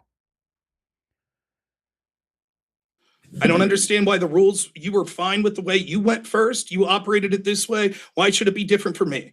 Just quit crying, man. I asked you. I'm not. 25 questions. You're the one who just cried. I don't get to say anything. That was you crying. So now, if you kindly be quiet, thank you so much. Now, the point is, as he continues to interrupt me, well, it's just look at all of the like the Saudis. How much do the Saudis have invested into the United States? I feel like it's a pretty big amount of money. Like I think it's a fairly large percentage of our like overall, you know what I'm saying? Like I feel like we have to appease certain people, because if they were to pull investments out that they have in this country, like it would be very bad for our economy. So there are so many other foreign nations. Saudi has billions I thought it would, yeah, like I'm pretty sure they're in the trillions. Like they have trillions of dollars invested into the United States. And if they were to just pull that out, that would not be good for our economy. So I feel like the United States is it's not just Israel. It's so stupid. Try to get me up my train of thought. The point that I was trying to make is that there's no evidence to compellingly believe that Israel did this just because there's motivations. Let's ask some more specific questions so you can get a problem with the timeline. Tim, did you say that it was unprompted when Netanyahu put out his September 18th video saying I didn't assassinate? Was that the term you used, unprompted? I think I said peremptory. Preemptory, implying that he wasn't responding to something before him. Preempt means say something before, correct? Yeah, say something before he was formally accused. Yes. Do you acknowledge that he was being accused within 24 hours and that on Newsmax on September 12th, Greta Van Susteren asked him about the litany of conspiracy theories? That was 6 days before this video. Do you acknowledge that? I guess if you say so, I'll take it. Would that mean that it's not preemptory then? Thing. Would that mean it's not preemptory then? The word is peremptory. And no, I meant it in a different context. See, there are contexts for words. In that sense, you're right. Then it wouldn't be peremptory. The context in which I uttered the phrase was that no one had formally accused him, and it was strange that everyone seemed to know that he would say something the day of. Everyone knew he would give a statement. That's what's strange. So no one formally accused him. So explain to me, he was just informally accused. What would a formal accusation look like? No, he wasn't informally accused either. People were speculating that Israel did it because it's somewhat obvious that they're suspect number one. Everyone around the world thinks so. So he had to respond to it. We make the same claim in Roman Catholicism all the time. Pope Paul VI came out, and one of the first things he said as Pope is, "I'm not gay," because everyone thought he was gay. So that is a kind of, again, investigative predicate that holds water with people that are looking for the truth. I think that again, you misstate things. I don't know if you're doing it intentionally. I suspect you are. I just want to be clear. Your argument is, quote, no one accused. They just asked it. No one said Israel did this prior to September 18th. That's your argument. I didn't make an argument. I called that's your claim. Netanyahu's. I called his statement, Israel didn't do this, peremptory, because no one had dragged him into a courtroom. Okay, just to cut you off. We're going so far back now. If memory serves me correctly, wasn't he asked by somebody on the media, because there was so much chatter online about Israel having some type of involvement within the first 24 hours of what happened to Charlie, and he was responding to a media person's question? Like, I don't right? Like Bibi didn't just come out and immediately say we had nothing to do with this. I know that he was very quick to post about you know, that what happened to Charlie was bad and that he's sorry and or you know, yada yada yada, right? Making a sympathy post. But I don't believe that Bibi started denying Israeli involvement until after the accusations had been made and were gaining a ton of traction on social media within that first like 24, 48 hours or so. Yeah, the accusations were immediate, right? But I'm saying is I don't believe that Bibi said anything or started denying anything until he was confronted with the question. Yeah, Netanyahu is responding to a direct question during an interview. Yes, he was asked. Okay, that's what I thought. Like some of this stuff, man, some of this little shit that they pick out, like if you're all of these people that are going into debates and trying to debate with these people, like they're focused on the main subjects, right? Mostly of which is like the evidence against Tyler Robinson, but these little tiny little factoids that are misrepresented, like they don't prepare for them in debates because it depends on who you're talking to. They don't get brought up a ton, but they get brought up. So when they go into debates and somebody throws in these little curveballs that they're not super familiar with, it throws it off and it makes it look bad, right? For example, when Rob was debating Joa, and Joa brings in this claim about the FBI and them having to like change their story because at first they said that he planted on Discord, but then they had to switch it after Discord came out and denied it. That never happened because they never made the claim that it was planned on Discord. But Rob's not going to be familiar with that because it's not something that gets brought up a lot in X Spaces and debates, but it does every once in a while. So this is just another one of those little factoids, right? Or false narratives that he just put out about Bibi preemptively coming out and saying that we didn't have anything to do with it. Rob's probably, he's probably not, or maybe he is, I don't know. But I'm guessing he's probably not incredibly familiar with the timeline within those first 72 hours of what took place. Just my guess. That's not what you just said. You didn't say this happens a lot. And it's these stupid little things that they get wrong, or the fact of the rifle being a stock photo, right? That used to get brought up quite a bit. Be like, nah, there was somebody from the New York Post came out and admitted, okay, that never happened. Can you show me where that happened? Like they're not prepared for this shit. And why would they be? It's not a main talking point in most of these discussions. So to just have all of this shit in the back of your mind ready to refute, like, is almost impossible. And they do the flooding the zone thing, right? They do this. It's constantly just these tiny little tidbits of information that aren't correct. But if you're not hyper focused on everything that's happened since 9/10 and super aware of all of this and just have some crazy type of brain to where you can store all of this information, like you're going to get cooked on some of these stupid little things. And then you're going to have to go back and make a post about how wrong they were. And here's actually and at that point, you've already lost the debate, bro. Because no one drug him into a courtroom. I said, what do you mean formally? What would be an informal accusation? You said, well, no one specifically called them out. They just asked a question, suggested maybe it would be the case. I said, oh, so you're sure that no one specifically said Israel did it? And now you're like, well, no one drug him into a courtroom.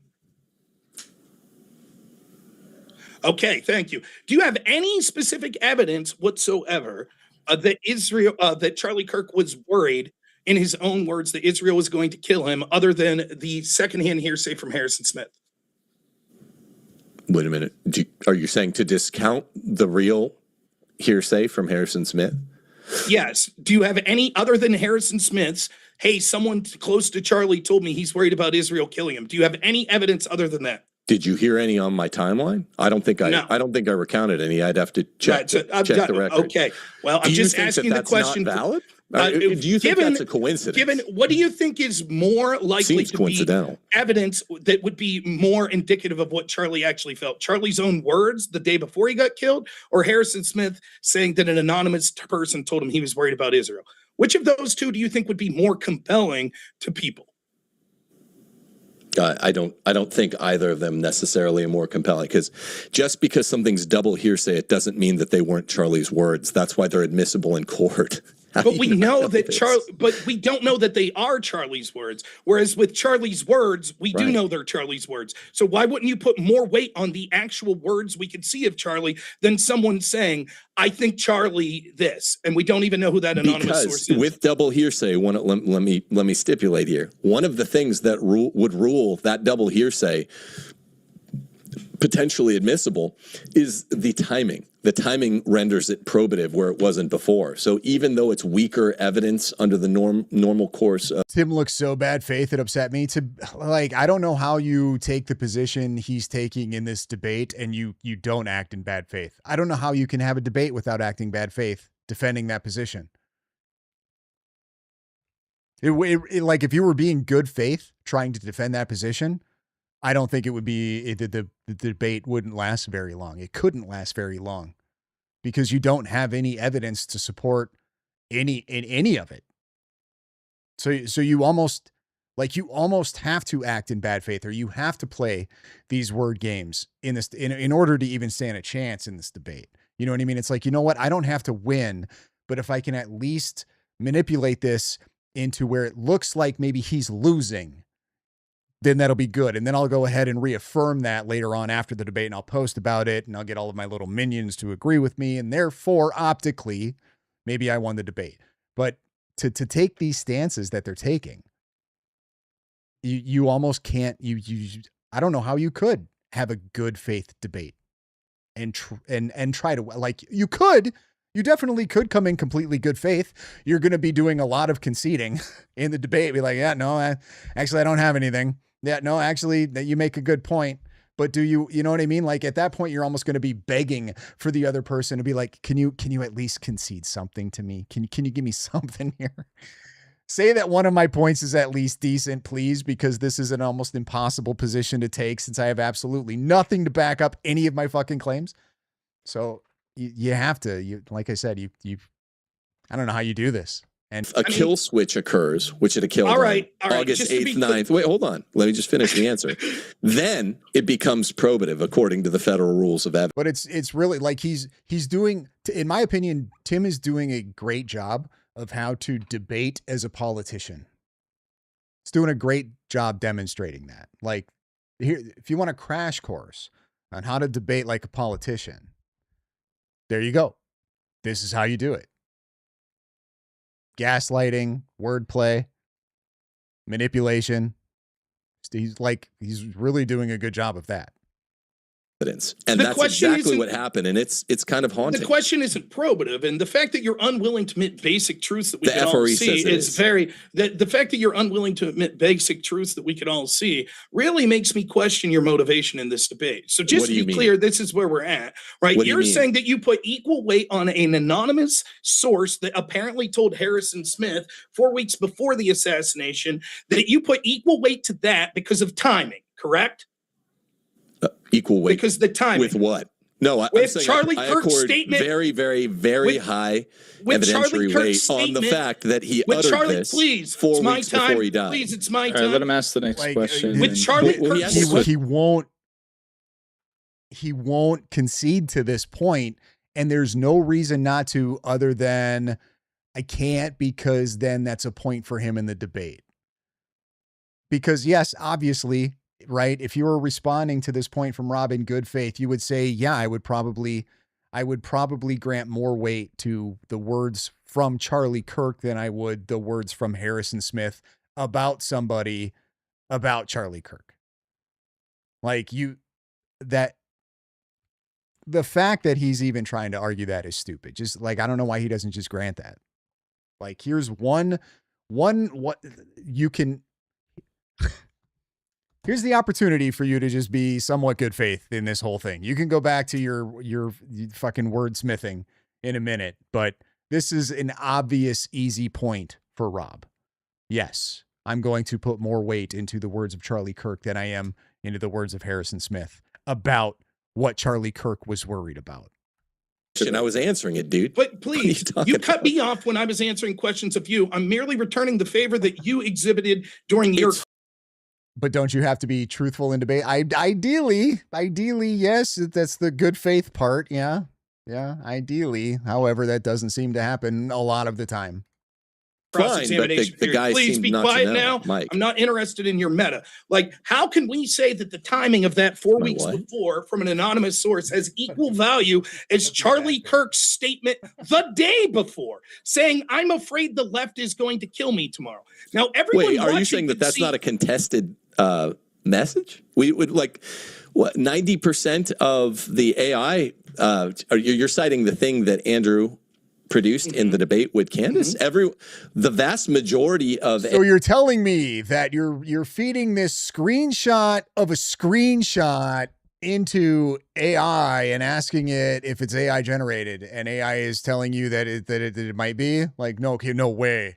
The screenshot of a screenshot, AI thinks maybe there's something going on with that image. Oh, no shit. You don't say. Whole truth, Gil. I'll be back in an hour. Don't go anywhere. Actually, I was just about done to close this up because I think there might be something later on. So I might be back later on, but we'll see. AI is saying that looks bogus. So I don't put evidentiary weight on it.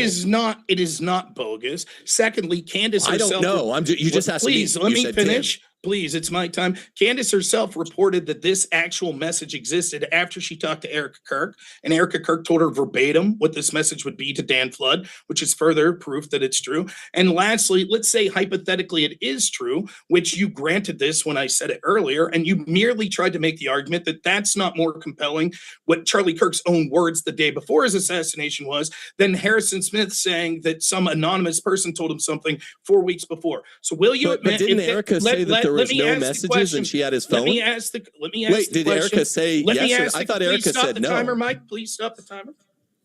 Okay, now that you stopped it. Questions. Did Erica, yes or no, say there was no such message? I only know the one. Mike, I'll wait. The only reason I stepped in a second ago is because he had already tried to move on. I thought he got the answer that he wanted, so I just didn't want We're paused now. What was the answer I gave? It's not your turn to ask questions. I know. I'm just asking a stipulation. I'm just trying to clarify, man. I'm trying to actually answer your questions. Thank you so much. Please be quiet. Thank you. Wait. All right. Let me know when we're ready to go. Did you get the right answer? Did you get the answer from me? Yes. The answer I got is that you are fallaciously saying that hearsay. I don't know. How many did he make? Are equally as important as Charlie Kirk's own words. That would not be good. Why would I say that I'm fallaciously saying something? I didn't say you said you're fallacious. I said it is fallacious. Well, no, I said, what was my answer? Can you repeat back to me what I said, yes, or are you just going to... You're rambling? Sure. Stop the time, and I'll try my best verbatim to repeat. Yeah, we're chilling. You got 18 minutes and 8 seconds left, and after this, if you guys want to do more open dialogue, You're just yelling, man. Just calm down so you can tell me what I said. So I will attempt to say what you said. You said, yes, because the evidentiary standard shows that this is probative. We've had a history of this. And so given the unique timing of the Harrison Smith, that it had a kill switch engaged to it too, and the timing was just 4 weeks before this, then yes, we would say that that's equal on level with Charlie Kirk's comment. No, I don't even know. I don't even know what level Charlie Kirk's comment will receive at court, but I'm open. So then you didn't answer my question whatsoever with your rambling answer. Well, no. I just my question was which one's your more question compelling? Involved the comparative, and I was just saying yes. Right. I Which one's accord more compelling? Reasonably high value to the thing. That's why I put it in my timeline. Please be quiet. Right. And I don't know the value of you stop the time. Erica Kirk saying I didn't yes, know we were then starting no. back yet. I was waiting for the back and forth to end. Officially starting it back now. If your answer, we're starting. If your answer is officially, I didn't even attempt to answer your comparative that wasn't question. My answer. Instead, you just said that. My question was that it's comparative question. Which one's more compelling? And you said, oh, my answer wasn't speaking to the comparative nature. You just said that. In other words, you filibustered and gave an answer that had nothing to do with the question. I'll try one. I don't know if Rob is so much pissed as he is frustrated because Tim is just, I mean, he's being a D-bag. He really is. Like he knows what Rob is getting at. And he's just avoiding it and trying to manipulate it. One more time, if this is Charlie Kirk's words, what would we put more weight to? His words the day before the killing, who he thought was going to kill him, or Harrison Smith saying an anonymous person told him he was worried about Israel? Which one would you put more weight to? Right. And I asked you, because I was unsure. Can you just answer the question? Could you give me a clarification on the second thing, which I'm less familiar with? See, I admit the few parts of this whole debate that I'm unfamiliar with, I ask you. I thought I was under the impression that Erica Kirk had said no such message Why existed. don't you just answer the question? Why don't you just answer the question? Charlie Kirk said the left's going to kill me tomorrow. I can't ask a clarification question? Charlie Kirk said the left's going to kill me tomorrow. Can I please? Pretty please? Absolutely. No, just to be clear, I was Rob not stop allowed to yelling ask at any me? questions whatsoever during his cross-ex. That was the rule. I mean, clarification questions I think are a little different. This isn't a clarification question. Yeah, it if is. you stop the time, I'll explain what's happening. What he wants to do is impugn Erica Kirk, saying Erica Kirk said that didn't happen. My question is, if this text is true, right? He knows that. He doesn't need to clarify, but Erica said that there wasn't a text. Now, I'm happy if we... Here's why it's a clarification question. It is not a clarification. Here's why it is. We heard your theory, man. Now, here's why it's a clarification question. I don't know exactly how to regard, and I don't think any of the rest of America knows how to regard the evidence that Andrew produced at the Candace Owens debate, precisely because it allegedly comes from the CEO of the company that had sworn to everybody, because she has the phone, that it doesn't exist. So I don't know how to regard it. That's why I had to say... I will answer this. I will answer this, but it's not pertinent.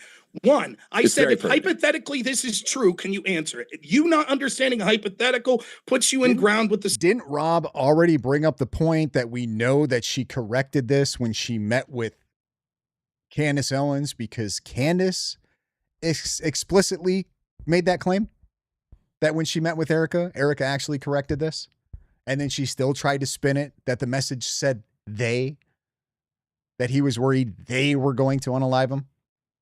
Didn't Rob already cover? I mean, maybe I guess he needs to like reestablish that point with Tim here, but it's ridiculous for Tim to make this and bring it back to, but Erica said that never happened. Well, for one, it wasn't a message to Erica at all. That was never sent to Erica. And we know that Andrew Colvette had told this to Candace Owens apparently early on, because that's what Candace says, right? Everything Candace says is true. Candace said that she heard from Andrew that this was a message sent to this group, security, whatever. So all Tim is doing is just trying to avoid giving this to Rob. Like, I seriously doubt that Tim thinks that those messages are fake. I'm assuming Tim, right, is probably when not on camera, maybe an honest guy, and he knows that obviously those text messages are probably real. But he just can't give that point. Cannot do that. Can't do it. Have to figure out a way to manipulate this and twist it off to the side a little bit. And then so Rob is just getting completely frustrated, which makes sense. Same people that don't know how to answer how they'd feel if they don't have breakfast today. Congratulations. Secondly, when it comes to the Erica Kirk thing, what specifically was said was Candace had a meeting with Erica Kirk where Candace then came away from that meeting and said, I talked to Erica. Erica told me the problem was she was just looking at the iMessages on his phone. However, upon reflection and hearing Candace making these accusatory statements, they looked at his Signal and Telegram, which Erica didn't know he had, and actually found this message to Dan Flood. And that message said that he feared for his life from the left.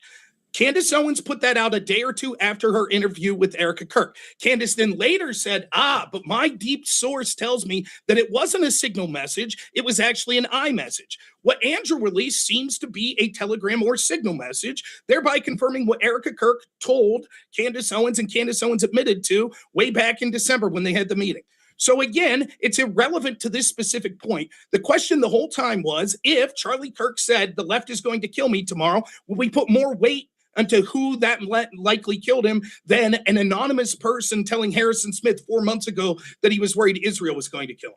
Why can't you just answer that question? Then I would say, if those messages are verified later, even though they're not being verified now, then I would put equal weight on them, and they're concomitant with my view that both Israel using a leftist, their typical tactic, killed him. I think it throws a problem. Holy shit! At that point, how Rob doesn't just go, "Are you kidding me? Are you like, what are we doing here?"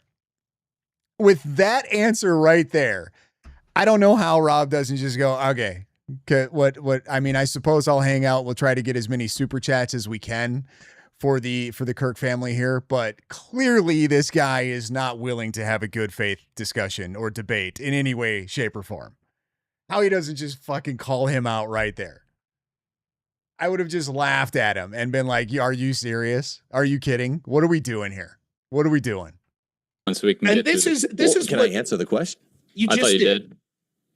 You just did. Now, so this is what's frustrating to me. How can a good faith debater not just admit if one person said, "Hey, I think someone told me Tim feels this way," and then they come to you and you say, "No, I topic in good faith," because they would get their ass kicked. They have to be bad faith. They have to. They have to. That's how you know the position is garbage. The fact that anybody who takes these debates have to act in bad faith in order to even get close to winning these debates. feel this way, why would you say that those are equally evidentiary likely? It's just nonsense, and it's sort of what we get to here. Wait, can I answer that question? That's not a question. You can't answer, please. Wait, it's a question. It was not a question. You're the only guy I've ever debated that doesn't want to ask questions on cross-ex. You don't even know what a question is now. That wasn't a question. Why? Okay. Why the hell would Rob want to ask you any more questions when you've already proven to him your maybe inability at the least to answer the questions, but your unwillingness to be good faith when you're answering these questions? Like, it makes sense why he doesn't want to ask you any more fucking questions. And it was a statement. Yeah, it was. You said why? I sat here patiently. Why would you say both? I sat here patiently while you just rambled on and on in your cross-ex. I'm asking you more questions and more clips, and you just continually interrupt. You just interrupt over and over. And it's your petulant because you know your position is indefensible. Let's keep it going. Let's keep it going. All right. He asked me a question. He won't let me answer. I think it was rhetorical. Well, it's still a question. What was the question I asked? You said I asked you a question. What was the question I asked? Why and how could I give the answer that they're of equal weight? That's what you asked. I don't think I said that. I think I said it's being bad faith. Mike, is that what he said? We'll leave it to Mike. I said he's being bad faith. Chat, right? Is that what he said? No, you asked a question. He's being bad faith. He's being bad faith because he won't admit that if we looked at one person and said, I'm tired of the petulance, just be quiet while I get through the rest of this. The next thing you said about this. All right. Maybe we can just leave that behind us for a second. I get it. Treat it as rhetorical. I'm sorry, Tim. I do just want to get through Rob's time without any interruptions or meta conversations here. And then we'll get to an open discussion, or we'll move into the Q&A, which you guys, I'll be reading whatever you send to James's PayPal. I have that, so I can see y'all's chats through there if you sent it that way. But we have about 15 and a half minutes left. Let's get through this, and then we can keep it going here. A little bit more open back and forth, not as much needing to be strict to the rules here. Okay. Y'all are okay with that? That is perfectly fine. Now I want to get into the realm of reasonable suspicion. Can you tell me, like in 15 or 20 seconds, what's necessary under the standard you're citing for an investigation into reasonable suspicion? The articulable facts that would raise suspicion in the mind of a reasonable observer. Thank you. If Charlie Kirk did say that he thought the left was going to kill him, and we can see that left-wing groups like Act Blue were financing organizations specifically go against Charlie Kirk, wouldn't that rise to reasonable suspicion that they could be involved? Yes, but it's not a disjunctive syllogism. I'm saying both the left and Israel. Okay, so you would acknowledge that there should be an investigation into Act Blue, the DNC, etc. I mean, I'd be fine with it, but I don't think there's as much reasonable suspicion in the mind of the objective observer as Israel. There's so much means, motive, opportunity, predicate. Okay, how about like groups that he criticized, like the ACLU? Reasonable suspicion? No. I don't know. What would be the means, motive, and opportunity of ACLU? Well, they have tons of money, so that would be means. Motive would be that Charlie was one of the biggest people that went against what they stood for. Opportunity would be that they could communicate with people online, just like you're suggesting Israel could. Yes, but it's much, much weaker. I mean, how many people has the ACLU killed this year? How many people has the ACLU kill every decade? It's irrelevant. It's irrelevant. It's irrelevant. You're answering something that wasn't asked. Let me finish. It's irrelevant. Yes, you didn't say the motive history operandi. Would you please be quiet now? Answer. You said means, motive, and opportunity. I just outlined why those groups would have means, motive, and opportunity. Now you had another standard. Well, have they done this behavior before? Where's the means or opportunity of like a political action group to carry out a high-end political assassination? Maybe the motive, not the means or the opportunity. Great. Okay, so we concede motive. Great. Means would be, just like you're saying, all Israel had to do was start chat groups to be able to talk to someone to convince them to do that. They would have the means to do that. They certainly have the finances. They certainly have people that work at those organizations that are prolific online, including do you think everyone like knows how to do this? Let me finish, please. And opportunity would be the same. Again, what you're talking about is we need to investigate. The opportunity would be they had the opportunity to create Facebook groups or Discord groups to be able to do this. They certainly would have that opportunity. This could be said of any country in the world that was hostile to Charlie Kirk. Guys, I don't think it's, I really don't think it's that hard to like radicalize people who are already kind of radicalized.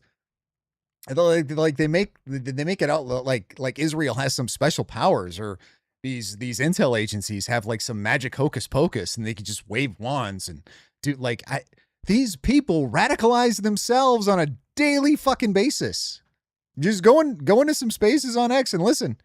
They radicalize the crap out of each other. Like, it's real. I really don't think it's that hard to radicalize people. Don't think it's that difficult. Probably a little bit more difficult to actually get somebody to but at the same time, like, I would assume it's just a numbers game. Like, the more you know what I mean?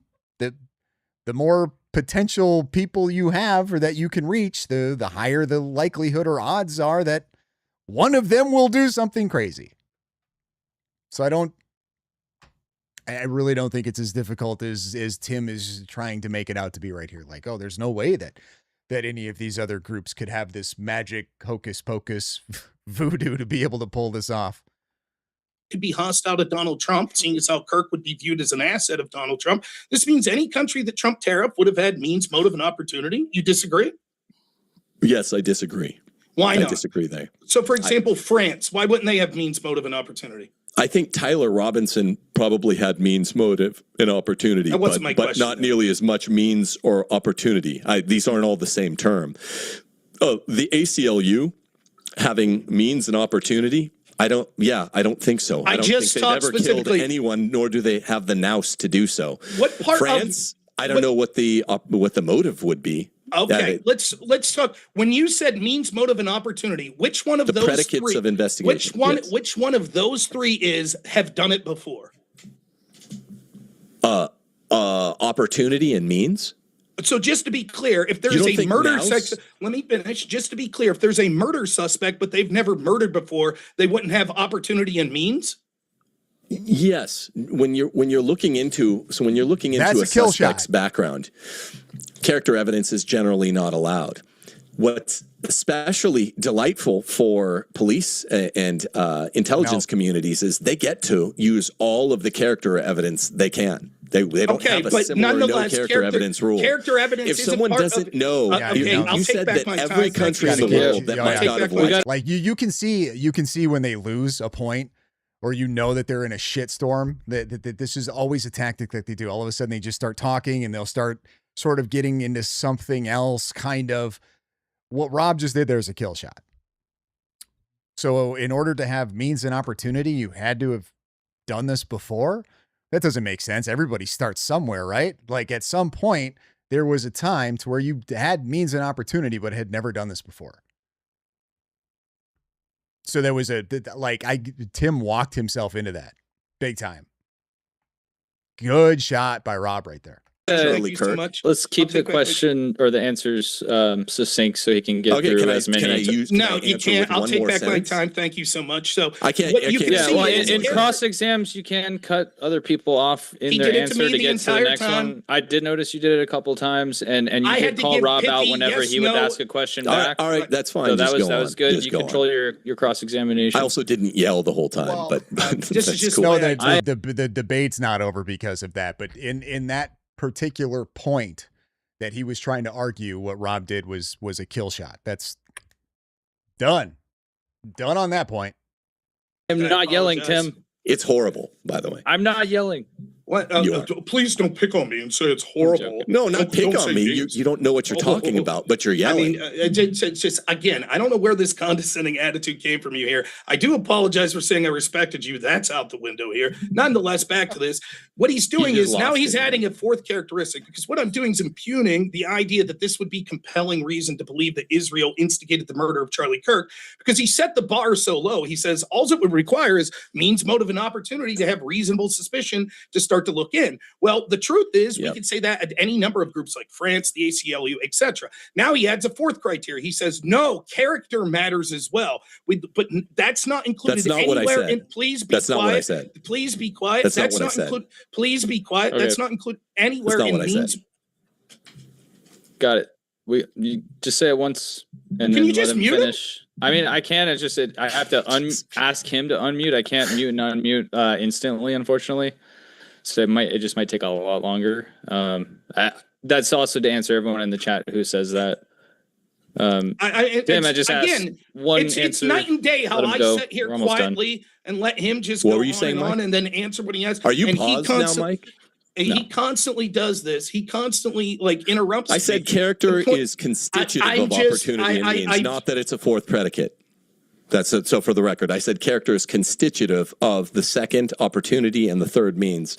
That it's constitutive of them, not that it's Why a is he fourth allowed to separate keep category. going? I don't understand. Yeah, let's. I don't understand let that Rob at all. finish here. Yeah, so I what don't can understand. No, it is You don't not get stuff. constitutive of means and opportunity. A person could have means and opportunity who had good character. In fact, we see this quite frequently when it comes to serial killers and others. The neighbors say he was a great man. No one's ever suspected anything. He had a clean record. That doesn't mean that there's not means, motive, and opportunity. He's putting a threshold because he knows the absurdity of his position. If means the ability to, in this case, just send people onto a Discord motive, which would be that they didn't like Charlie Kirk and wanted him out of the picture. And opportunity would be, did they have the opportunity to do these sorts of things? Yes, that would literally mean that we'd have reasonable suspicion of hundreds, if not thousands, of organizations. Would you agree that all of the people that celebrated the death of Charlie Kirk had motive? No. Why not? If they celebrated his death, they were clearly happy. Because That of would this imply thing motive. called chronology. That they were dicks. They celebrated after the fact. That doesn't mean that they're suspected on being a part of his murder. Are you really what you're doing is asinine? conflating. I didn't say that they would be suspected beforehand. I said, would they have had motive? That's a different point. You jumped to the conclusion. Anybody and who said, doesn't yes, like someone doesn't yes, have motive. Yes. No. Anybody who celebrates Legally their speaking, death, no. please. As a predicate of an All right, investigation, all right. no. But Let him please. keep going. We'll get into much more. Can I answer? Here in a second? No. Only if he anyone- wants you I to. can't Honestly, give you an that's answer. that's kind of how No. the cross exams typically You set work. this precedent for how the cross executive works. Please be quiet. Right? Yes. Anyone who would be willing So the to answer is celebrate a violent assassination would have clear suspicion of motivation, that they were happy that person died.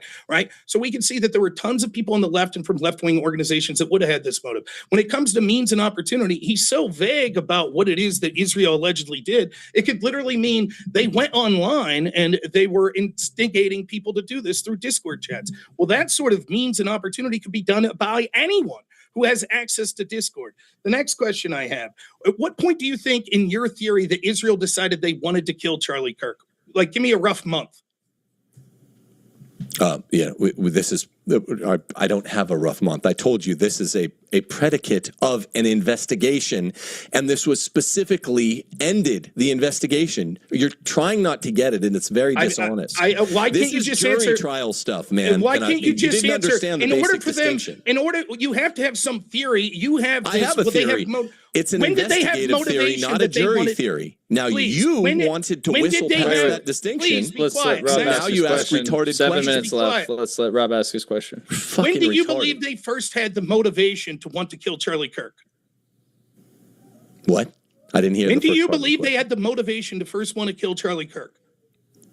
When he started turning in his late spring, early summer turn against Israel. Okay, when was that? Like June? I don't know, late spring, early so summer. as soon as Consult my timeline. The first, correct me if I'm wrong. The first thing in your timeline was that in June he supposedly had a meeting where he on June 18th he yelled at Trump. By the way, do you have any evidence of that? I would say that starting in October of 23, if you're graphing his enthusiasm, it was coming down gradually, and then it seemed to just spike precipitously in late spring. Any evidence early of the summer. June 18th yelling at Trump? There's evidence Did you it say went yes or no? badly. One of the staffers said it went very, very Okay, badly. an and anonymous No, Trump yelled at him, not the other way around. What I have is finally there was this Well, you blow got up that meeting wrong in the Hamptons again. in August, right? That seems to be where this shit started, right? When he announced No, Tucker it Carlson started would speak before in that. Amphas. Okay, when? I said late spring, early summer. What? Give me the incident. What was it in late spring? All I got It is you wasn't saying an incident. It was in his publicly documented rupture with Israel. I don't believe that he had a publicly documented Oh, rupture it with was Israel. very Please publicly let me finish. Please let me finish. That he had a publicly documented rupture with Israel that would have brought them to the conclusion they must take him out. In fact, he I was read you the continuing to say, timeline. how long You do you can't think get it would basic take facts them right. to create a movement on Discord to radicalize someone like Tyler Robinson? How long do you think it would take them to do that? Well, since there's evidence that hasn't been investigated that they had looked It's into not the Tyler question. How Robinson's long do you name think? months How long do you before, think? How long do you think it would take them to do that? I don't know. Give me an estimate. I don't know because I One haven't day? investigated They Months? fish around? If someone's particularly weak-minded, maybe a month, maybe 2 months, Okay, a maybe month. 12 months. I Given have that no in clue. August- How long given do that you think August- it would take? Okay, has it stopped? I don't think that's I think that's a YouTube thing. I don't think that's a me thing. I checked, ran speed tests, like everything's good on my end.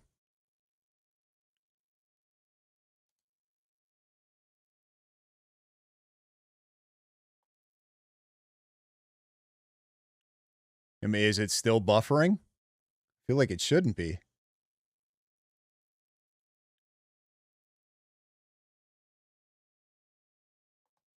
Please, let me finish. Given that in August, Tyler Robinson already had a Dremel and was dremeling these things into the bullet, how would it even make sense that this timeline that Israel would have had time to radicalize him? What do you mean? You think he could only etch into a bullet at the beginning of his turn? No, I think if it took him a month to radicalize him to the decision to kill Charlie Kirk, that would mean they'd have to reach out to him in early July, which you have no It's the evidence that there was Jews, any guys. reason that they would have motive to kill him in early July. What I said is, and I'm just guessing because they refused to investigate the claim, but Charlie had You don't know a slow at first disenchantment with Israel, that starting in October of 2023. He's literally the first person I heard saying it was probably a false flag, October 7th. It shocked me. So they could have started looking into this in October of 2023. Now, I'd never thought of that so just to be clear, so now As you a can see how hedging we of the now bets. you can see how we have it both ways. On one hand, the timing is very suspicious, seeing as how he had a blow up with his donors in August, and that's very suspicious. On the other hand, they could have been planning this since 2023. Now, anyone that thinks they could have that hedged Charlie their Kirk, bets. please let me finish. That I Charlie would Kirk say. was an adamant anti-Israeli person way back in October of 2023 is laughable. This is exactly didn't why say that. people. Please let me finish. This I is didn't exactly say why. that. I don't know what to do here, Mike. Please, Well, you wanted to Yeah, I mean, I actually said to me that I didn't actually say. don't have a mute Pause button. the time. I am. I'm I actually don't have a not. mute. I'm actually not sure what point Rob was trying to get at by asking him this question. Like when do you think it was that they started planning? I don't know how that's relevant at all. Because if you could get, you know what I mean? And Tim kind of made that point. Like, well, actually, if I recall right, I think it was in 2023 or maybe early 2024. He's on PBD's podcast and he's sort of flirting with the idea that October 7th maybe was allowed to happen, which would imply that the Israeli government allowed that so that they could go in and do what they did, right? So, I mean, like, I don't know what fucking point is he trying to make with that? I feel like that was a bad question to ask, because I don't know that you have a very good counterpoint to any answer that Tim is going to give to that. I didn't say. and I never said he was wanna- I never said Charlie Kirk, even by the end of his life, was rampantly anti-Israeli person. Did you say that in That's 2020? absurd. Did you say in October 2023 they could have started to want to kill him there? Yes, as a means of Okay, hedging now their pause. bets if Me the asset saying- turned against them. Okay, now Yes, pause. Then I didn't me say he was saying- anti-Israeli. Me saying that he was saying anything that was anti-Israeli enough to want them to kill him in 2023 is to laughable. start considering, You saying, yes, please, if he turns would all you the way please around. be Let's try to quiet? not Are you talk asking over a Please it. be question? quiet. He wasn't Are you asking a finished question? talking. He wasn't finished talking. Well, I'm ask the same of Rob when you're going, but we are No, just you trying didn't. to finish. I'm saying I will ask Rob the same as I'm asking you, because we're about to move into a little bit more open, so that I don't have to say, just answer the question, keep it short, and go on. This will be more between the two of you, and then we'll have to do a little bit more self-control both ways to hear each other out. So It's not both ways. It's one way. no, I'm saying when we're on the open No, dialogue. it's both. It is one way. You're right. First, It's supposed to be right now. One way. No, Yeah, it's he's supposed to be right interrupting. now. I didn't do that to him. I Listen let to a him guy get through his yell whole for half 3 hour. It was a hours joke. straight. It was a I mean, joke. I let him go. Yeah, this will get reviewed all over. You guys can hash that out after the fact. I don't want to talk too much about it right now and try to say who's doing what. I just want to get through this last 3 minutes so that you guys have a little bit more fluidity here. So the point I was making is to even consider that it's a possibility that in 2023, where Charlie Kirk was one of the biggest advocates for Israel, that Israel perhaps started planning to kill him there, lets you know just how weak this theory is. Now, the reason, notice how important the timeline was when it was to create suspicion on Israel. But when I point out that even that timeline would be ludicrous to think that there would be time to reach out to anonymous people online, find Tyler Robinson, weaponize him. If he was very weak-minded, it would take a month, implying that if he wasn't, if he was just a normal person, it would take longer than that. And yet he had time then at some point in mid-August to actually start trembling this, shows that the timeline wouldn't make sense. Again, there is no evidence whatsoever that anyone Israeli or any other foreign asset looked into this. Now, what he'll keep relying is, but that's because we didn't investigate. Your own admission is that, yes, there was an investigation. You just don't know what it was or what entailed. You're just like Joe Kent wanted more. Joe Kent's admitted, will you acknowledge this, that in a recent interview, Joe Kent said he's not saying that there was anything that was actionable that showed that any foreign assets did this? Okay, doesn't want to. Yes, doesn't want to engage with the question. No problem. No, please. So I will take that as an admission that either one, he's checked out of the debate because he knows he wasn't doing good, or second, that he doesn't want to engage with it. Either way, that's fine. So Joe Kent did say that, and we can pull up. Please be quiet. Please be quiet. So we can pull up the transcript. Please be quiet. Please, I'm uninterested. We'll just move on to the next question. I'm just going to move on. Holy shit, right, bro. About it. So what I'm going on. So ridiculous. Joe Kent did say in a recent interview, I forget who he was talking to, but just the other day when he was backtracking from Candace's implied, well, he's the one who told me about the 12 Israeli cell phones, did say he's not saying there was anything there. He's just saying he would have liked to have looked more.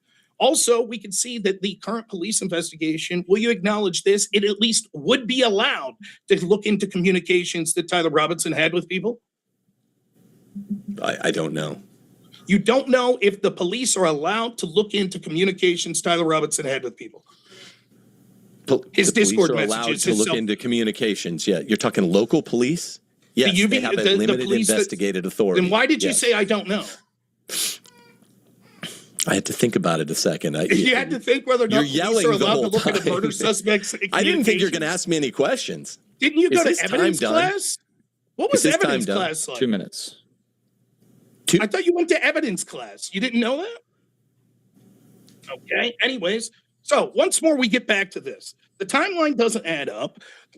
Under this reasonable suspicion standard that's not the debate, we would have a reasonable means, motive, and opportunity for basically every left-wing organization, every country that viewed Trump as I don't know. I think the timeline argument was a fairly weak point, and I don't think that was very good.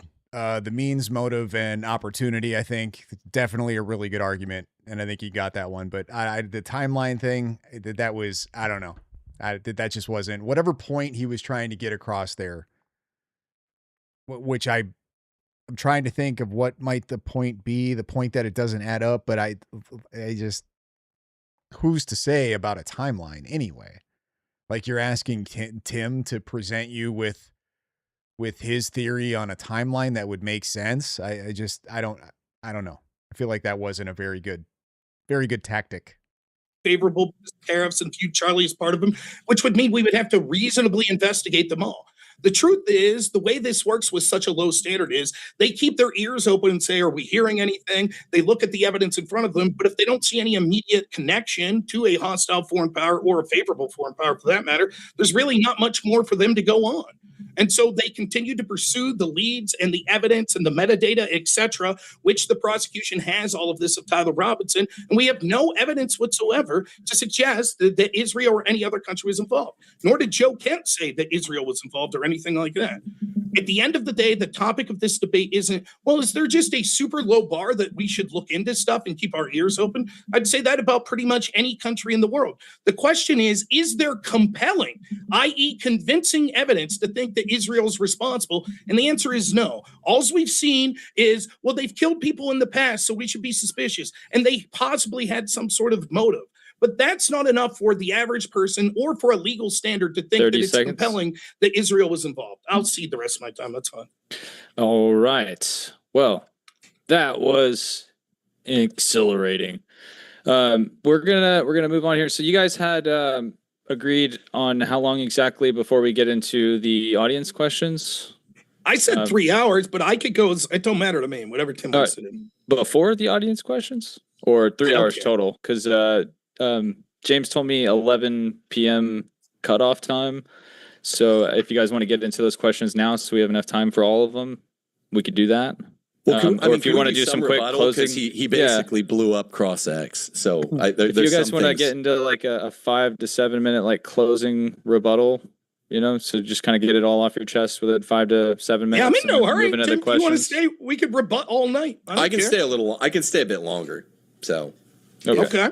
Just because we essentially only had one way cross exam. I'd love to just have a quick back and forth with fast answers. Okay. Like what? Andrea Burkhardt said we may not see a trial until 2028. I don't think I can deal with this for that long. It's going to turn into much more drama. There's going to be a lot more drama that happens in between people who are, I guess, making content about this. That's what you're going to see this morph into. It's already kind of been happening, but you're going to see it on a completely different level, right? Like right now, some of the big issues on social media with people involved in this is doxing, right? That's, in my opinion, unfortunately, I think that's only going to get worse. It's going to be a shit ton more back and forth of creator drama. This content creator having beef with this content creator and digging up shit on each other. And like, that's going to be their content. It's like filler content when there's nothing else to talk about in relevance to the Charlie Kirk unaliving or anything to do with Tyler Robinson or any evidence. And then in the meantime, you're going to have other creators who are, I don't even know, like Diligent or whoever, they're going to go out and do more, I guess, citizen journalism. And like, if you think shit is crazy now, just wait. It's only going to get crazier. It's only going to get crazier because it can only get crazier. It has to keep people interested. Because there's not a whole lot that's going to be coming out as far as Tyler Robinson goes. It's going to be a pretty kind of a lull period, right? We'll get certain little drips of maybe motions that the defense is making or some motions maybe that the prosecution is making. But that's not going to be enough to keep people's attention. So the stories are going to get wilder. The drama is going to get crazier. It's all going to get crazier. Plus, I think Andrew has more stuff that he's going to drip out. We'll see. But it's only going to get crazier. So if you're already like pretty much checked out at this point, I don't know what to tell you because the roller coaster is not even at the top yet. My fast answers I gave during your Cross-X. No. Like okay, real something fast different. answers. Okay. Without some guy sounding like he's eating a cheeseburger, yelling the whole time. Like, well, just I'm fast sorry. answers. And I'll try to. I thought we weren't calling names. You know so I thought, please don't. We've just now derailed into calling people short and fat. Like that's just tip of the iceberg. That's, you know what I mean? That's just an hors d'oeuvre of how nutty this shit's gonna get. I didn't call you a cheeseburger. I said it sounds like you're yelling. Oh, I get it. It's gonna be a lot. Alex Jones said there's gonna be a lot of lawsuits too that go out. Like it's just gonna be fucking lawsuits from everywhere. It's gonna get wild, guys. So if I said, not that you're a dick, but you're a guy, it looks like you take dick up your ass regularly. That's not calling you names, right? Well, Easy, Rob. Oh, I saw that smirk. It just shows you're a white Did trash that kind of titillate guy. you? Are you It shows you're a titillated by trashy, that, huh? sleazy kind of guy who sounds No. like a cartoon character. I sound like Chat's saying just God let made me this this way. Got continue, anything but I don't important want to to get the say? channel taken down. Let it continue. But here's the thing, man. You came in, you didn't understand that there were real bare legal standards. It's not true. I understand And that. and so you started using It's not the terms question of the debate. that you didn't understand. That's not true. And You so- did. Oh, this is definitely the calm before the storm. Like I'm expecting, you know what? Maybe I'm not going to say it. I don't want to put that out into the universe. You None got of us said mad anything. when you said that I was being condescending, and I was just like, I thought you would Let's just research say these I terms. am expecting extreme measures to start happening. Is that the right term? It would not surprise me if certain crazy things start to happen because of this. I'll just put it that way. So I hope not. I hope not. I hope for the most part this is all just kind of, this is just content, creator drama, and people aren't getting too radicalized over this, but we'll see. I wasn't trying. This wasn't overly legalistic. I'm not interested in the there are meta. different burdens of persuasion. And You said you had a question. You wanted yes. I'm not interested in the meta. Let's go. I don't know what you mean, but I mean, but I'm not interested giving you in a little why bit you because think I you think bitched you're the whole condescending. time. Okay, name one articulable fact that's the standard for reasonable suspicion at law that Canada killed Charlie Kirk. Name one. You said there are a bunch for every country that are equal to Israel. Name one for Canada. They think that Charlie is instrumental to Trump's success, and they hate Trump for his tariffs. No, that's okay. Now that's not accurate because at law, What's not accurate? a motive, because at law, a motive is defined as a reason governing likely action. Name one articulable fact that Mexico killed Charlie Kirk. Real quick, you said no, that's not true. So let's go through them one by one. Are they pissed off about Trump's tariffs? Yes. Do they and think at that law, Yeah, I seen this 6-point star stuff. I mean, it like I don't know how you can be that unfamiliar with American history, Americana, and sort of how that 6-point star came into, you know what I mean? Why sheriffs have that as opposed to police stations have like the shield. Like there's a historical explanation for it, and I don't believe it has anything to do with the Jews, guys. Charlie's instrumental in helping everyone Trump? who dislikes someone is not a suspect. That's Why the not? They have primary means, motive. fallacy in your entire stupid position. His position, You see? Do you Rob's see? position is The that filibuster everyone here. who There we disliked go. Charlie There we Kirk, go. we'll that probably everyone have who to- disliked Charlie Kirk, any leftist country, left-leaning country, has means, motive, and opportunity to murder. do. And that's simply not the way that means, motive, and opportunity are defined at law. That means That's an not- actionable, sequenceable reason that they would act and benefit by a murder. And They that's do. not how it works at law. I'll outline it. Actual sequential reason. They see Trump's continued push for tariffs as hostile to their country. They see Charlie Kirk as one of the biggest advocates for Trump.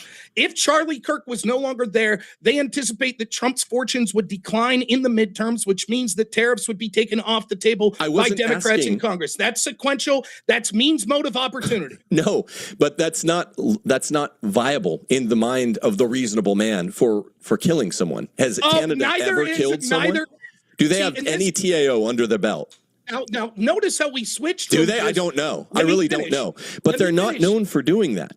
Please, Now, I would is like to that make my point. I an would like to make my point in existential threat response to the that. country of Canada. I would like to make that point, my point in response to that, right? Notice how Yeah, I would think like how did Israel benefit? I would think if they were going to plan this, wouldn't they want to use or try to radicalize some type of Islamic extremist and have them do it? Like, wouldn't that have been more beneficial to Israel's PR as opposed to some white Mormon furry fucker? You know what I mean? now we're adding things. Now that's not what a reasonable man would say. That's not what your No, standard that's is. the Your definition I standard read. is No, That's the your definition I standard- read. Please, your standard is reasonable suspicion that if there is means, motive, and opportunity, that's a super low bar that we can It's a start an term of art. investigation. It is not my It's a belief term of that art. all of these countries might be involved. It's that you have set such a low standard to try to weasel out of this debate and imply Israel's involved somehow, that same standard could be applied to Canada, Mexico, the ACLU, No, and a bunch here's of the other response. countries. Yes, it could. Here's the response. No, reasonable suspicion is not so. It's lower than what you want it to be, which is a jury verdict standard of beyond reasonable doubt. That's all I was saying at the beginning. It's lower than you want it to be. That doesn't mean it's so low as to catch all boat. That a rising tide lifts all ships. Any boat that has catches all fish. Would it catch all fish that have low. means, motive, and opportunity? For murder, for political assassination, yes, which also include, and you tried to move past this fallacy in your cross-ex time. The reason that you look at a country's proclivity to commit assassinations, TOAs, is because there's a nous, a certain operational security and operational know-how that goes with doing these things and getting away with them. Canada doesn't have it. Mexico's not known for having it. Most countries, Rob, in the world don't have it. Most countries have 0 TAOs under their belt. All right, Israel has some. Russia has some. The United States has some. Israel has way more than everyone else, and that's why it matters. Again, it doesn't matter to the standard you set. You're backtracking from the standard. The standard you set the standard is reasonable suspicion. Finish. The standard was reasonable which you cited as means, motive, and opportunity. Right. And now you're adding a fourth criteria, which is basically character, or have they done it before? Do you as I've already the articulated, please let me finish. Of a category? He's right there, Tim. Just let him finish. As I articulated before, there are plenty of times where there's reasonable suspicion into someone with means, motive, and opportunity, and yet their character seems stellar. That doesn't mean that we wouldn't have reasonable suspicion. So you're adding that. The reason we're even on this is the debate has nothing to do with the term reasonable suspicion. There was an investigation into all foreign countries. There continues to be open that if they find evidence that foreign countries are involved, they'll look into them. The question was, is it compelling that Israel was involved in the murder? You haven't presented any evidence other than what I said you would in the opening statement of motivation and means. That's all you've talked about. Motive, means, and opportunity. Obviously, the history is evidentiary of their strong opportunity to do it because they've done it. They do it 400 times per decade. Is that good enough for you? It doesn't matter. That's not it doesn't matter. They know how to do it. They're better at doing it than anyone in the history of the fucking world. Do you suspect, and that doesn't amount to opportunity? Are you nuts? Is there compelling reason to believe that Israel killed Lindsey Graham? There's compelling reason to believe that Israel killed Charlie Kirk. That's what we're debating. Is there compelling evidence to believe that Israel killed Lindsey Graham? Not in my view. Why not? Do you know all the assassinations I don't know. Well, I haven't looked into it because we're not debating that. I prepare for the debate at hand, unlike you. Is there compelling reason to believe that Israel tried to assassinate Brett Kavanaugh? I don't know. Is there compelling reason to believe whatever you Israel, say, man? Israel tried to instigate the White House correspondent's assassination? I mean, coming from the guy who said that there's an articulable fact with equal weight that supports that every country in the world assassinated Charlie Kirk as Israel, no one can take you seriously. The people that understand... I can't take that straw man seriously because I never said it. Yeah, you did. You literally said that. No, I didn't. You said, and that's why I wrote it down. It was one of the last things you said. You definitely said it. You said that's not true. Every country has an equal a nexus to the Charlie Kirk assassination because any country that doesn't like Charlie Kirk probably killed him. That's not what I said whatsoever. I said if the standard is so low that it's just means, motive, and opportunity, that could be pretty much any country in the world. I didn't say they all have equal motivation. Not that low.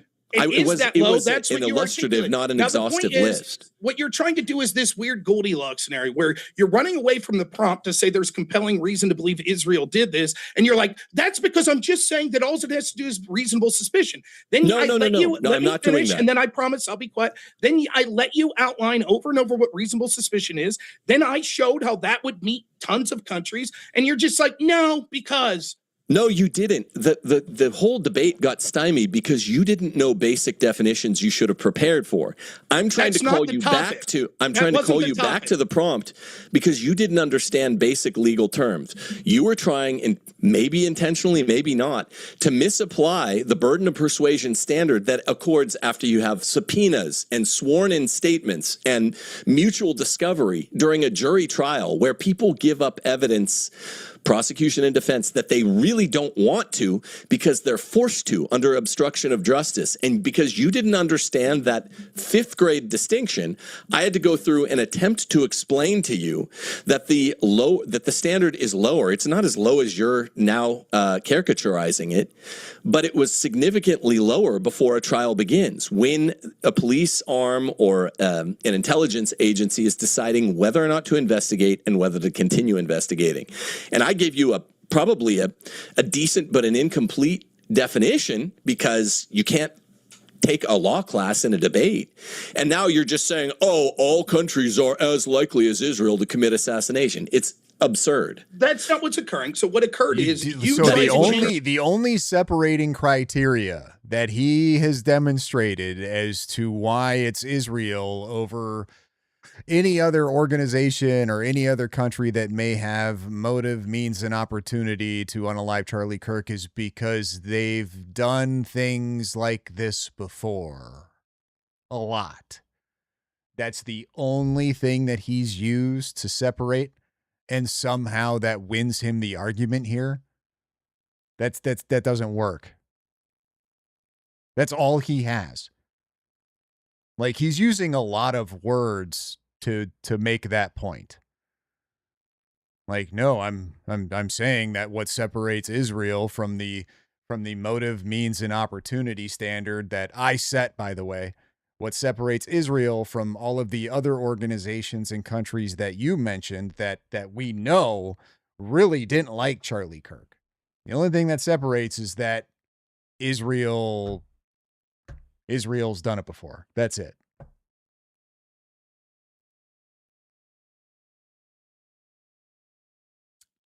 That's his whole fucking argument.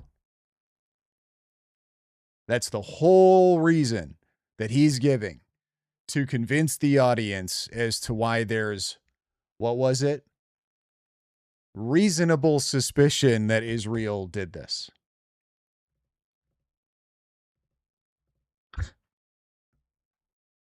I thought you didn't want to talk meta, bro. You tried to change the cross exam, right? You tried to change the prompt, right? The prompt doesn't say reasonable suspicious; it says compelling. And you're like, you should have known compelling meant that I would be arguing reasonable suspicion. Even though you could probably, I mean, you definitely could make the argument that other organizations or countries probably had more motive, maybe equal means, and definitely equal opportunity to do this. But because Israel has allegedly done this, something like this, so much more, therefore, crazy to draw that conclusion based off of that. And you should have looked up and studied for those terms. You even tried to lie when I asked you specifically. Not crazy for him to make that argument. Obviously, I don't know what other argument he could possibly make there, but crazy that anybody listening would hear that and go, "Oh, that tracks. That's it. That's definitely, you sold me. That's, oh yeah, for sure, for sure." The only distinction is Israel does more. Okay. The courts have said that compelling means reasonable suspicion. And you said Alabama v. White. I looked up Alabama v. White, and it doesn't say that you can't look up a case. It's probably a 48-page decision. You can't have looked it up. I said, let me finish. The difference between reasonable suspicion and hold on. We'll give you equal time, Tim. Let me finish. Right. What I did was I brought up the case. I searched the term compelling because I asked you specifically, name me a case that says compelling equals reasonable suspicion. I'll ask you again. Are you telling me that Alabama v. White defines compelling as reasonable suspicion? Does it even talk about the word compelling? Compelling is a term of art that applies. Why can't you say yes or no? Okay, can you be quiet now? Because you really don't know and you're ignorant. Compelling is a term that applies to every single case, whether you're at the lowest civil standard, the higher civil standard, or the criminal standard. Compelling just means, I think, that makes it true with whatever relative burden of persuasion we're operating at. Got it? So what I said about Alabama versus White, which you didn't read, you Googled it and looked at it for 30 seconds. It's like a 48-page holding. Is there's a difference between reasonable suspicion and probable cause. No one disagrees with that. No one disagrees. Most of the predicables that you are talking about belong to probable cause, which is a much higher standard, and it's a stupid way to proceed. I said no one disagrees that there's a difference between reasonable suspicious and probable cause. Yeah, but you didn't know what they were. What I'm talking about specifically is this prompt is there a compelling reason to believe? And you just asserted, let me finish. You asserted with no evidence whatsoever that compelling means reasonable suspicion. When I asked you why, you were like, because the courts have said so. I said, give me a court case that says that. You said Alabama v. White. Are you admitting right now that Alabama v. White does not try to describe the term compelling as reasonable suspicion? Can you just answer yes or can you just answer that yes or no? Can you just answer that yes or no? Can you just answer yes or no to that and then Israel's not on trial? Why do you can't acknowledge you just Israel's not on answer trial? that? Why We probably can't have to you hit the answer that? closings now so we can get into the super chats and the Can questions. you just answer that question yes or no? Do you admit that Israel's not on trial? All I was trying to say, and it took me a half hour. Why can't you just answer that? Can you stop yelling? Your voice is I'll talk exactly sending all the how dogs I running want. in my neighborhood.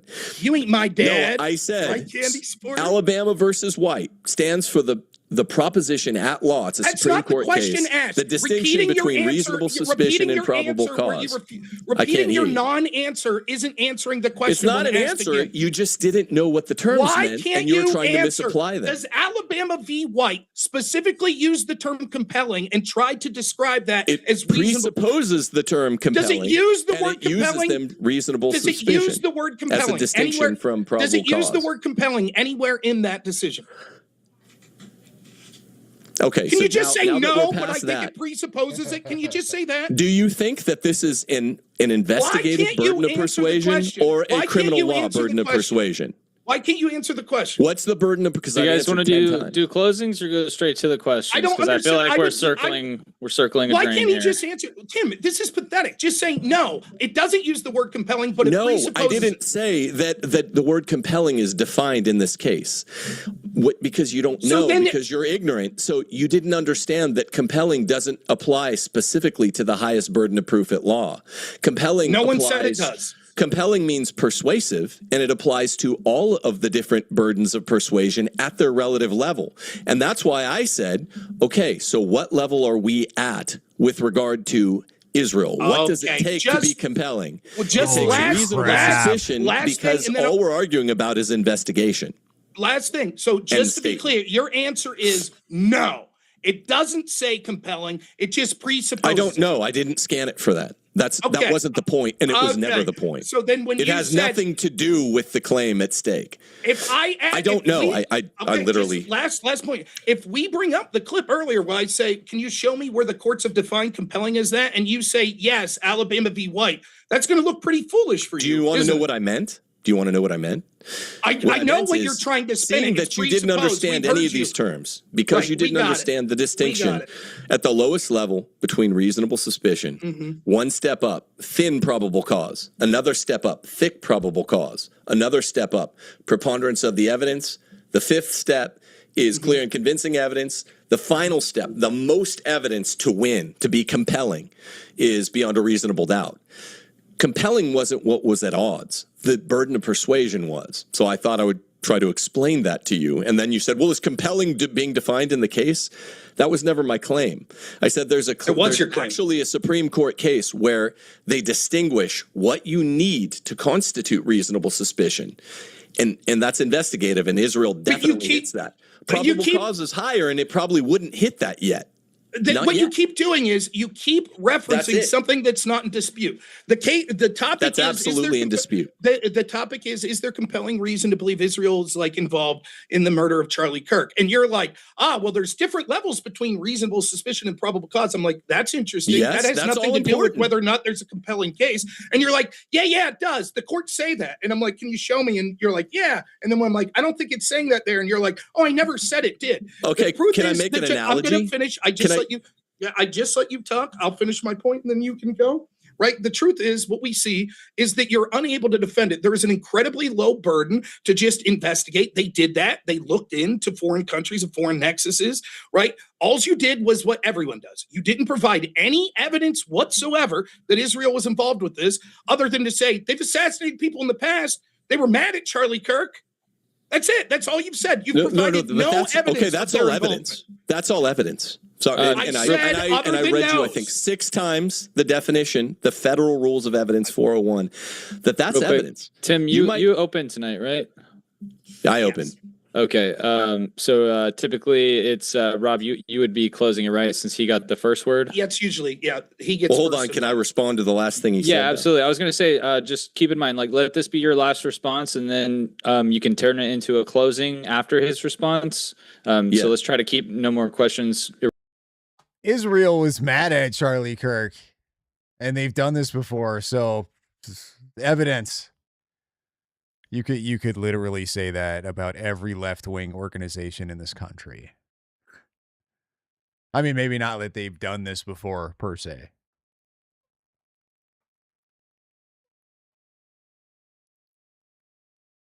Like, I mean, whatever, I guess. Holy shit.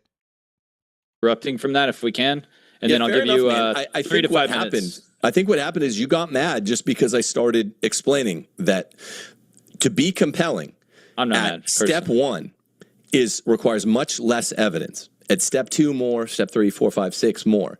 And I was just saying, like, if I could make an analogy or something, it would be if you're standing 3,000 feet. I mean, that's fair, right? Like, to be being compelling is subjective. Like, what you find convincing might not be very convincing to somebody else, or like what you need to have in order to be convinced of something might be incredibly low. Like, Israel's mad at Charlie. Like, that might be all you need to be convinced that they had something to do with what happened to Charlie. What I mean by compelling is that it's just convincing. Well, if you're an idiot, it's probably much easier, probably takes much less stuff to convince you of something, as opposed to somebody who's maybe a little bit more critical. Away. That's reasonable suspicion.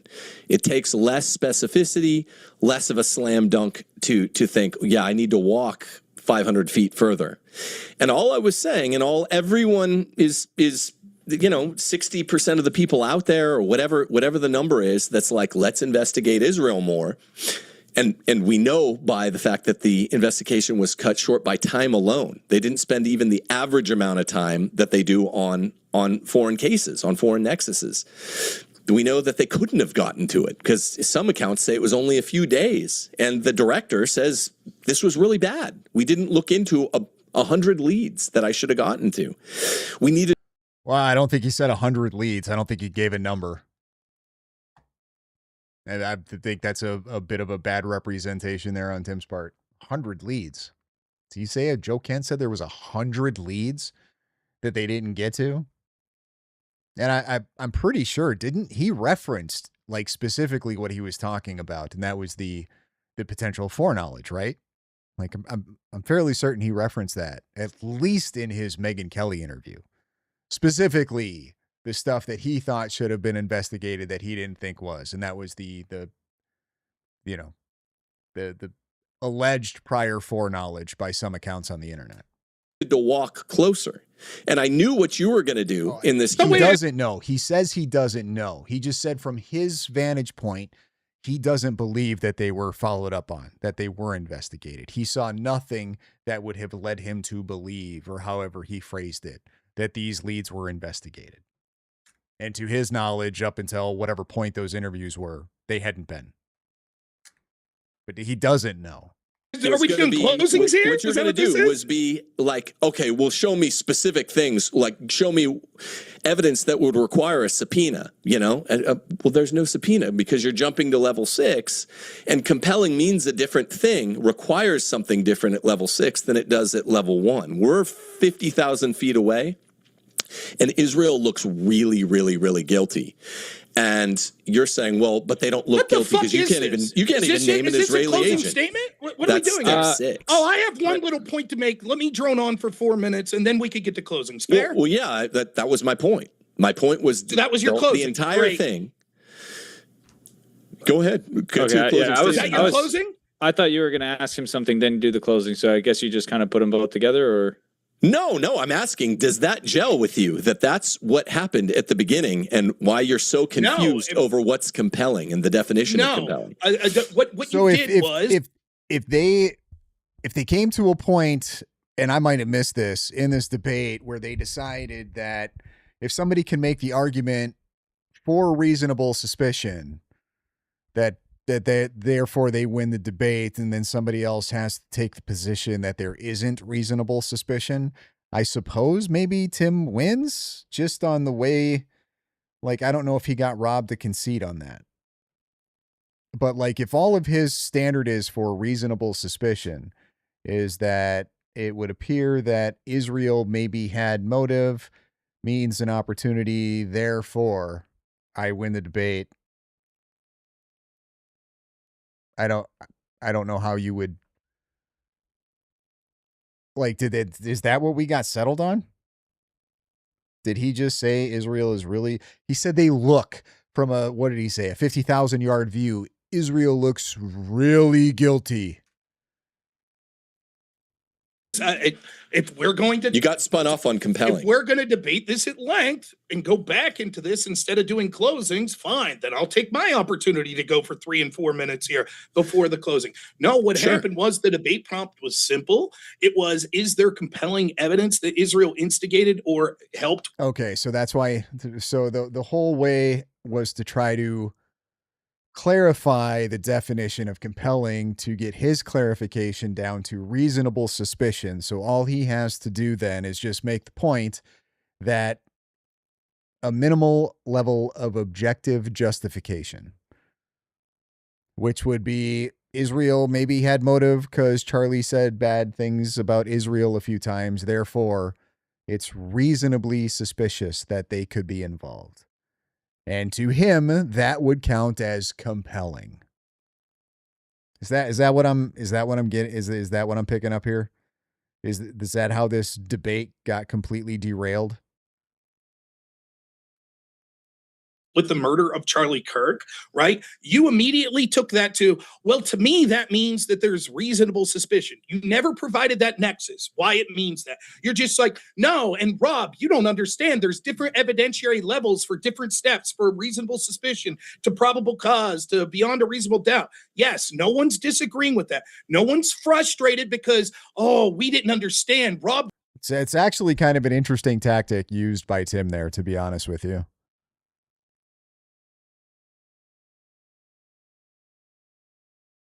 Like, knowing that that position is so hard to argue that you have to twist it and use this much of a tactic to try to even argue your point. Like, he's not an idiot. Looks like a fool. He didn't. I've said from the get-go, yes, I understand there's different evidentiary standards. My contention is that's not what's meant by compelling. Compelling doesn't just mean there's reasonable suspicion that we look into something. There's all sorts of people. You may have reasonable suspicion to look at everyone in it. I also don't know how you get reasonably suspicious to convincing.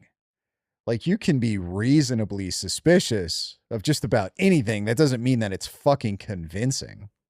A particular theater, if someone gets shot there, that doesn't mean that there's like this whole debate has just been debating two different definitions of a fucking term. Compelling evidence or compelling reason to believe that every single person in there is a murderer.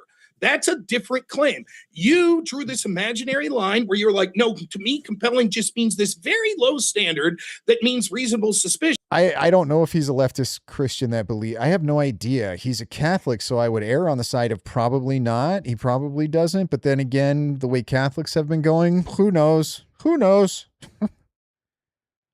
And as I predicted, it's funny. I just seen this comment. No, Tim is trad Catholic. Yeah, but I don't even know what that means anymore, to be honest with you. Look at the Pope. What the fuck is the Pope doing?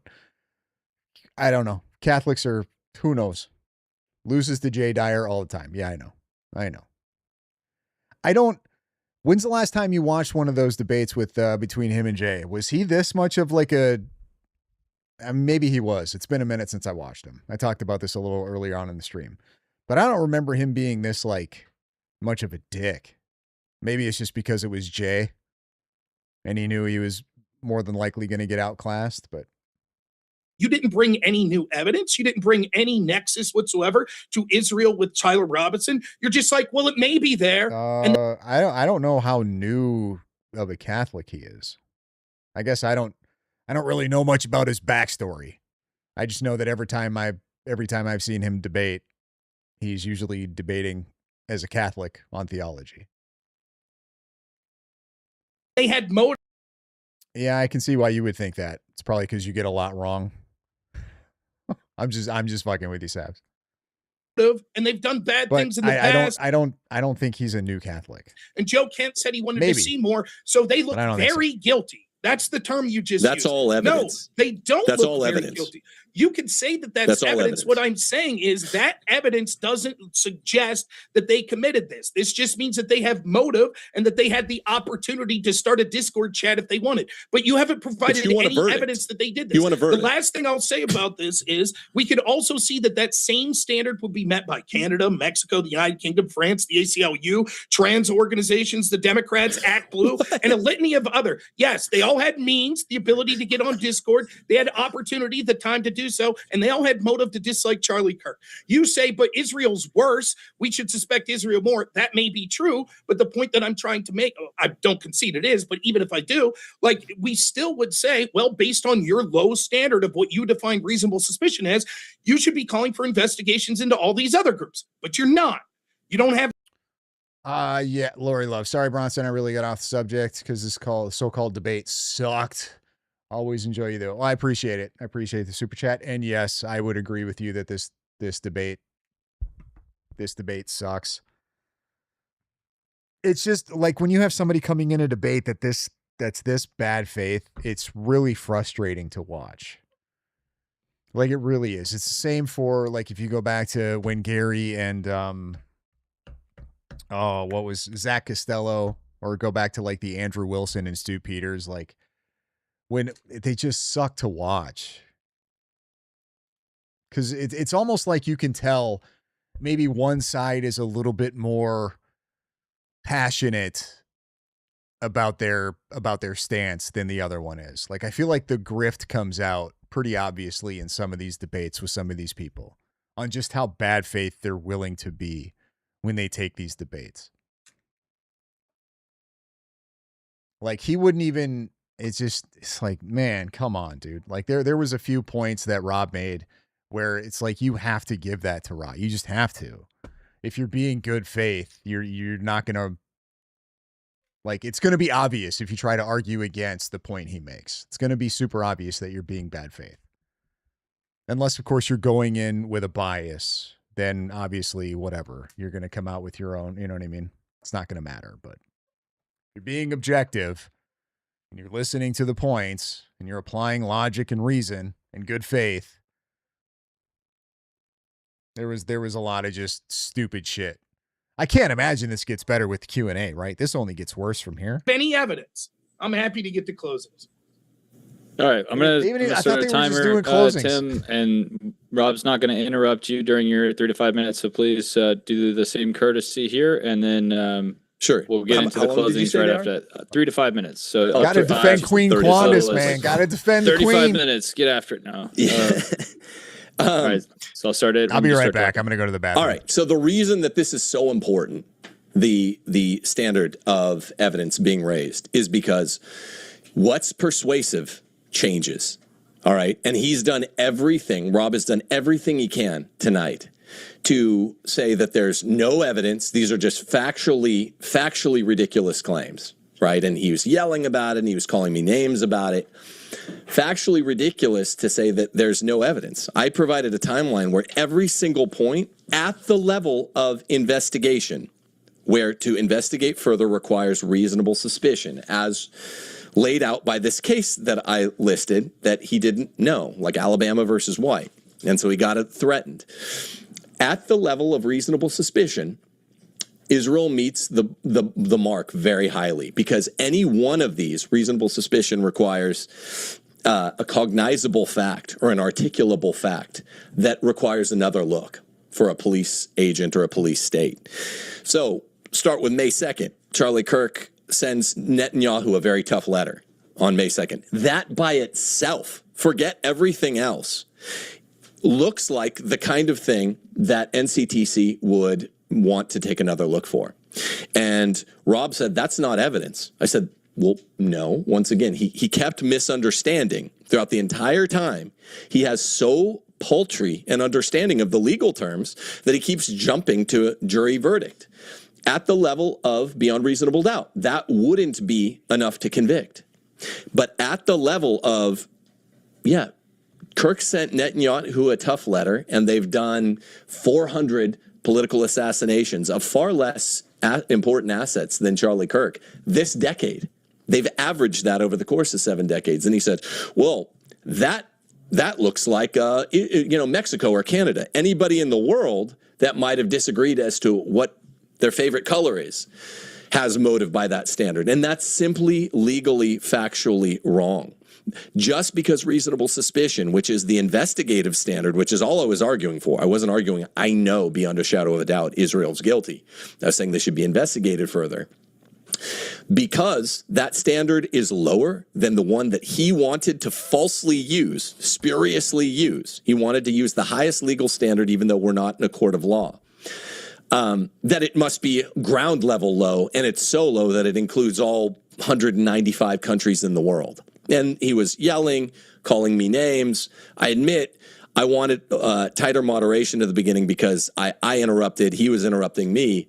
That's going to happen if you have looser moderation. But you saw the desperation where he's even resorting to absurd claims like Mexico and Canada killed Charlie Kirk as likely as Israel did. And that's absurd because Netanyahu and all the prime ministers of Israel have all carried out TAOs that are an ordinary course of business for them, that are an ordinary course of statecraft. When anybody, like, let's take Charlie Kirk in October of 2023, because this is an important timeline matter that I agree with Rob on. When he started pumping the brakes, even though it was a very mild brake pump at first, I would be willing to bet, and I would as an investigator, not as a prosecutor, because the standard's higher, I'd be willing to wager that's where they said, what's our contingency plan if Charlie Kirk is off board? Because every other American under the age of 50 hates us. What will we do now that Charlie Kirk is the first guy after October 7th, 2023 saying... So then what's the problem? If every other American under 50 hates Israel, what does it matter if Charlie turns on you too? What does it matter? Why would you have to take him out? He just refutes his own shit right there with that point. Every other American under 50 hates us. Therefore, we have to at least keep Charlie Kirk. Got to keep this one guy. And if we can't control him and we can't keep him on our side, we just have to completely eliminate him. What? What kind of dumbass logic is that? False flag. In all honesty, I couldn't believe Charlie Kirk said that. And I'll bet you Bibi Netanyahu couldn't believe it either. That was it was gentle, it was subtle, and he was reasonably graded in his... I don't know how people, even if they're like big time conspiracy theorists, I don't know how they listen to arguments like this and don't go, wait a minute, that's stupid. Holy crap. Are all of our arguments this dumb? Disaffection for Israel, but it was there. And that was probably enough in Bibi Netanyahu's mind, who looks into this a lot closer than I do, for him to say, what's our contingency plan? So the timeline, I think, does go all the way back to our October. Contingency plan is to get rid of Charlie Kirk. Everybody else hates us. We can't let Charlie hate us. We would rather Charlie be gone than Charlie hate us too. What? 2023, but I don't know. I don't know the way a prosecutor should know when he asks these things in court. And guess what, Rob? We're not in court. We're investigating and doing the job that Kash Patel stopped the NCTC from doing. Thanks. Okay. What was that? You know, you say that, Gil, you say that he's stupid, but I'm going to tell you, in my opinion, with all of these debates that I've heard of them trying to defend or make the argument that Israel had something to do with it, like he doesn't even necessarily say that Tyler. I think he's done the best job. I think he's been the best one so far. He's definitely way better than Candace did. Stu Peters, I mean, I guess you could call that a debate. He just went on there and was like, I'm not answering any of your questions. We're not talking about my ideas. You defend the state's evidence. And then, I mean, Zach Costello, I don't know what the hell he was trying. I guess he was maybe nicer about it, I suppose. This guy was a dick. Like, if he had a better attitude and he wasn't being such a D-bag to Rob, of all people, like, maybe like he would get some style points for that. But as far as being stupid, I think he might be the smartest one so far. 5 minutes? Yeah, that's 5 minutes. He had about 8 seconds left. Okay, five. That sounds good. We'll start your time whenever. And yeah, appreciate you being silent for that, Rob. Tim, sure, no problem. Do the same, and then we'll get into the super chats. You guys will get into a lot of the same debate topics we were in and more when we get to that. So that's going to be fun. Let's get after it. Rob, go ahead whenever you start talking. So he says there over and over, we're not in court. I agree. The person that implied we're in court, to the point where I said, do you have any evidence that we're in court, was my opponent, Tim. Like, he sets this court standard of what compelling is, that it's reasonable suspicion, and then proceeds to say, but we're not in court. He tries to say that I wanted the highest standard of beyond a reasonable doubt. That's not it whatsoever. I define compelling, as Merriam-Webster did, as convincing. That's more than just, well, there's some motivation, and so therefore we should look into something. The best analogy I give is, it's like if you're in a theater and it's one person gets killed there, you might do a cursory look at everyone there, but that doesn't mean that. Candace is so bad after watching it again. She was like, whatever. I get it. People are gonna Queen Candace. They're gonna defend Candace. I get it. I totally get it. But like, objectively looking at that, it's terrible. You can tell when she's lying. Like, you know, because she's so obvious about it, because she will basically like refuse to answer questions. She will refuse. If she knows she's going to lie, she'll just avoid the question entirely. Like, that's not. How obvious does somebody have to be to basically tell you that they're completely full of shit? Did you see the Didi Got a Podcast versus Warren? No, I didn't. That dude reached out. Didi Got a Podcast. He reached out to me on one of my YouTube videos, wanted to have a discussion. I was like, yeah, do you have X? Just hit me up on X. We can arrange it on X. I had never heard back from him. I figured that was going to happen. I thought that would have been kind of fun, but I mean, at this point, meh. You are convinced or compelled to think that they are all murderers. But no, I didn't see it. That. And so he immediately goes to this legal standard and implies that I'm saying it has to be beyond a reasonable doubt. It's just not true. I never said that. Did he do much like defending, or did he do more of the asking questions? Look, we went through a lot of this. I regret this debate went the way it did. I guess people will judge for themselves based on which side that they like, who's more to blame. But I thought that it was a bit ridiculous from the get-go how it was going. I wanted to talk more about the issues, the timeline, things like that. We didn't get to much of it. I did discuss the timeline about how it would be near impossible for them to want to decide to kill Charlie Kirk in a time that would mean they had time to radicalize Tyler Robinson. He says that maybe they did in 2023. I mean, it's just laughable. Charlie Kirk, from all of 2023, 2024, up to 2025, was one of Israel's biggest supporters. So the idea that they were possibly weaponizing people like Tyler Robinson to kill him then is a joke. A lot of the specific details, because of how contentious this debate was, we didn't get to. For example, I think he says things that are overstated and meant for people not to look into them. When we went to the May 2nd letter that he keeps saying that he slapped Netanyahu, you want to hear the first line from that letter? Quote, "It's one of the greatest joys as a Christian advocating for Israel and forming alliances with Jews to fight to protect the Judeo-Christian civilization." The theme of that letter was basically saying, Bibi, we need to do better. We're losing the PR war. People are blaming Israel for everything. We need to work together to get better. Now, what Tim wants you to believe is Bibi was so upset that Kirk was like, I love Israel. I love the Jewish people. We need to work together, but we need to do better with PR. The Bibi now was like, well, you know what? Now we're going to kill him. The next incident that we have is June 18th, where allegedly we just have this vague, a staffer said that Kirk yelled at Trump. That's it.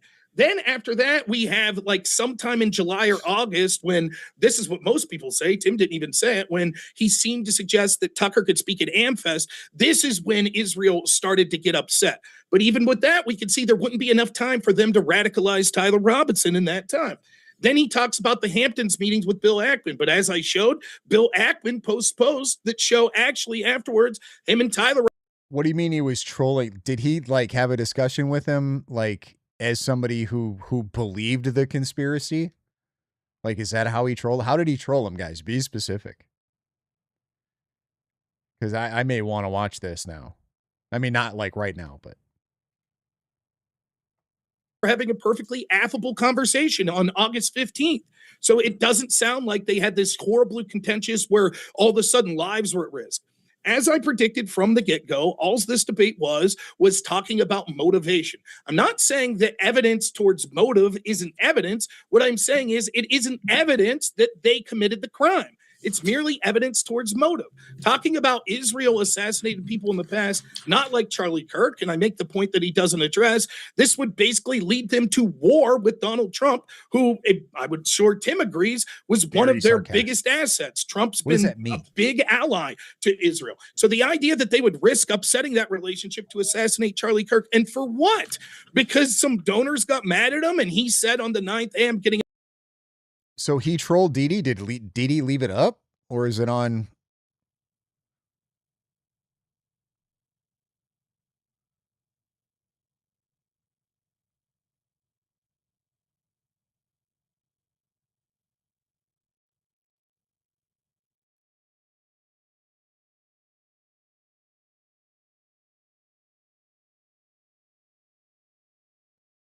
Upset. He also ignores the fact that the best evidence we have is the day before the assassination, he feared the left. The things that I didn't predict, and again, there's no evidence. Look through the evidence. The question is it compelling? Not in a court, but to you, to me, to all of us. Is the evidence compelling that Israel did it? His case is literally Israel's bad in the past. They've assassinated people, and they had reason to want to take out Charlie. So therefore, I think it's convincing they did it. That's laughable. And as I illustrate, there are any number of countries, organizations, groups that would meet that standard, that had motivation. And as far as means and opportunity, it's literally just, are you capable to get on Discord and radicalize people? That's pretty much any group. So the thing I didn't suspect from this debate, though, was just like the willful obtuseness, the condescension. I don't get it. I think we could have had a better conversation.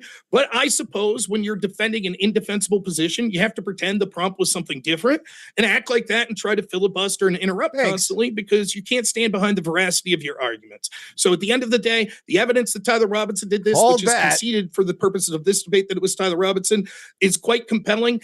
There is no evidence sans motive. Gil coming in with a $5 super chat. Charlie Kirk's so-called problem with Israel wasn't even Israeli policy per se, just Jewish donors rescinding donations because of TPUSA platforming Tucker. Well, it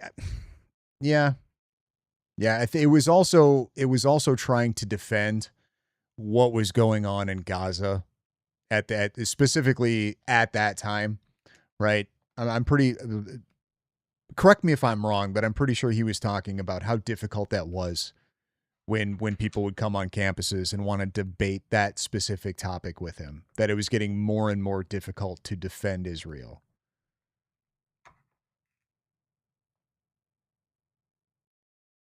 But the Jewish donors rescinding donations were Jewish Americans, right? Do we know that they were like donating on behalf of Israel? I mean, I suppose you could say that a lot of Jewish people are just acting on behalf of Israel all the time because they have connection to it, not necessarily like they have a connection to the government specifically or anything like that. but he never criticized Israeli policy in Gaza publicly. He was just sick of talking about it. Right. I mean, I'm not necessarily saying that he criticized this. He just kept saying that it was getting more and more difficult to defend, and that it was happening more and more often, that the Israel subject was being brought up when he would do these campus things.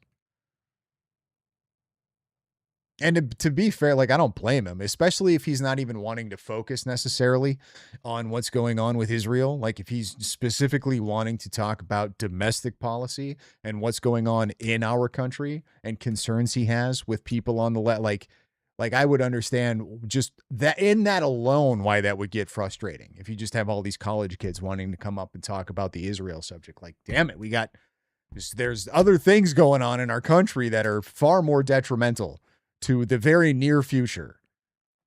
So it makes sense. For the fact that Israel was involved in this every way. Joe Kent saying I wanted to look into it more. He never even specifically mentioned Israel. We have no idea how much they looked into it. And if it's just reasonable suspicion, all that literally means is taking a cursory look, which was done. All right, that's your time. Thank you, Rob. Thank you, Tim.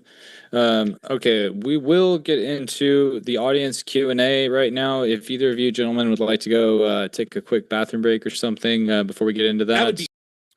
Jacqueline Brennan, thank you for the $5 super chat. Diligent Denizen posted today he's meeting with an attorney to give exculpatory evidence for Tyler Robinson, but not his defense attorneys. I'll bet his lawyer is Barron. I doubt maybe, I suppose, but I doubt it. I'm not even sure that Barron is practicing anymore. I thought Barron was done with that. Now he just does YouTube full time. But it's he specifically said he's giving exculpatory evidence. I can't imagine what Diligent Denizen has that's going to be exculpatory evidence for Tyler Robinson.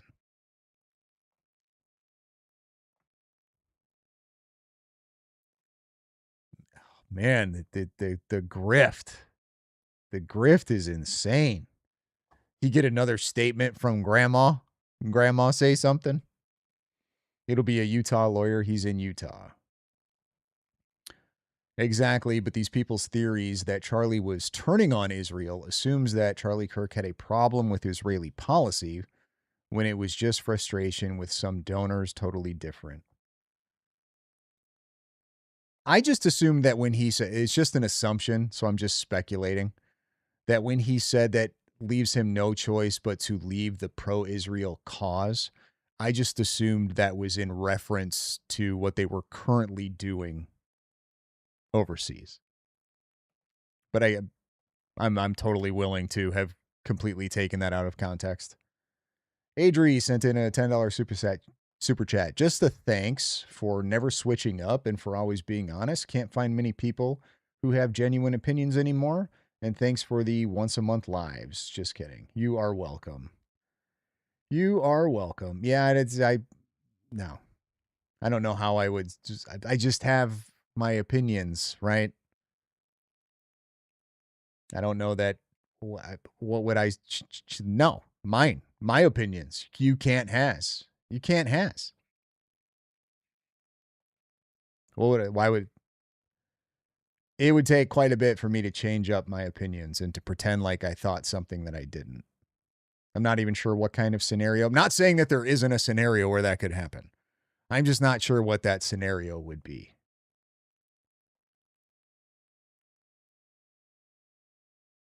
I don't think it would be money though. So it would definitely have to be something else.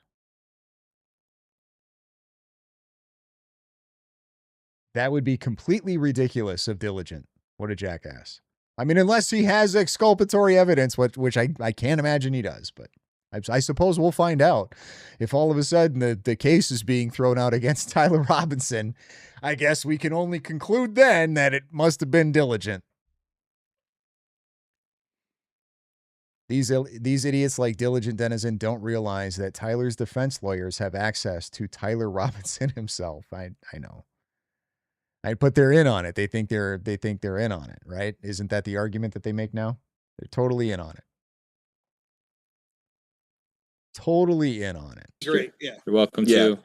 All right, cool. 5 Here. minutes. So the PayPal will get read first, I'm just because assuming they you must have guys edited some listened stuff. and followed directions there, Unless my shit and just went didn't wonky give for no Google all reason. the money. Let me see. We didn't get too many through there though. Sorry, Mike, put you through the paces there, man. Yeah, they were saying you're using me as a baseball bat, Rob. I didn't expect. I couldn't believe his cross. I mean, I shouldn't talk about it during the debate. I'll shut up. Appreciate y'all allowing us to chat here too. Your channel is a good one. Yeah, I feel like my chat's it's just chill. It's mostly chill. Like it doesn't get super crazy as some other channels do. I don't get anywhere near the trolls, which is it's kind of unfortunate. I'm not going to lie. I don't mind a few trolls here and there. They're kind of fun. They keep things lively, keep it entertaining. It was definitely a fun one. I think the questions here are going to be just as fun. We'll see where it goes. Sure. Yeah, you would like, but Tyler's in on it though too, right? Like everybody's just in on it. Isn't that's the thing? Like everybody's just in on it. So then they would like I'm hoping they'll eventually at least settle on one of the two possibilities that if Tyler is a patsy, then he either has to be a knowing or an unknowing patsy. And if he's just chilling and the defense is in on it, like that would imply he's not firing them. So that would have to imply that he's also in on it, which would make him a knowing patsy. So willing, like he was willing to be a patsy.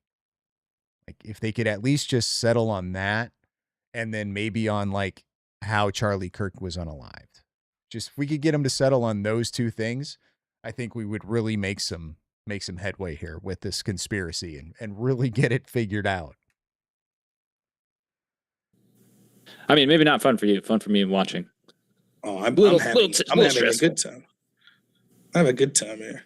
Okay, good to hear. Oh shit. Don't say anything TOS, Rob. I'm gonna go grab some more coffee real quick. I trust.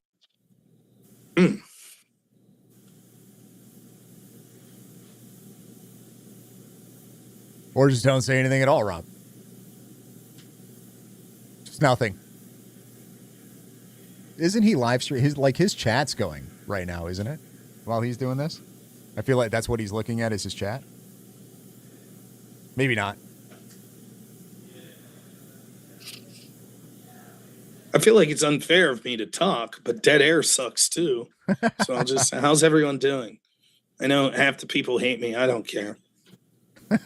Sorry, the debate wasn't more issue oriented, I guess. What is this 3 strikes thing YouTube's saying? What?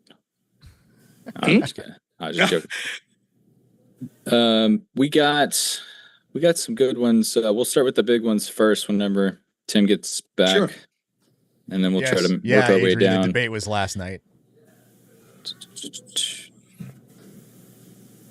Not what I anticipated. I'll say that though. I thought it'd be more chilled. I think no hard feelings. I think the last time I had a debate similar was Jay Dyer and Captain.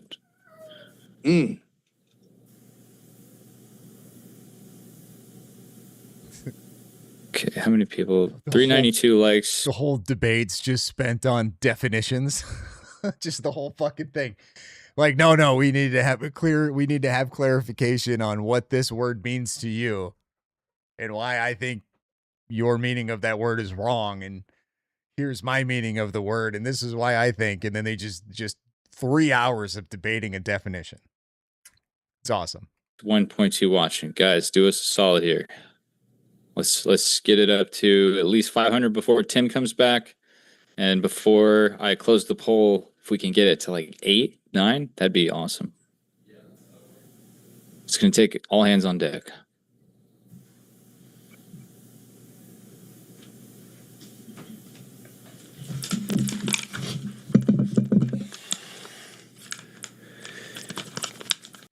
Well, most of their spaces is like a ton of speculation, but it's weird because a lot of them, like, they won't even rule anything out. Like, really, you're just going to accept any theory whatsoever? You're like, I thought you were looking for the truth. If you're going to find the truth, like, you have to at some point start ruling things out. Like, you have to you know what I mean? You have to take the garbage out. You can't just hang on to all that shit and think you're going to find a solution or find an answer.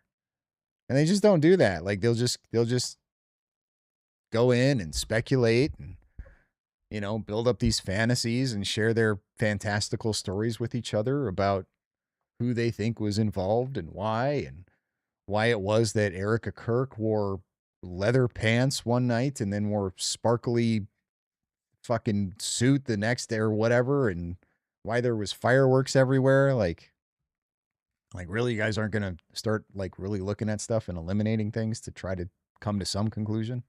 Nope. Much more fun to just speculate and create stories. Raw 1213. Thank you for the $10 super chat. I would love to see one example of his Israeli assassinations where an innocent man was used and convicted and then actually being proven, not just suspected. That's another thing. Like, they're taking way too, like, to have to involve this many people to cover this up is insane. That's insane. Like, even if you have the means to do that, you're now having to either pay a lot of people and hope that they keep their mouth shut and go along with it, or you're having to threaten a lot of people and then just hope that they keep their mouth shut and go through with it. Like, that's too many holes. And then you have to hope that the patsy just goes along with it as well. I feel like it would be much easier if they were going to set this up to take them out and then to eliminate the person that they were going to blame it on. Case closed, end of story. Go ahead, conspiracy people. Run wild with your theories. Doesn't matter. We're moving on to the next thing. Like that, I feel like if that's, you know what I'm saying? That's the way I would do it. If I was going to do it, just leave like as few holes as possible. Get a couple people, handle the business, take out the guy that did it. Good to go. Done. What happened? Oh, it was a shootout. Something. Whatever.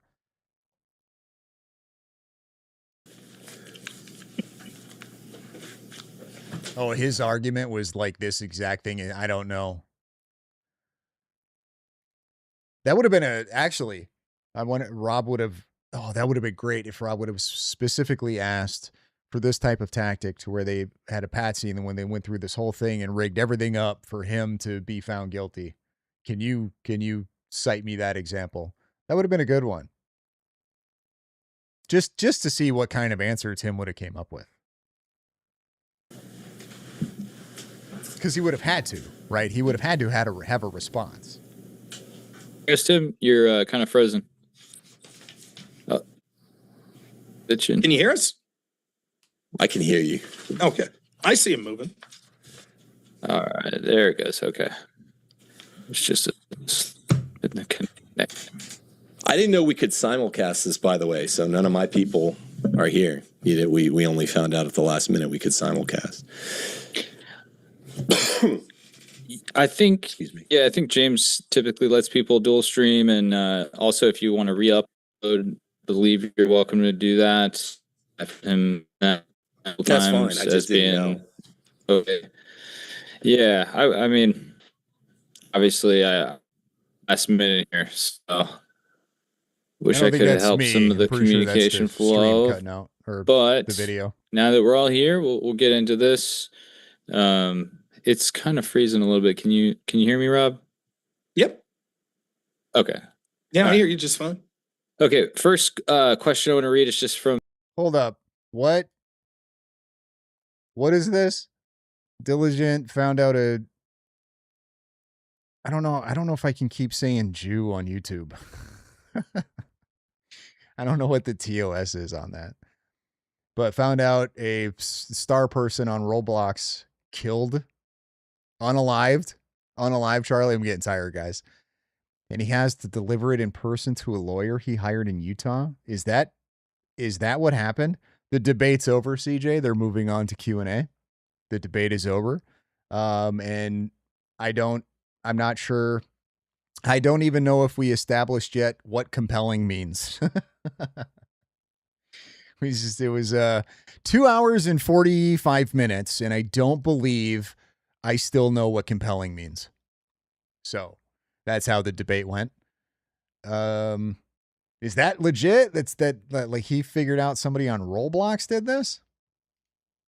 Or are you just being sarcastic? I mean, it's kind of funny. The PayPal here, since But if that's like what he's going with, I mean, I'm curious. I'm going to have to pay attention to that. Yeah. This question for Tim. You said in the repo rise and kill first? What is that? Know if repo? Okay, so as far as this goes, I believe George Santos confirmed that that's not true of Diligent. I believe, if I remember right from the X space. CJ, help me out. I think you were in that one, but I think George Santos like more than confirmed that no, Diligent doesn't do that. That it was somebody else or something, and he ended up like sort of guilt by association or something like that. Maybe the 2018 study, comprehensive study. Oh, report. That's what they just left out the R. There was an incredibly low bar for assassination. Can you share? But would George lie for him? I don't think so. Maybe, possibly. I don't know George Santos that well, and the vibe that I got from George is that depending on how much you're willing to pay, he'd probably lie for you. I think he'd be willing to do just about anything for some cash. And I'm pretty sure George will never see this, so I'm not too worried about having to deal with old George Santos. He is kind of fun to talk to, though. I'm not going to lie. He was kind of fun to talk to. First time I didn't really talk to him. I just kind of like lost my shit on him and told him to shut the fuck up. But I didn't realize it was George. To be fair. But the second time I got to talk to him, he was pretty fun to talk to. Here's some of the reasons that there were assassinations. Do we trust George Santos? Okay, so here's what I will say. I believe that you can trust George Santos to be George Santos. And if you listen to him talk or you have any type of conversation with him for more than 5 minutes, like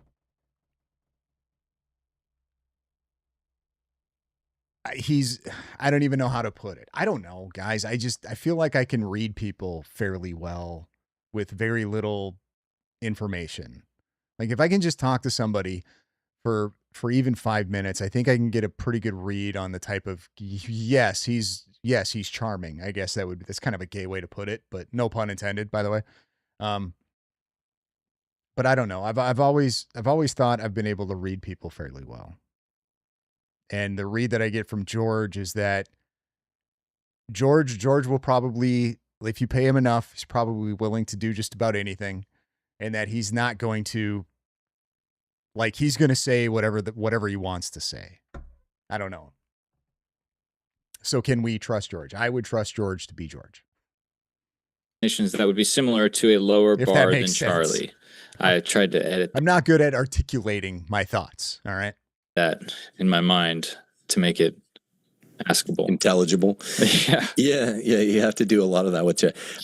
Yeah, great. It's great. According to Bergman, 5 of the most common. I think he gives 10 rationales that Israel is. I'll put it to you this way: it makes sense that he was a politician, and it also makes sense that it didn't work out for him. I'll say that. Known to just go kill people for, start murdering. And the 5 most apposite rationales are for of their 2,700 TAOs are like petty retaliation, like what you saw in Munich. So that's a good way to put it. I would probably phrase it more like, I don't think he gives enough fucks to lie.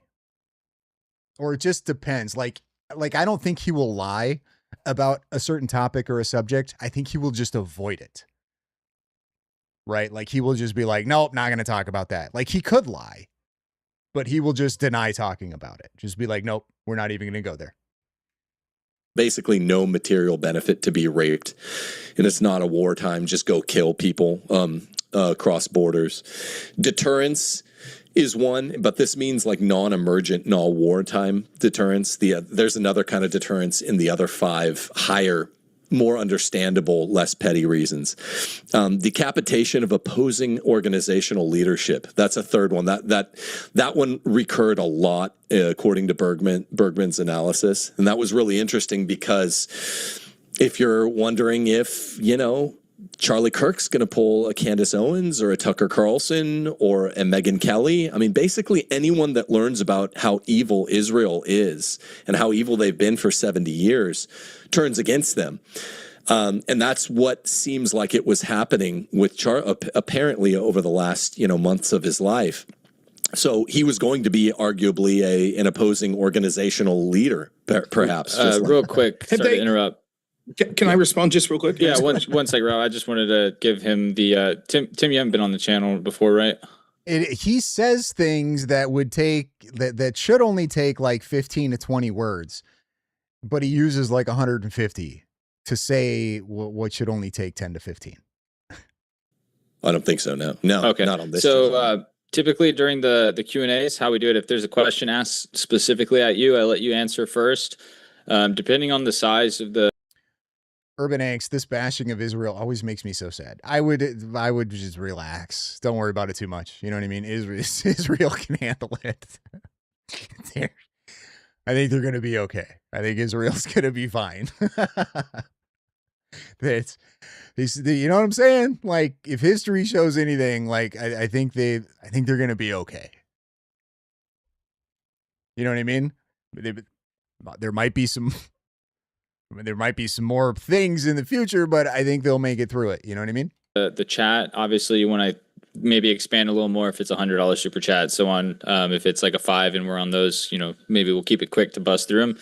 Sure. I'm gonna for like 10 and up, I'm gonna allow 1 to 2 minutes for the person that's asked. But just so you know, every question that's asked at you, Rob will get a chance to respond to after you've given your piece, and then vice versa. If a question's asked to him or a comment made to him he's responded to, you'll get a chance to do a quick comment on that. But let's try not to spiral back into the back and forth on those too much, because we do have a ton coming in and a ton that we need to get to. So I want to try to keep it flowing a little quick.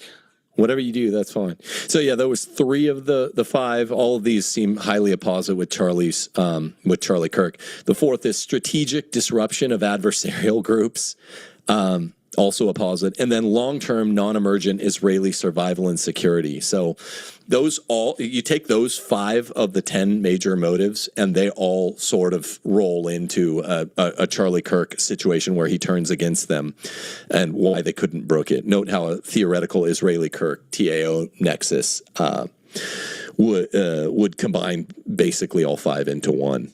So. Okay. Can you name me one example of a prominent American being killed, assassinated by Israel in America? Shit. You're answering the question, right? I'm not doing cross anymore after your fucking shit show. You're welcome to answer questions like that, but I do want to keep it going too. You not willing to answer fucking questions directly? That's Rob's fault. Can't answer. Got it. There is no. I'm just not gonna. I'm answering this guy's question. I'm not gonna answer the. I believe the thrust. Nothing. Well, I'll say my piece. The thrust of the question is U.S. Liberty, USS Liberty. Okay, there you go. There's your question. That's not an assassination. Attacking a boat is different than assassinating a political figure in a TAO. Is the U.S. Bergman? I'll check Bergman. U.S. Liberty, was that a TAO? Was U.S. Liberty a TAO? No, that wouldn't count. Okay. So but let me check since I didn't have them. But just wait, and I can. You can read the next question while he looks up. Okay. Next one is from. Let's pop this out so I can make sure I see it. I don't think Israel as a whole is evil. I think there are evil leftist politicians there.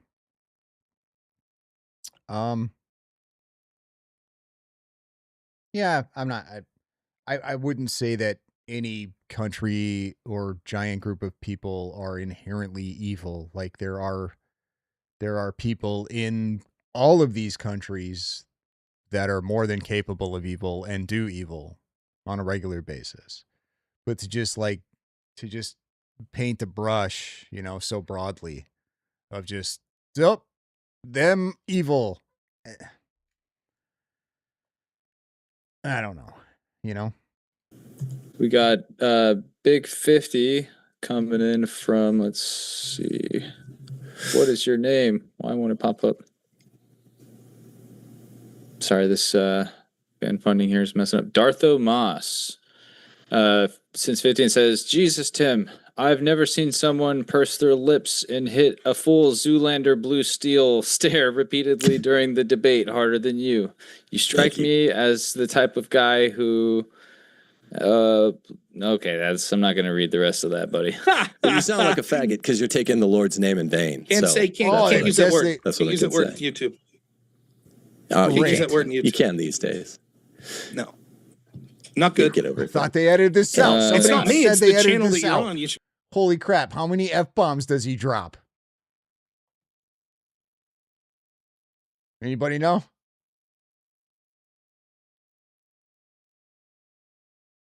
How many more? I don't have a bleeper. Crap. I think somebody else was it.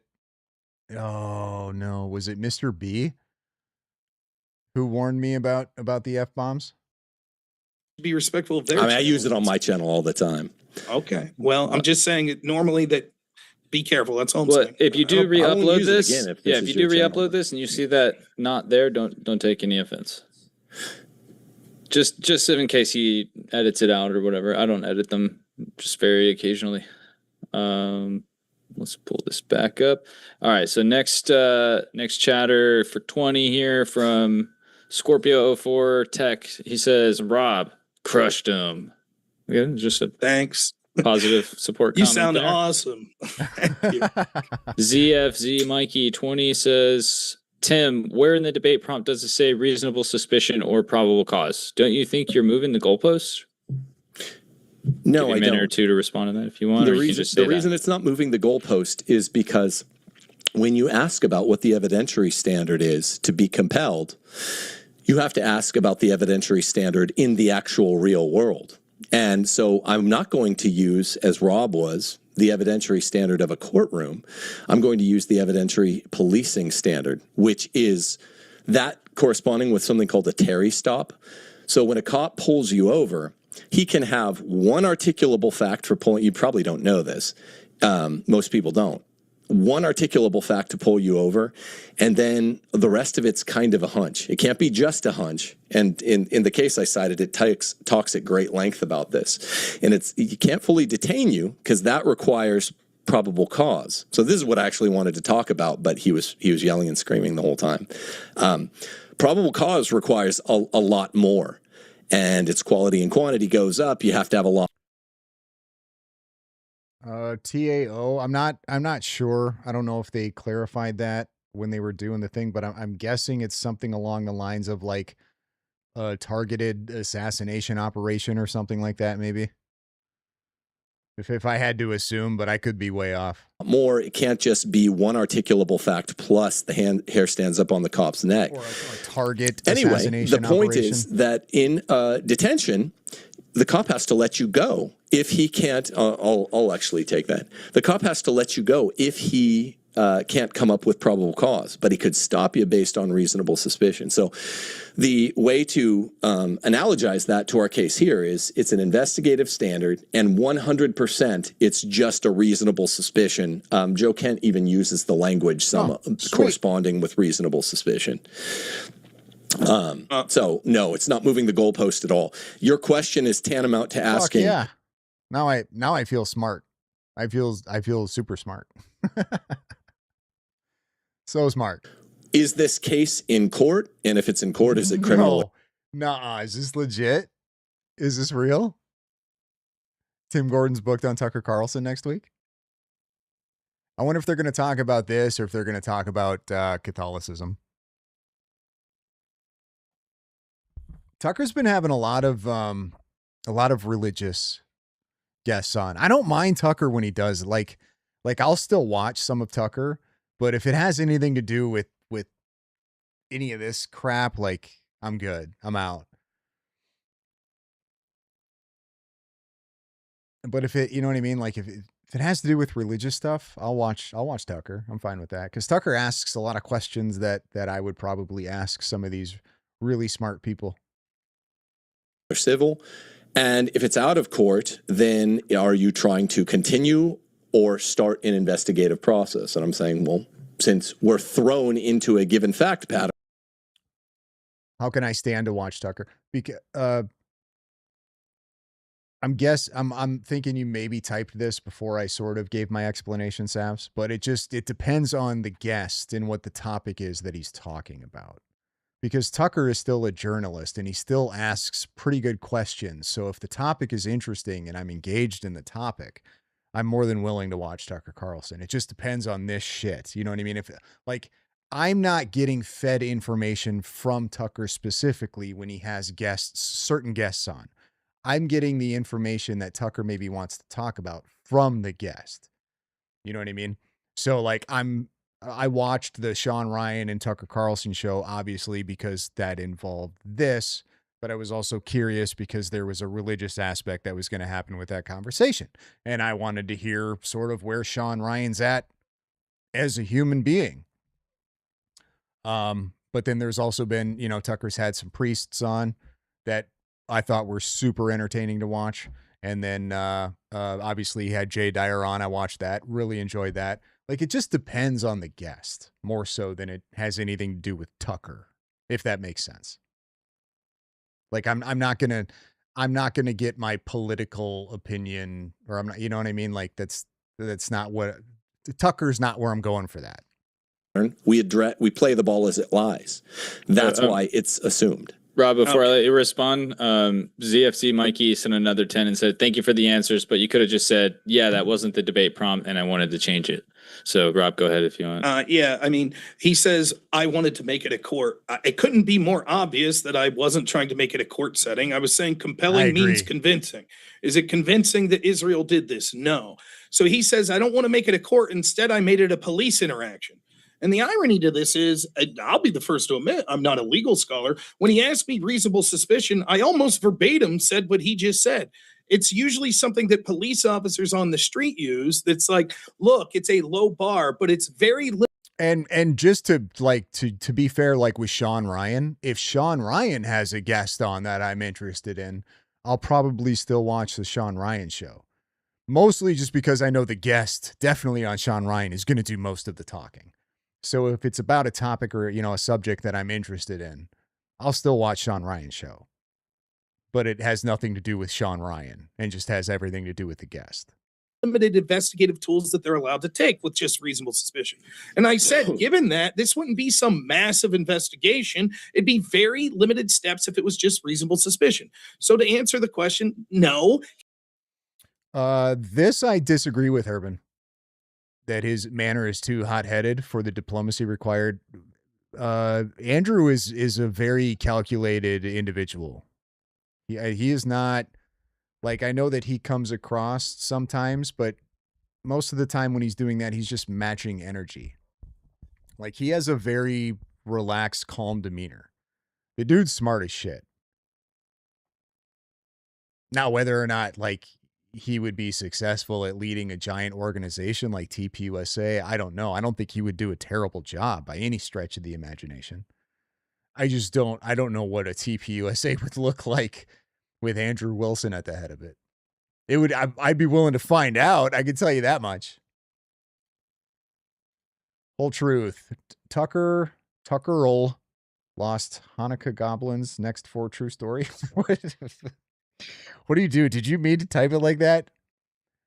Tucker will host Hanukkah goblins next for true story. Gotcha.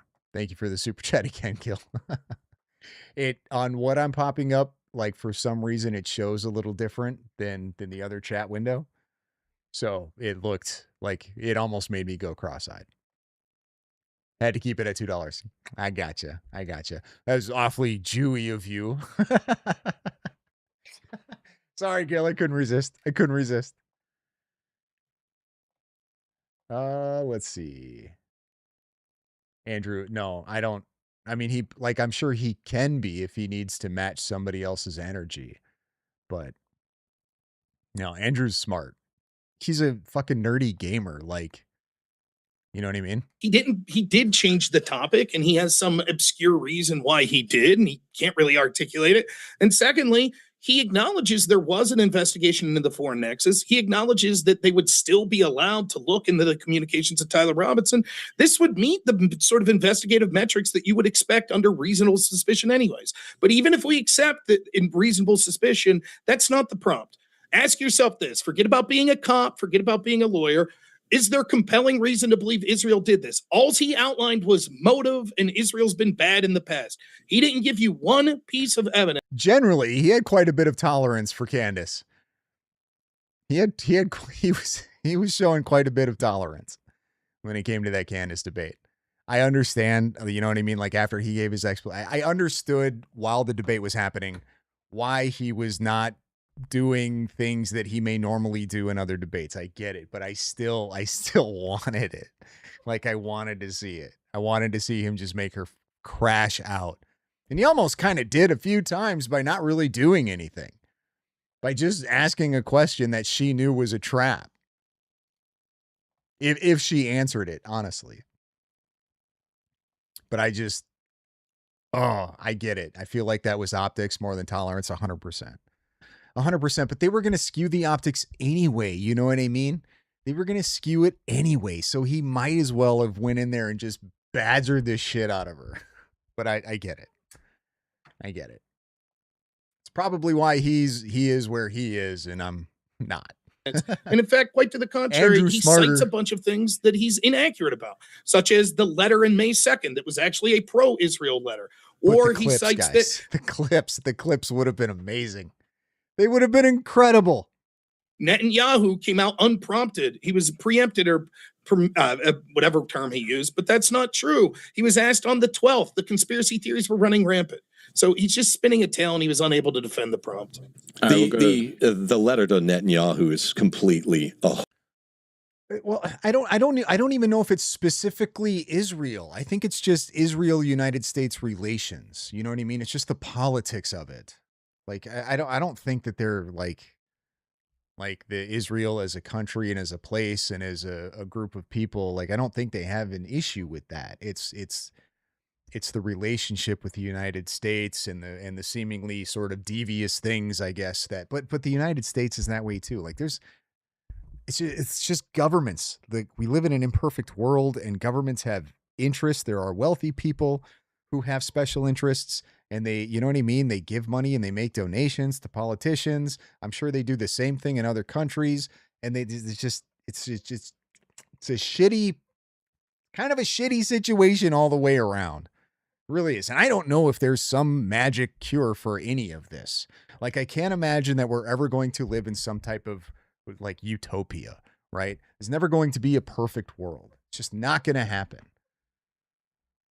So, you know what I mean? Point is that I'm appreciative of anyone who cares about the truth, even if they disagree. Oh, I gotcha. I see. I'm picking up what you're laying down. A harsh letter. We could talk about it more through Rob's lies if you want, or we can just let that go. But his May 2nd letter to Netanyahu is a tough read. I feel bad for Netanyahu reading this thing, seeing that he's lost his longtime asset, Charlie Kirk. It's rough, and of course he opens. Andrew's channel has had a burst of growth since the debate, and he's making over 10K and super good. Dude deserves every penny. Every penny. That guy's been grinding for years. That dude has been like, he's taken on all of these psycho lefties for years. Dude deserves every cent he gets. I hope he makes millions and millions of dollars. With cordial language. Apparently this is very, very, very convincing. Look what he was willing to do. You know what I mean? He was willing to risk, come out of pocket $300K to get this debate with Candace Owens. You know what I'm saying? Like, imagine what a guy like that does if he has millions of disposable income. Imagine what a guy like that can pull off. Could it be convincing that Bill Ackman might have used polite language when he, is done intervening on Charlie Kirk? Of course, this is the nature. It's called Romanita. This is the nature of assassins, right? Give me the harshest. Murderers come with smiles, right? Give me the harshest thing in that letter that Kirk said. Pro-Israel surrogates like myself should not be in charge of fact-checking every piece of anti-Israel information. Quote, sometimes it feels like I'm defending Israel in public more than your own government. Quote, on my recent campus tours, roughly half of the questions I receive are about Israel, and they're overwhelmingly negative. He's saying you suck. Quote, even in young MAGA circles, Israel is losing support. Quote, Israel is getting crushed on social media, and you are losing younger generations of Americans, even among MAGA conservatives. This is a 5-alarm fire. Quote. Yeah, 100%. 100%. Anybody who's saying, like I had made a post basically saying that Candace was always going to win the optics battle of that debate, and that she was always going to lose the debates. And the reason that she was going to win the optics battle is because her fans are stupid, and the reason that she was going to lose the debate is because she's stupid. But even optically, she didn't look good to anybody who's sane, because she made a fool of herself. She refused to answer questions, and she admitted as to why she refused to answer them, because she didn't want to get caught in some type of defamation, like AKA I'm not going to answer that because I would be lying, and I'm not going to get caught in a lie. Like, holy crap. Like, how are you're going to say that in a debate? That's nuts.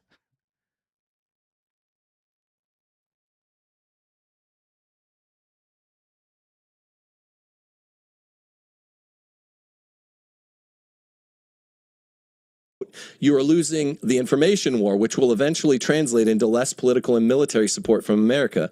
Quote, Israel needs to take the lead. In your closing statement, you said that we're going to keep working with them. Dead wrong. Quote, no more dependence on subcontractors. Quote, influencers like me can promote your content, but Israel needs to create it in Israel. Quote, I thought I want to get Gil's opinion on this. I think Tyler will take a plea. It's I could have swore I saw Andrea Burkhart put something out the other day to where basically at this point, or I forget what she said. I wish I would have paid more attention to what she said, but I thought she kind of made the statement that Tyler's probably going to go to trial now. Like, there's probably not going to be a plea reached, but I could be wrong.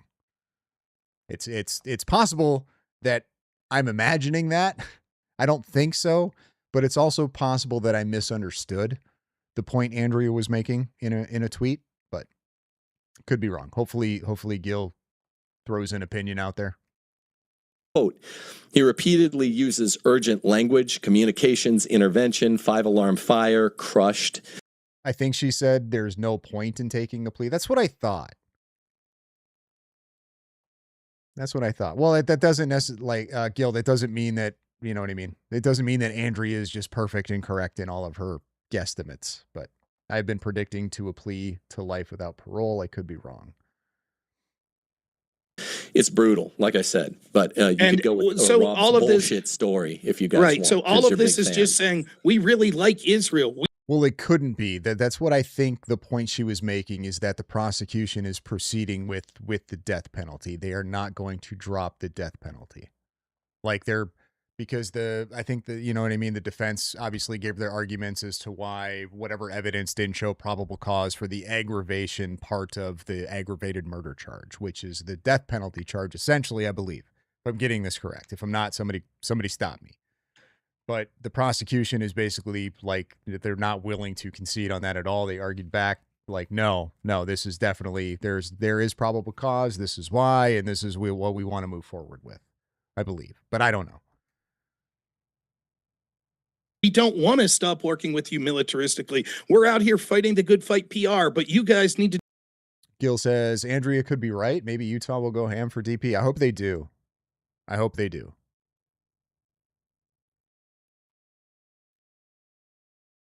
What do you think would be better? going for DP and eventually losing, right? Him being acquitted, or taking a plea and just locking him up for the rest of his life in prison.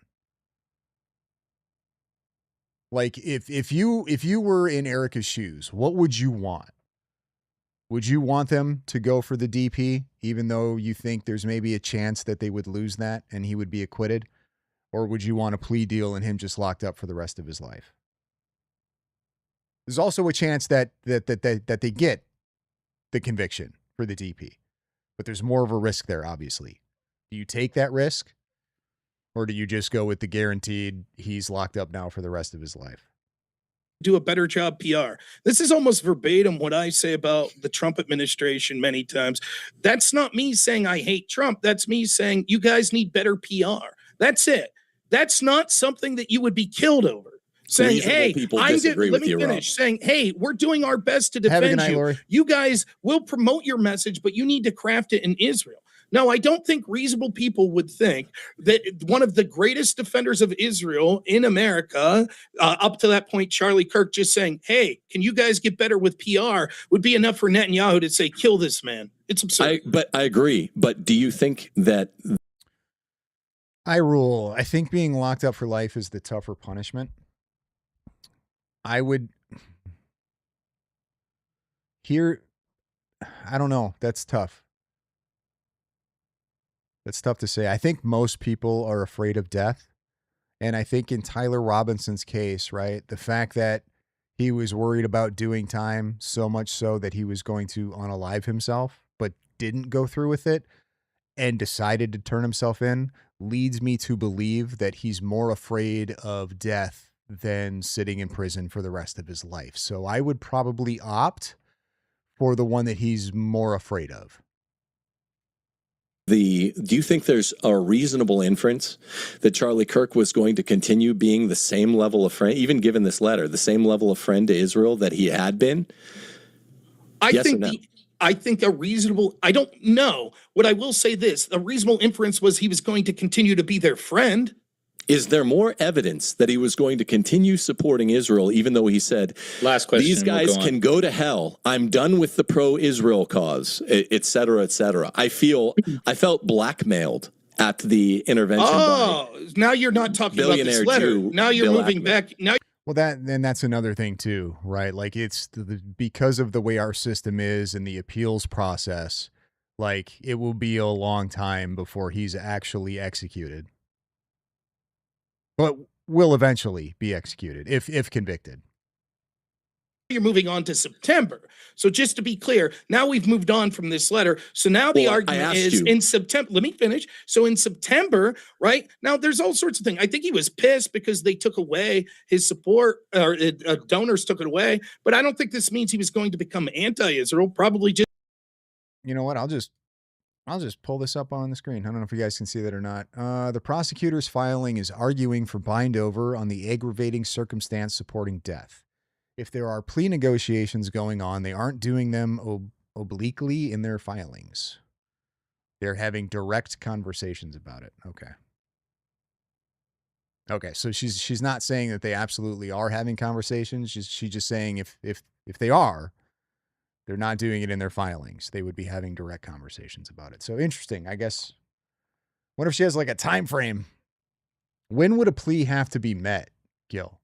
Like, that wouldn't have to be met prior to, like, if they decide that they're going to do a bind over, do they then discuss a plea agreement when he goes in to, I guess, make his plea? Is it at that point, or can it be done at a later date?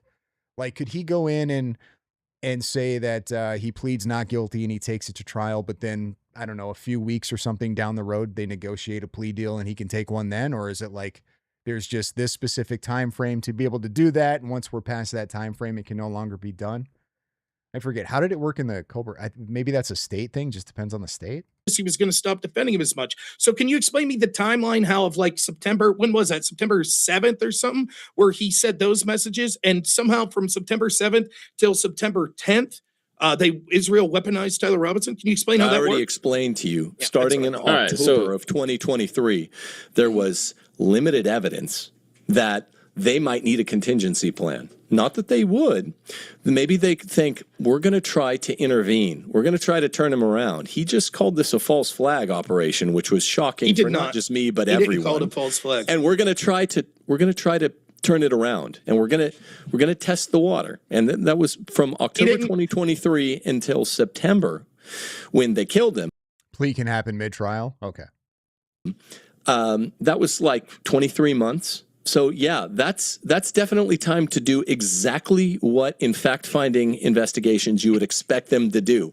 Prove, poke, look for probative signs, yay or nay, that he's going to continue leaning in, like Tucker Carlson did, like Candace Owens did, like Megyn Kelly did, or he's going to lean out of it. That's why you hold things like interventions. But yeah, they might have had the idea in October 2023. Okay, we got to move on, guys. An interesting filibuster there that said nothing. We got to move on. He never said it was false flag. All right, Kenny 3 Stacks for 10 says. Sometimes prosecutions put deadlines on the offer, but technically can happen at any time before a verdict. Okay. But I'm assuming there are, if they think that a trial is going a certain way, like if it's going in the defense's favor, the defense probably would feel that. So then obviously they're not going to want to do any type of plea, and then vice versa, right? If the prosecution feels like they're doing a really good job of presenting their case and that it's more than likely they'll get a conviction, they probably then won't. So I'm assuming it generally sort of happens before a trial starts.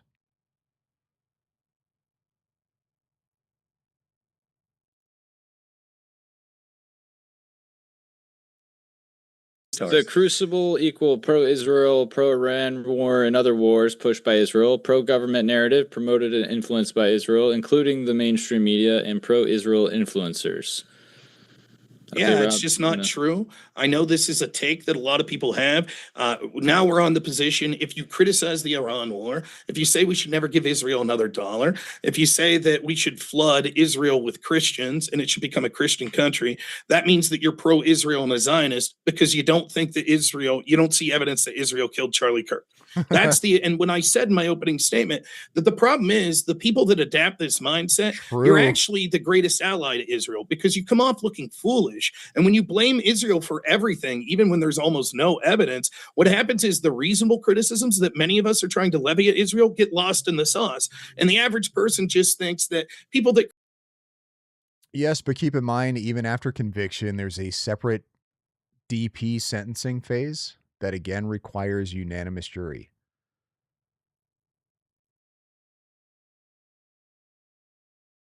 Really?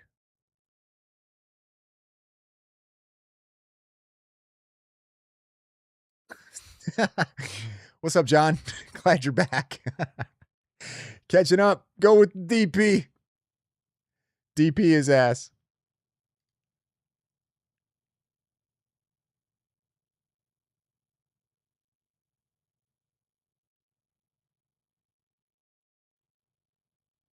Okay, wait. Explain this to me, Gil. So they could convict him. They could find him guilty. And then, but also like decide to not, like, what do you mean? The jury then can also decide to not give him the death penalty, even if they convict him and find him guilty on the aggravated charges?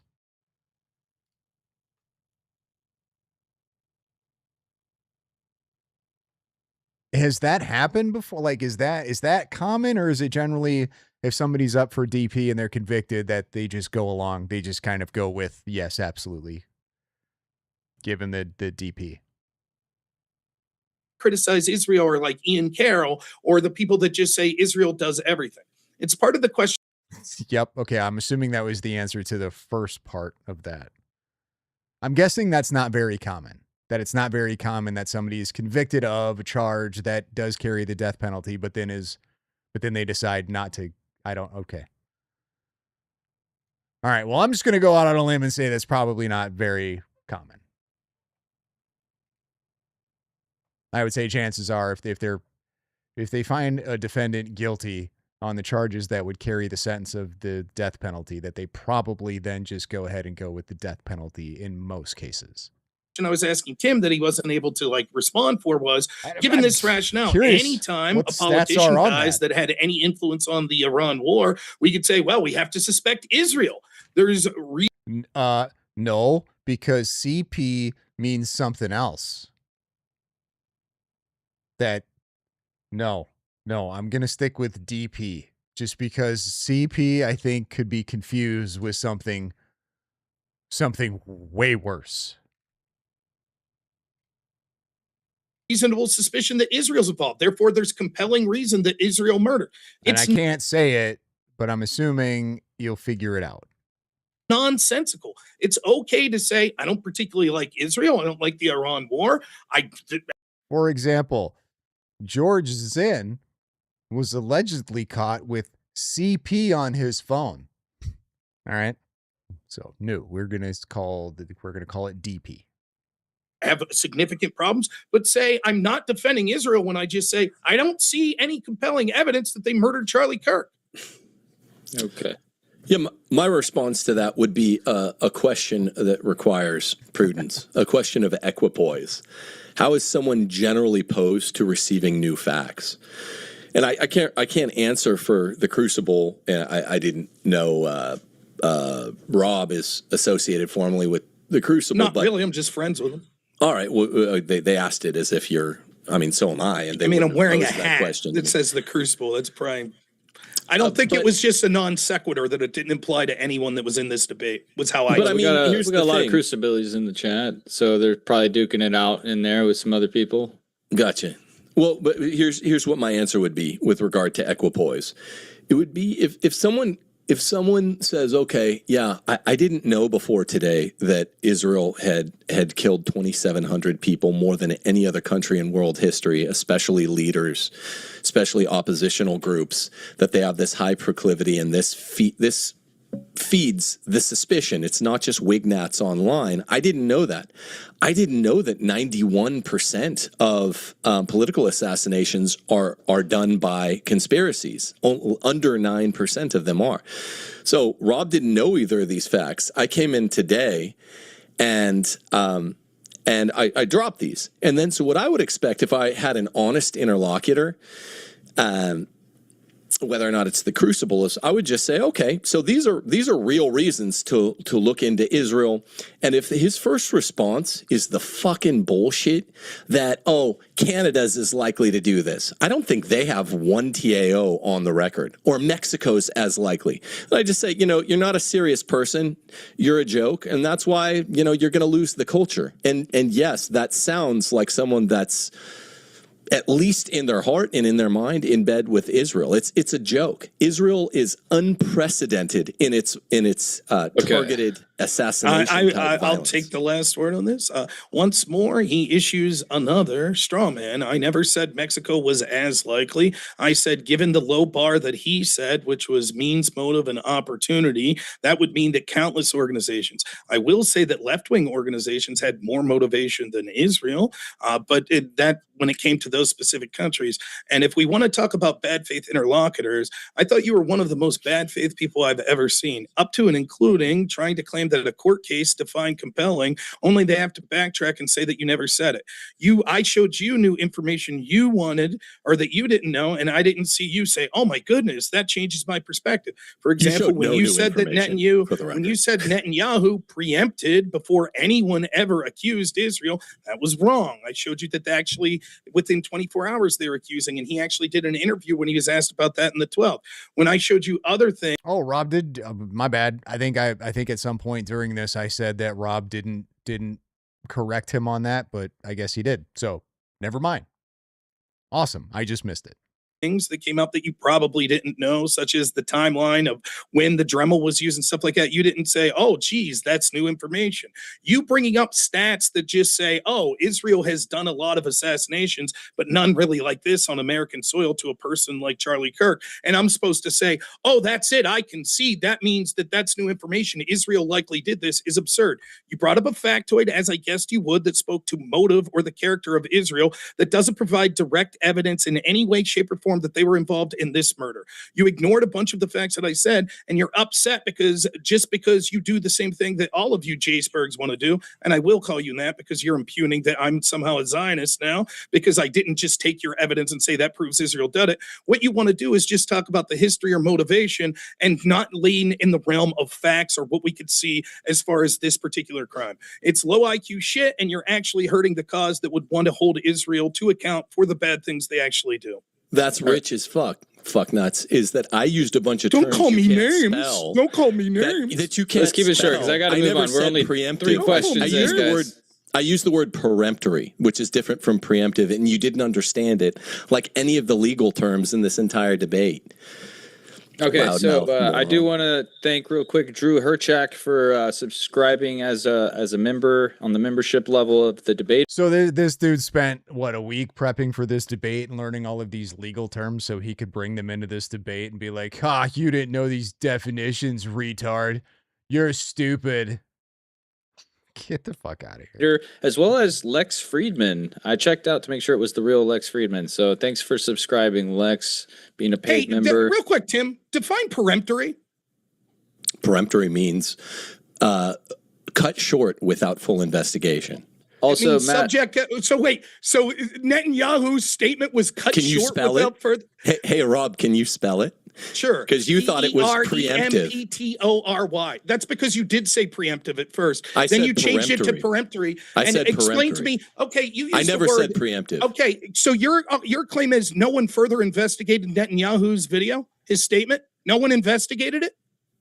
No one looked into his claims. Cut short before I said Who he cut was short? quick. Okay, he was how quick was it, to how was act. You said some shit about short? being accused.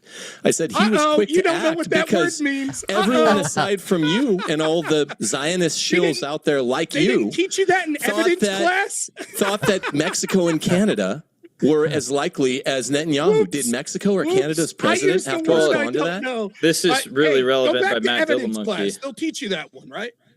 Matt Dillmonkey says, Tim, can you deny Wigzantium had more motive and ain't halfway crooks? Had conservative shook. Sorry, what? Sorry, can you repeat the question? It says, Tim, can you deny Wigzantium had more motive and ain't halfway crooks? It had conservative shook.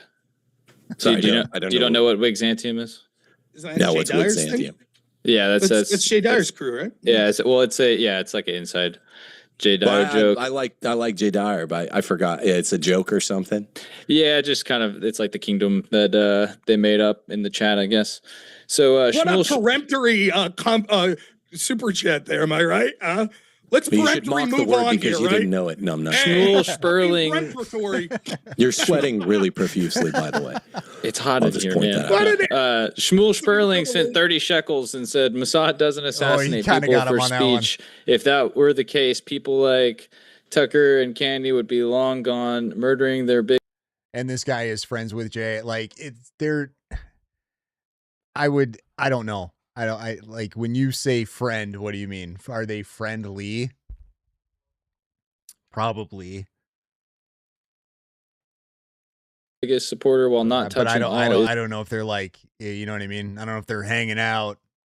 I don't know if they're calling each other on the phone on the regular, but Israel/Jew haters equals 0 cents. That's retarded. Maybe. Now that's some low IQ shit. Why would they murder people that were never an asset?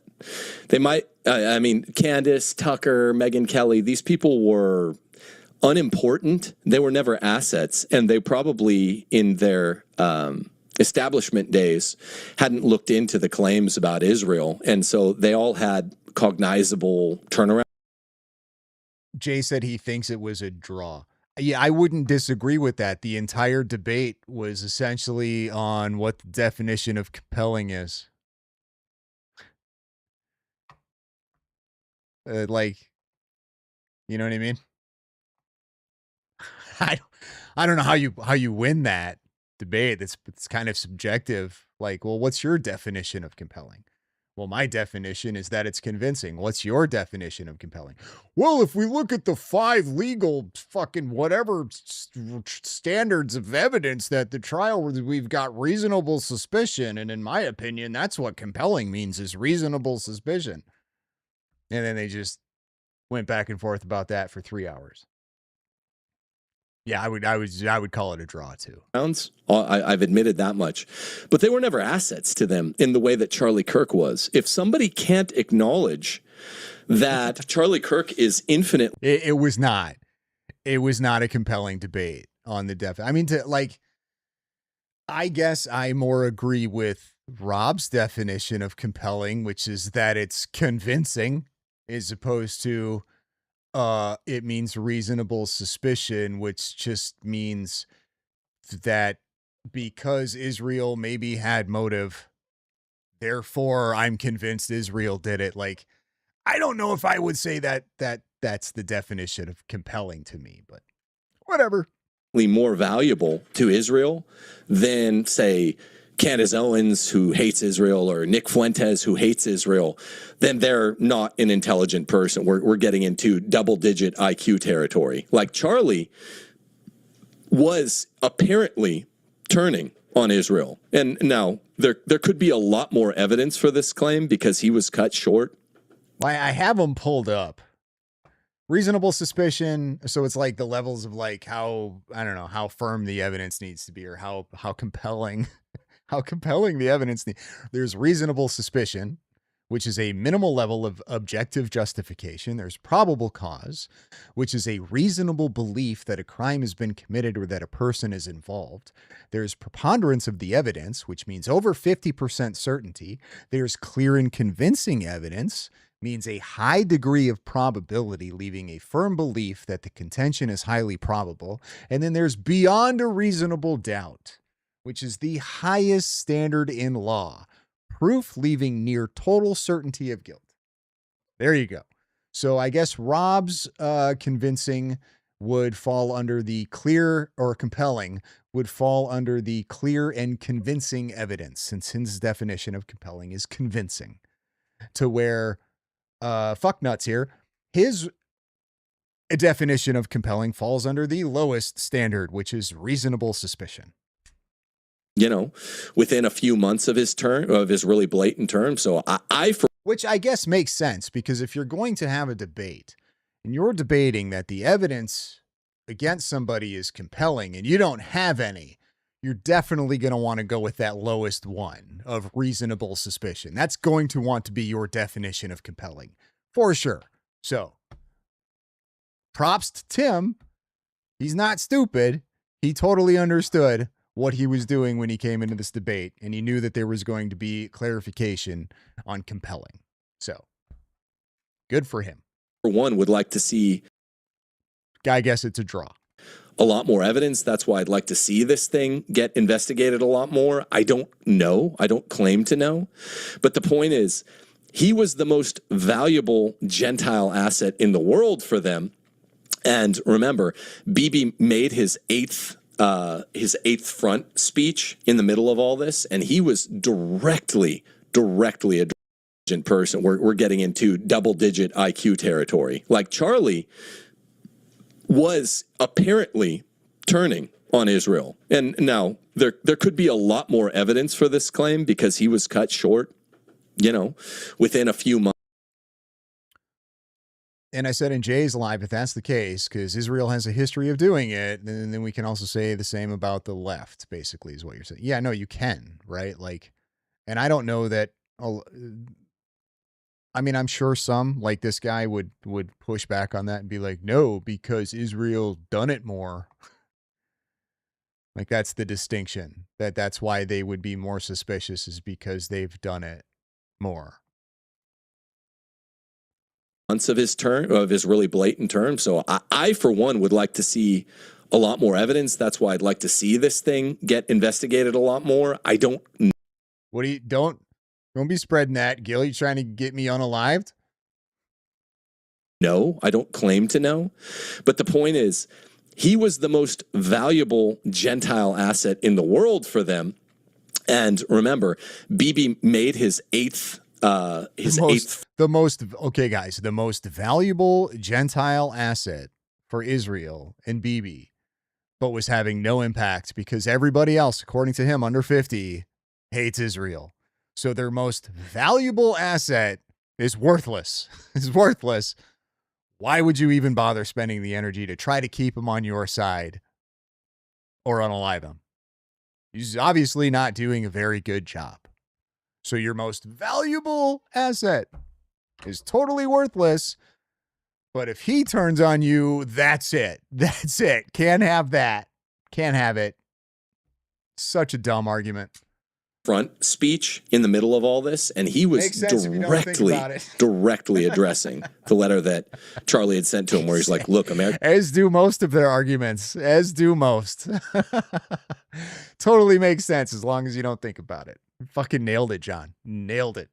Americans don't want to be part of this. BB's like, you guys, the Five Eyes, you're going to be part of this. You're not out of it. You're in it up to your neck. So Charlie Kirk, short of, people under 50 years old, was absolutely the most valuable asset to Israel because whereas like 91% of boomers were wildly pro-Israel. I don't know. Maybe it is a draw, but the fact that homie just dropped that F-bomb and then defended it, I kind of got to give him like a prop point. You know what I mean? Like props, dude. Dude came in on somebody else's stream on YouTube and just chucked that F-bomb out like he's been doing it for decades. I mean, you know what I'm saying? Like, point for Tim. Point for Tim.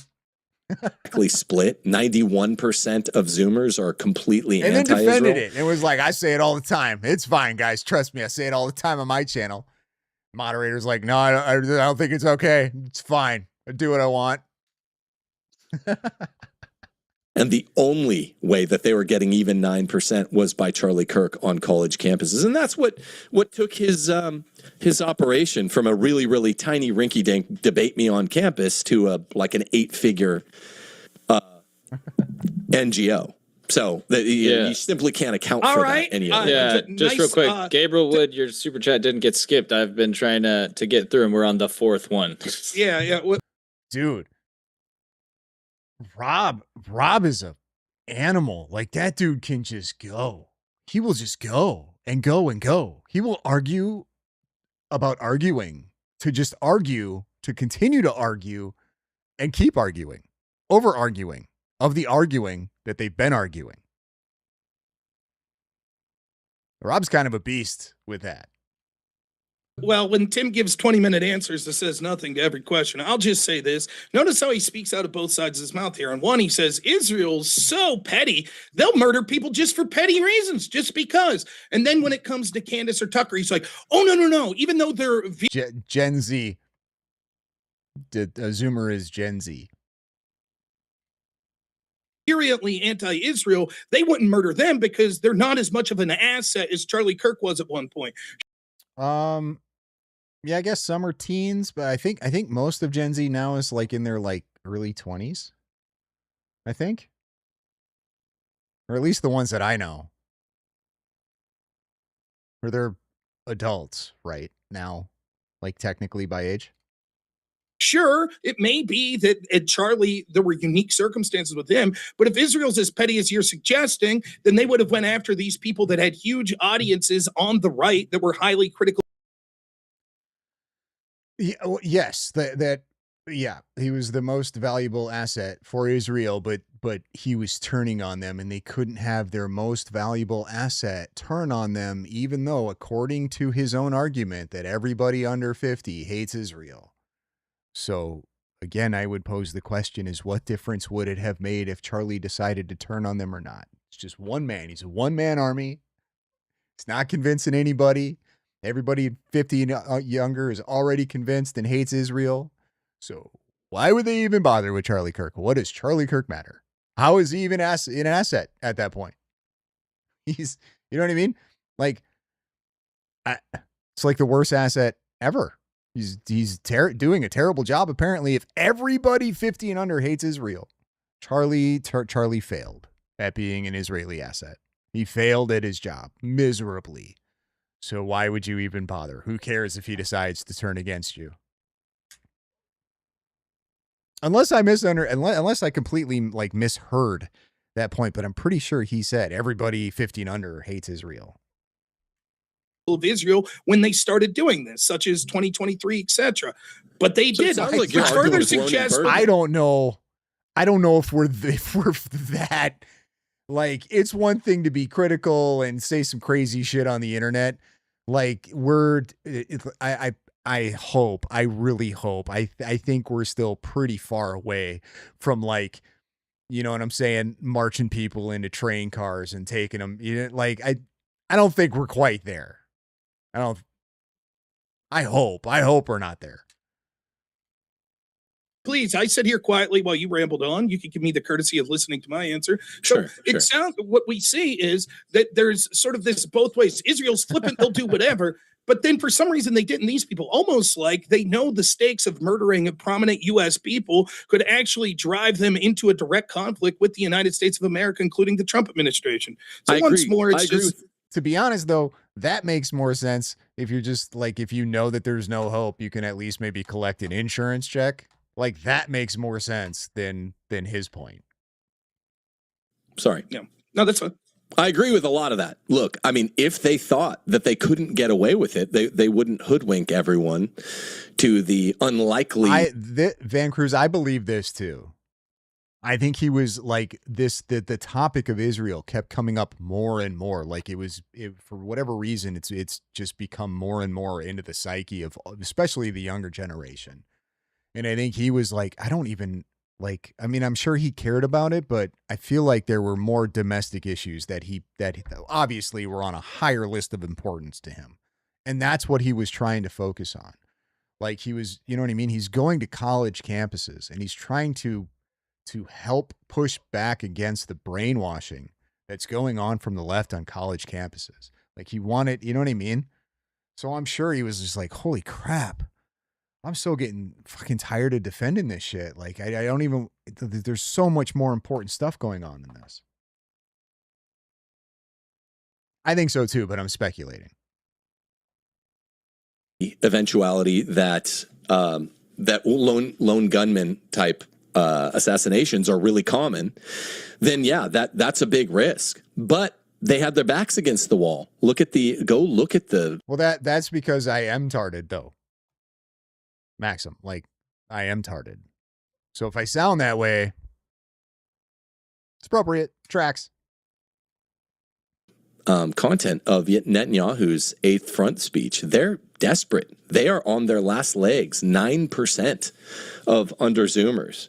And I also agreed with another thing you said. I forget what you started with. Presuppositionally, yeah, I agree that I lost the thread. But that's what it was. I wasn't saying, man, that I know every single reason for every single one of their staggering 2,700 plus assassinations. It just sounds like, and I'm being honest here, it sounds like you don't really believe it. It sounds like, and this is why people do move from, yeah, you can be anti-Israel and not a Zionist and doubt this one. You can. And I have friends who are anti-Israel and doubt this one and have probably closer to your view than mine. But they don't turn up their noses at the Bergman statistics, who is, by the way, a worldwide expert. You were saying, like, oh, no one knows. Like, ask Jay Dyer, ask the people that know this.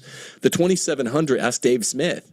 That's a readily accepted fact because of this towering 2018 study. It just sounds like you have a problem with that. It sounds like you have a problem at large. All right, we got to move on, guys. I would like to address this very quick, right? He noticed a change in the younger generation's view of Israel. We're also going to notice a change in the younger generation's view of our political system.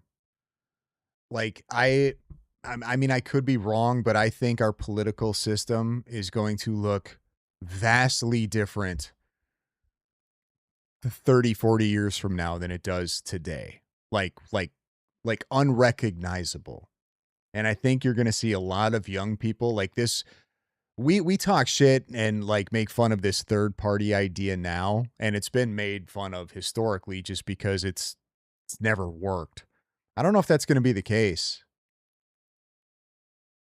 I think this is a start of something that's, I mean, really, I guess I could say it probably started sort of with Ron Paul. Like, this is all kind of stems from the like the Ron Paul libertarian sort of movement that seem to have fizzled out, but it looks like it's making a comeback just based off of social media. It hasn't actually made it out into the real world yet.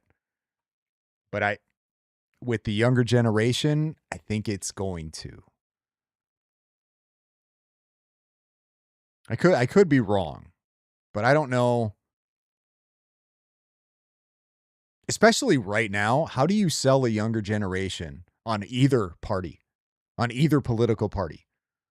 How do you tell them that you know what I mean? Like, what does the Democrat Party or the Republican Party have to offer any of these younger people that you could be like, no, you definitely need to vote this way? I can understand voting against a party, but to actually be enthusiastic and want to vote for a party, like if you can capture that, that's how you fucking win elections. Either the other party has to be so scary and terrible that they're motivated by fear, or that the hope that they're selling is so powerful that it motivates them. That's how you motivate voters. One of those two.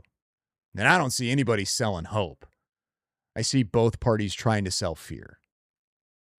And that might be more powerful. That might be a more powerful motivator. So I don't know. But I don't know how you reach the younger generations with this shit.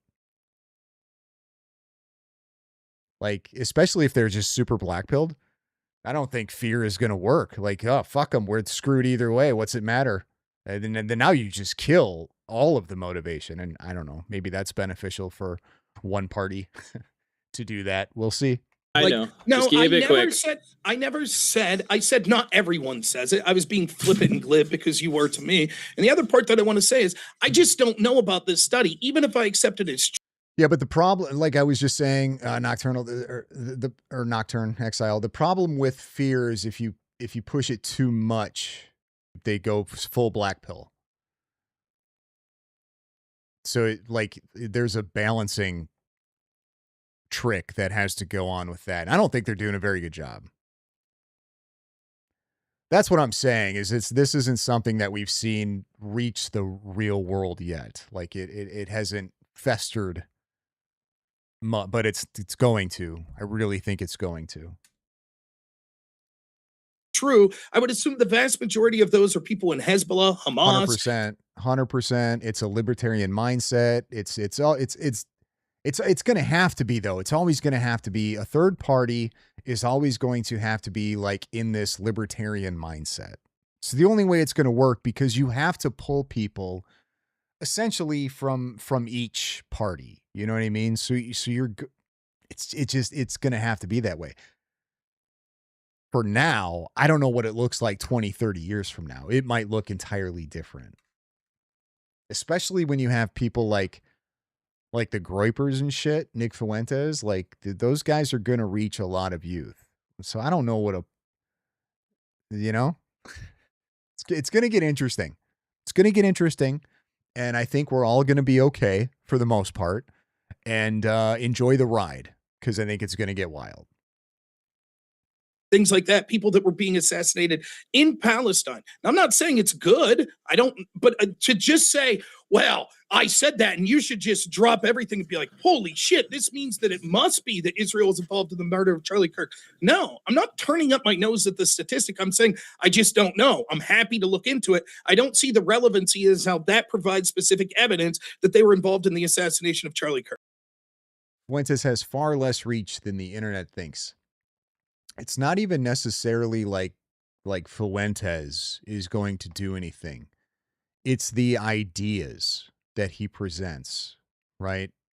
The ideas that he presents to the people who listen to him, that it's like a seed. You plant the seed and it's going to grow. It's not going to grow like crazy fast, but it will grow over time. Especially if the Republican Party continues to do what they're doing. Fuentes' ideas suck. I think Nick has some decent takes. Just like with anybody, I don't agree with everything he says. Exactly. He convinces 20, they convince 3. Before you know it, you got a bunch of these people in spaces and in online forums, all just rallying around and convincing each other, and it grows and grows and grows and grows and grows. I mean, they're all kind of bad in their own right, but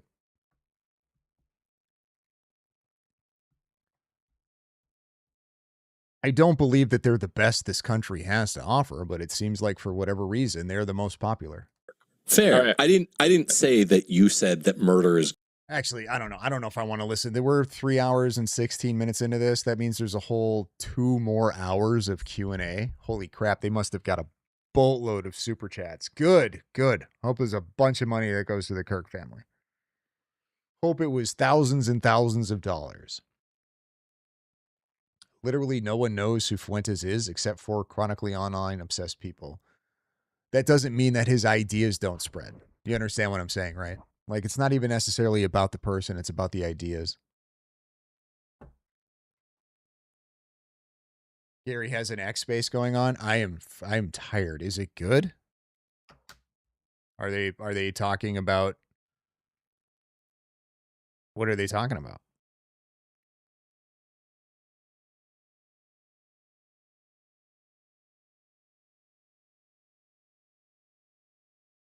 What time is it? Oh my God, it's midnight. No shot. However, I do think I'm gonna do an After Dark on X tomorrow. It's been a minute since I've been in spaces and talked some shit. So I'm gonna have to. Gary does not have a X space going on. Who told me that? Somebody. He might have had one going.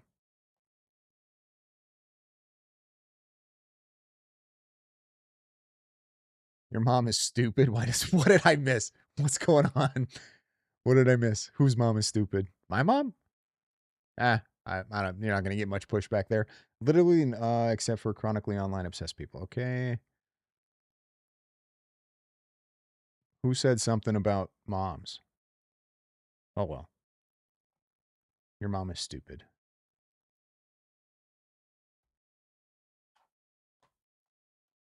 No, the guy in the chat? Okay.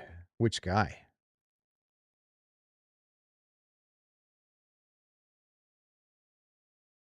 Which guy? Oh, I was playing with AI just for shits and giggles.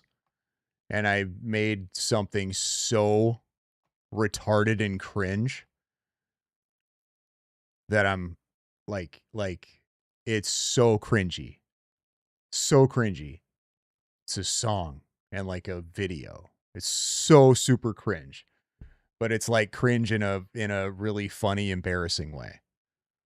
So it's sort of a work in progress. It's a work in progress, just something fun.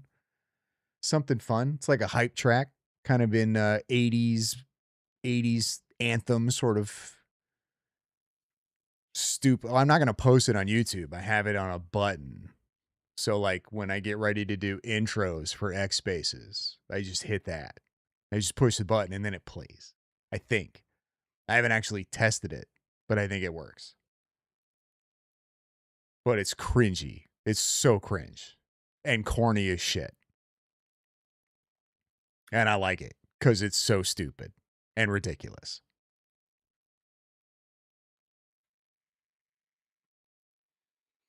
If Gary, no, he might have had one, but he's not in one right now.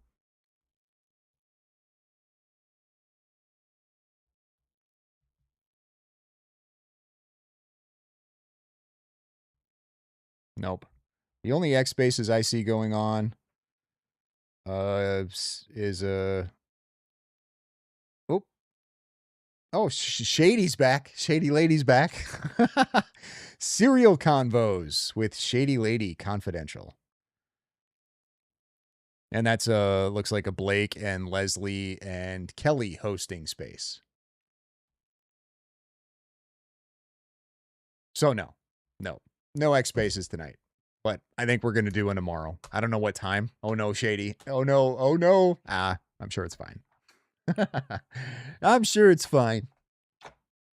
But yeah, probably start it maybe sometime around 8 p.m. Central Time, 8 or 9. depending on if a space pops up earlier than that. Baze is on. Let's watch him and roast. Well, what is he just doing a, hey, I'm back after I took, what did he take, like 2 days off or something? Real Baze, late night live. He's watching Tim Dillon. I'm good. I've never been a big fan of Tim Dillon, and all of this just made me like not care about him about the same, I guess.